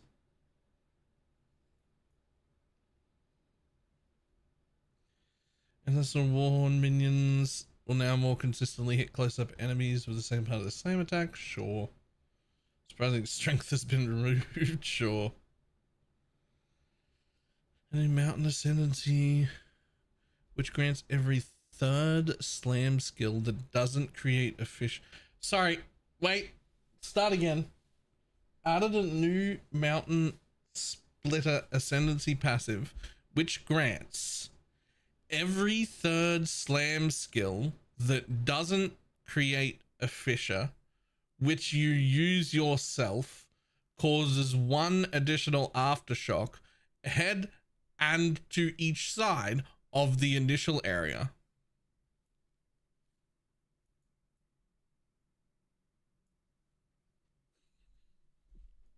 Okay. Sure. Yep.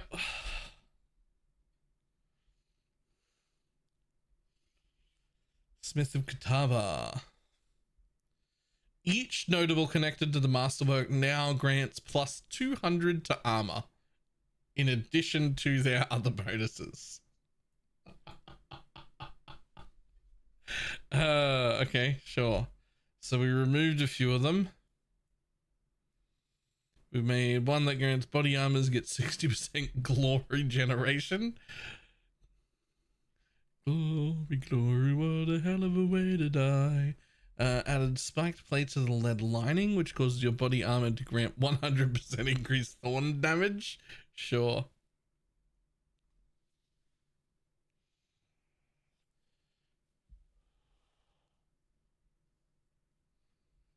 Tribute to whatever the fuck this is, which causes your body armor to grant 30% increased spirit. 30% increased spirit is quite a bit, actually. Now makes you completely crit immune. That's cool. Heat proofing now causes body armor to grant the bonus of being unaffected by all damaging ailments. Previously just ignite. That's cool.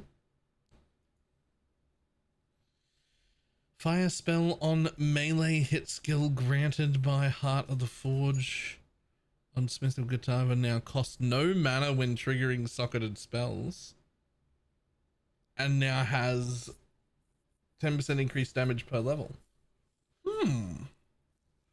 No mana when triggering socketed spells? Wait.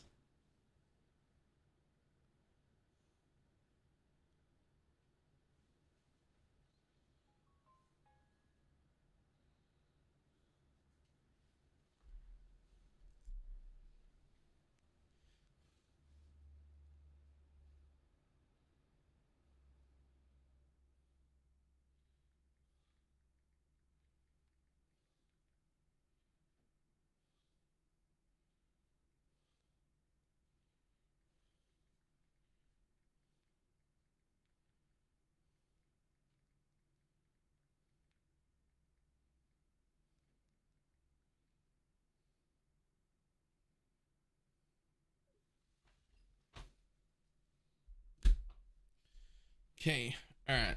Let's keep reading. The Templar weapon skill granted by now also costs no mana. Sure. It has a little bit more damage, whatever.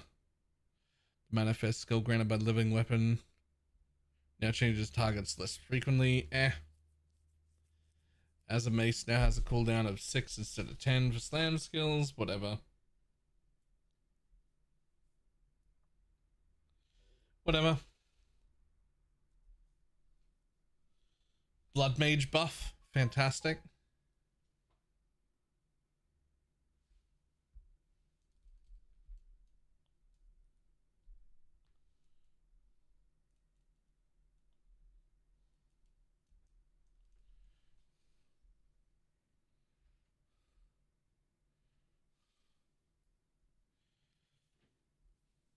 Blood Mage buff is cool, but just less life regeneration for things you curse.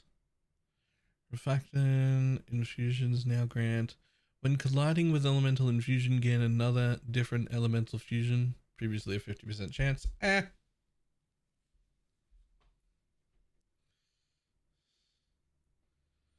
also grants can be collected by further away. Multiplying skill now grants +2 to limit of elemental skills, previously 1. That could be useful.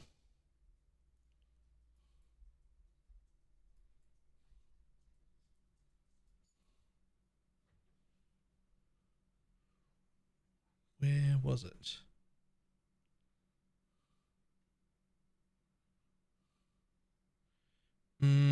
I mean, you still have to go through there, which is going to cause a hell of a... I don't know if that'll be used still, because there's a 4-pointer, it's a lot, but that is a lot of power. Granting limits to elemental skills is interesting. That could be something. Anything granted by Inevitable Agony, granted by, has been updated now, ignores curse limit. Okay, so that's the curse. It now causes cursed targets to take 50% of hit damage dealt to them while on cursed ground again when curse expired. Previously 20%, scaling to 33. So 50% again, but not until the curse expires, which is not ideal. And because it ignores curse limit, you can't make it expire by using a different curse. Like you can't. So that could be rough. Yeah, and just of the hit damage. Alright. Thermological Infusion now grants +1 to cold per 3 instead of 4. +1 to fire per 3 instead of 4. +1 to lightning per 3 instead of 4. Sure. Then we go granted Thermatological Dynamism granted by now generates a charge every 5 seconds, previously once every 8. Okay, yeah, listen, I'm gonna need you to generate like 5 a second so that I can actively play a spell totem build. I'll just as a gemling. Anyway. Articles Tactician. I'll just wait 30 seconds to cast the spell totem. Right? Spotting fire skill granted by Unleash Hell notable has been updated. Command fire death from above. Cooldown is now 20 seconds instead of 40. Now fires volleys every 0.75 instead of every 2 seconds. Now fires 6 volleys instead of 4 at 14 meters wide instead of 7.5. But the attack is now 736% instead of 1140.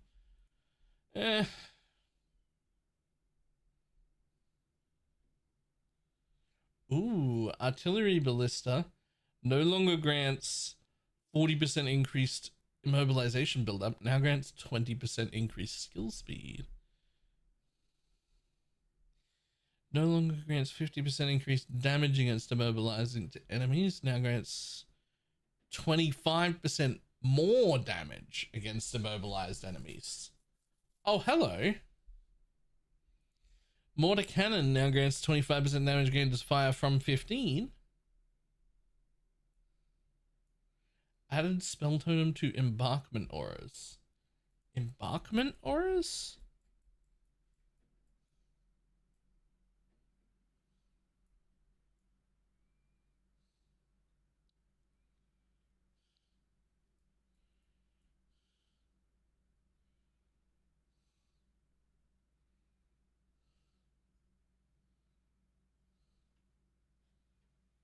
Grant embarkment auras. I don't really know what that is, actually.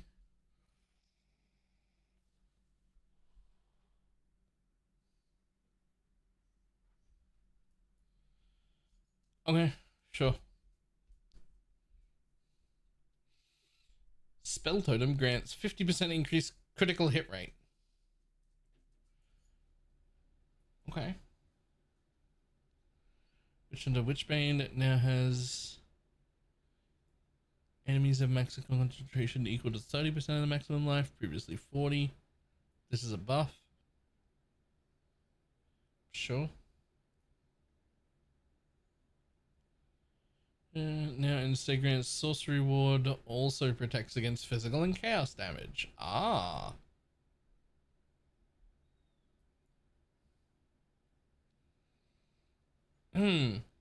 Good. And protect me from harm now grants 35% less evasion rating, previously 50%. Cool. The Soul Spring Eternal now has... The Soul Springs Eternal now additionally grants meta skills have 50% increased spirit reservation efficacy.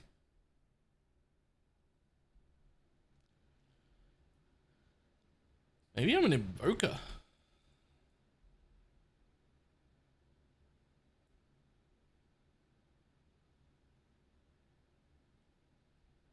Unbound Avatar skill granted by an actual mage has been updated and now has a cooldown of 12 seconds. Okay, what do you do?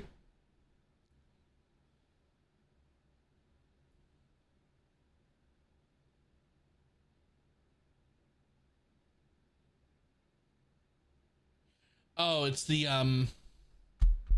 yeah, that thing. Cool.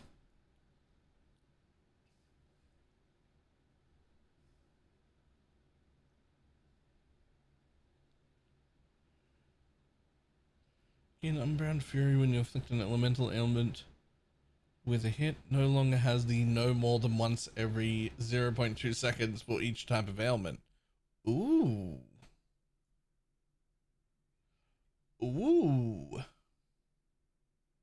Shocking and igniting now grant 1 instead of 2, but no cooldown anymore.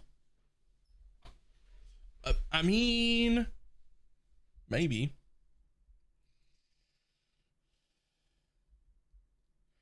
Okay, Embrace the Darkness now grants 10 maximum instead of 8, sure. Into the Breach Walking Red now gives just more leech 15 instead of 7. Flames now last longer, 8 seconds instead of 5. Created closer to the player as well. Okay, that's cool. Gas Void. Whatever. I don't know if this is gonna matter.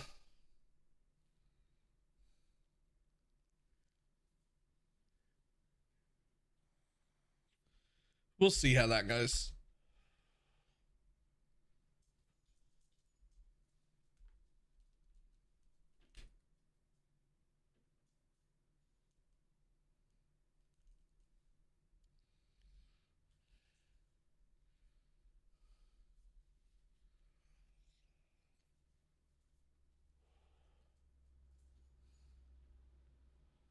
Well, Machination now has... Huh. Okay, well, that's all of those, so that's cool.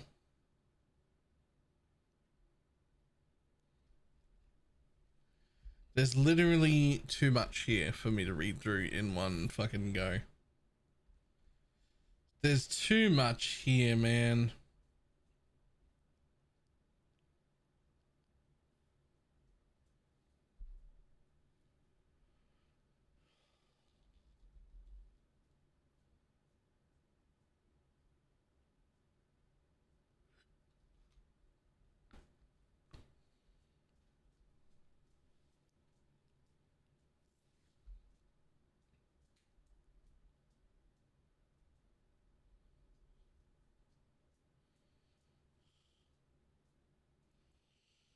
Dodge, it was a T1 sub.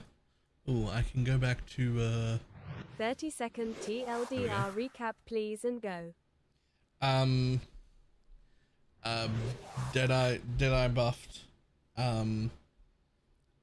Druid looks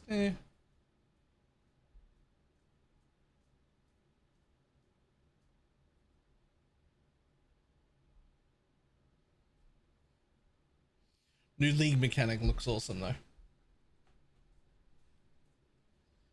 Deadeye buffed, yeah. Also lightning arrow buffed, but lightning rod nerfed.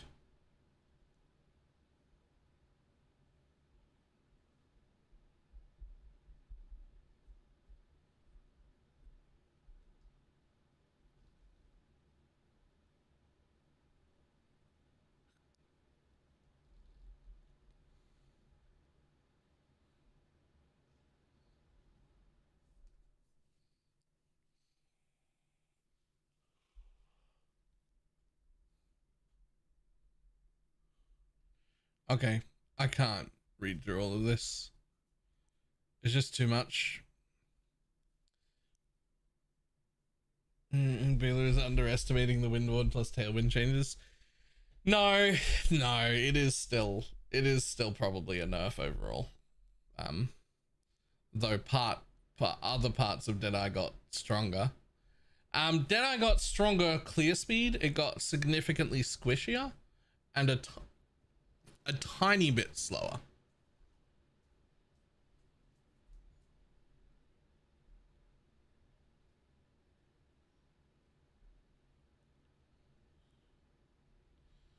And we're a single target. Yeah, sure.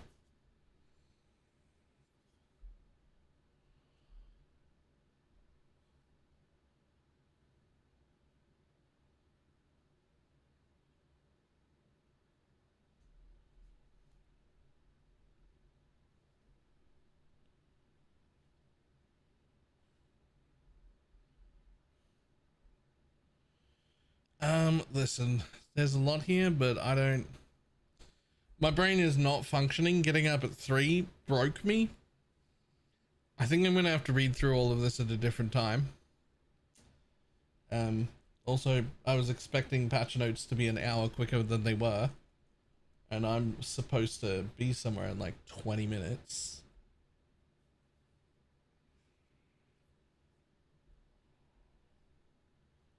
So I think we're gonna have to jump off and come back and have a good read through this with refreshed eyes.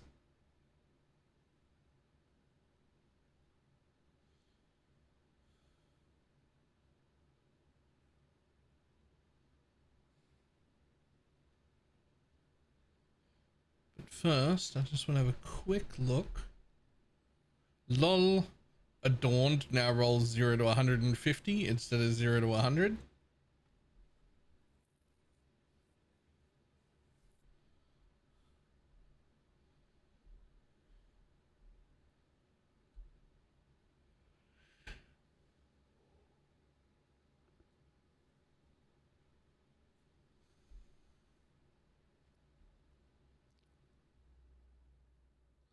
The Svalin now can roll to you take 0% damage from blocked hits. It was 15 to 20, it's now 0 to 20. Svalin super buffed. But also you have to get a really well rolled one.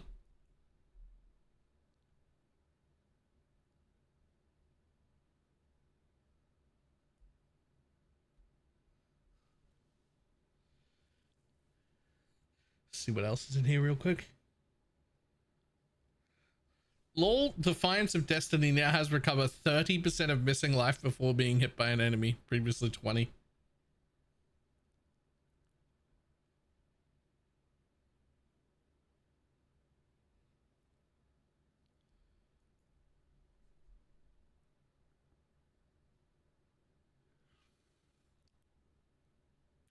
Doomfletch is now basically doubled, 100% instead of 50 as all elements. The Whispering Ice now has up to +7 levels instead of +4. But it has less % int and less damage per. Sure.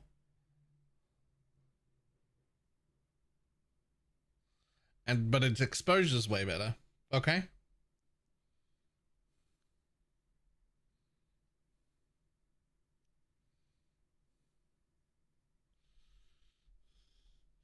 The Covenant now has skills gain 100% life cost, and now grants 10% of spell damage leached as life, previously 5%.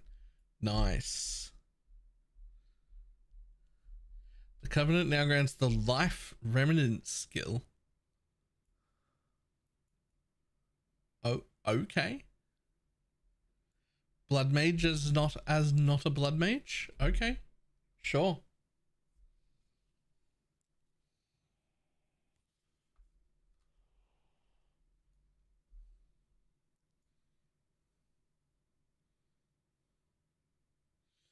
Cloak and Defiance now has 50% of damage taken from mana before life, previously 30.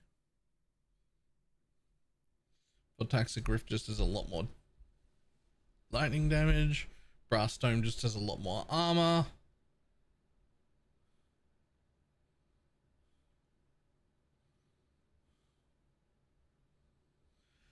Ghost Strike now has 35% of life converted to energy shield instead of 25. Fantastic. Cloak of Flame now has some extra maximum energy shield and 50% of physical damage instead of 40. Taken as fire.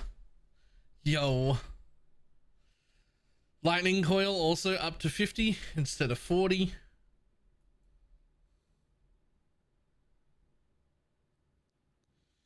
Oh, the Widow's Reign, the thing, has no damage taken for 3 seconds before it resets instead of 5.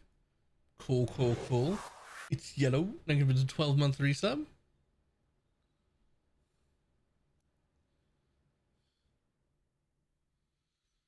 Culture of Crimson now has 15% increased maximum life, previously 25% reduced. Okay. Sacrosanctum now has 20% damage recoup instead of 10.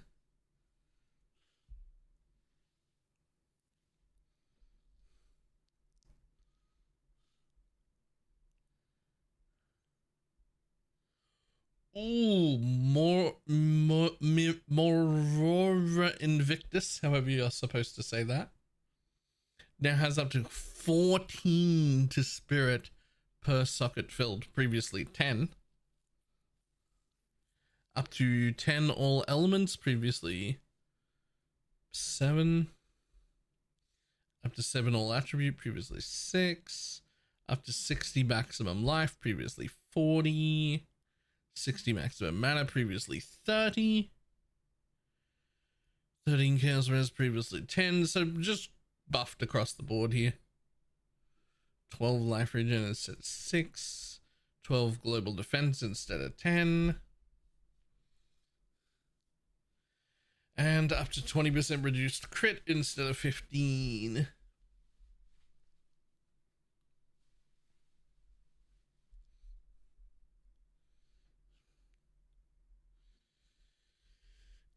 Sure.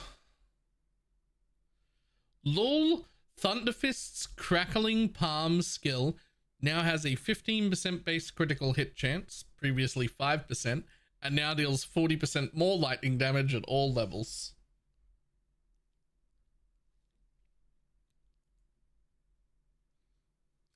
Queen of the Forest now has 25% increased movement speed, previously 0. And has 1% movement speed per 600 evasion rating, previously per 800. Capped at 50%, previously uncapped. Honestly, most people weren't getting more than about 80 total here, which they now need less evasion to get the 50, and it comes with 25 base. So like, this probably doesn't actually make you any faster. It just makes you the same speed roughly for way less investment.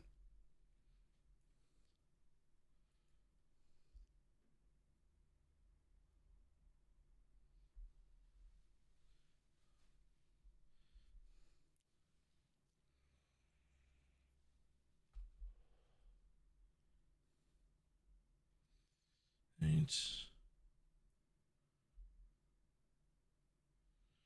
Lightning coils, something charge. Okay, cool. Whatever.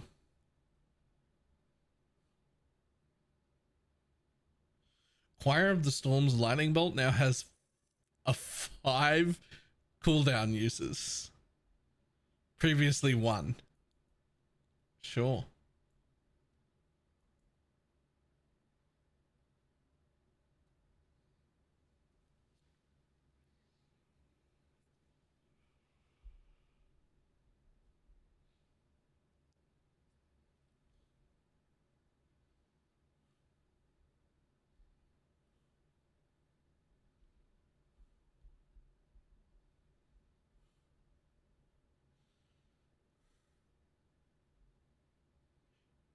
The Unborn Lich now rolls 4 desecrated modifiers, previously 3.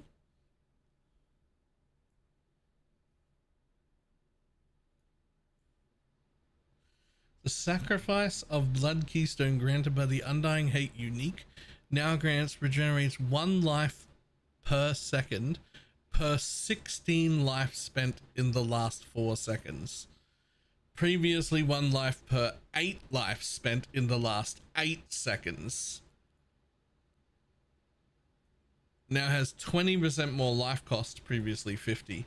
That is a humongous buff. No, sorry, nerf rather.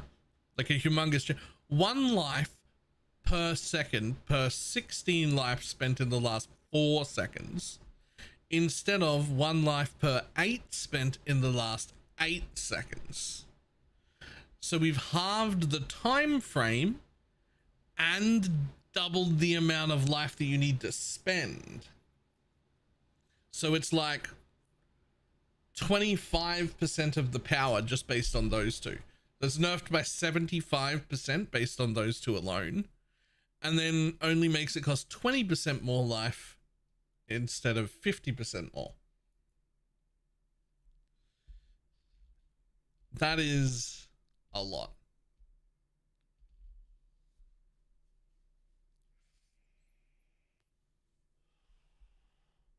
To be fair, that was fucking stupid busted. That was stupid busted. So honestly, that might even still be a little strong. That might still be like strong enough to use. Like it was that strong.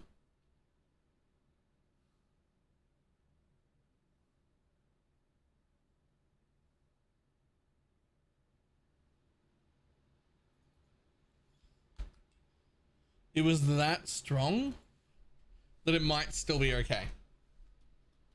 Alright. I got somewhere to be in like 15 minutes.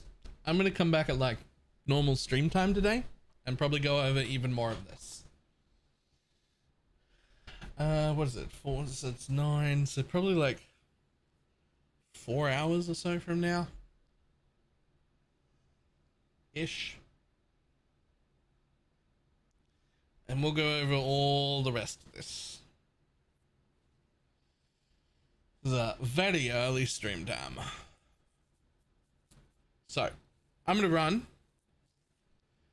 We're gonna have a good read through this whole fucking thing, but fresh eyes, I'll be back at normal time-ish.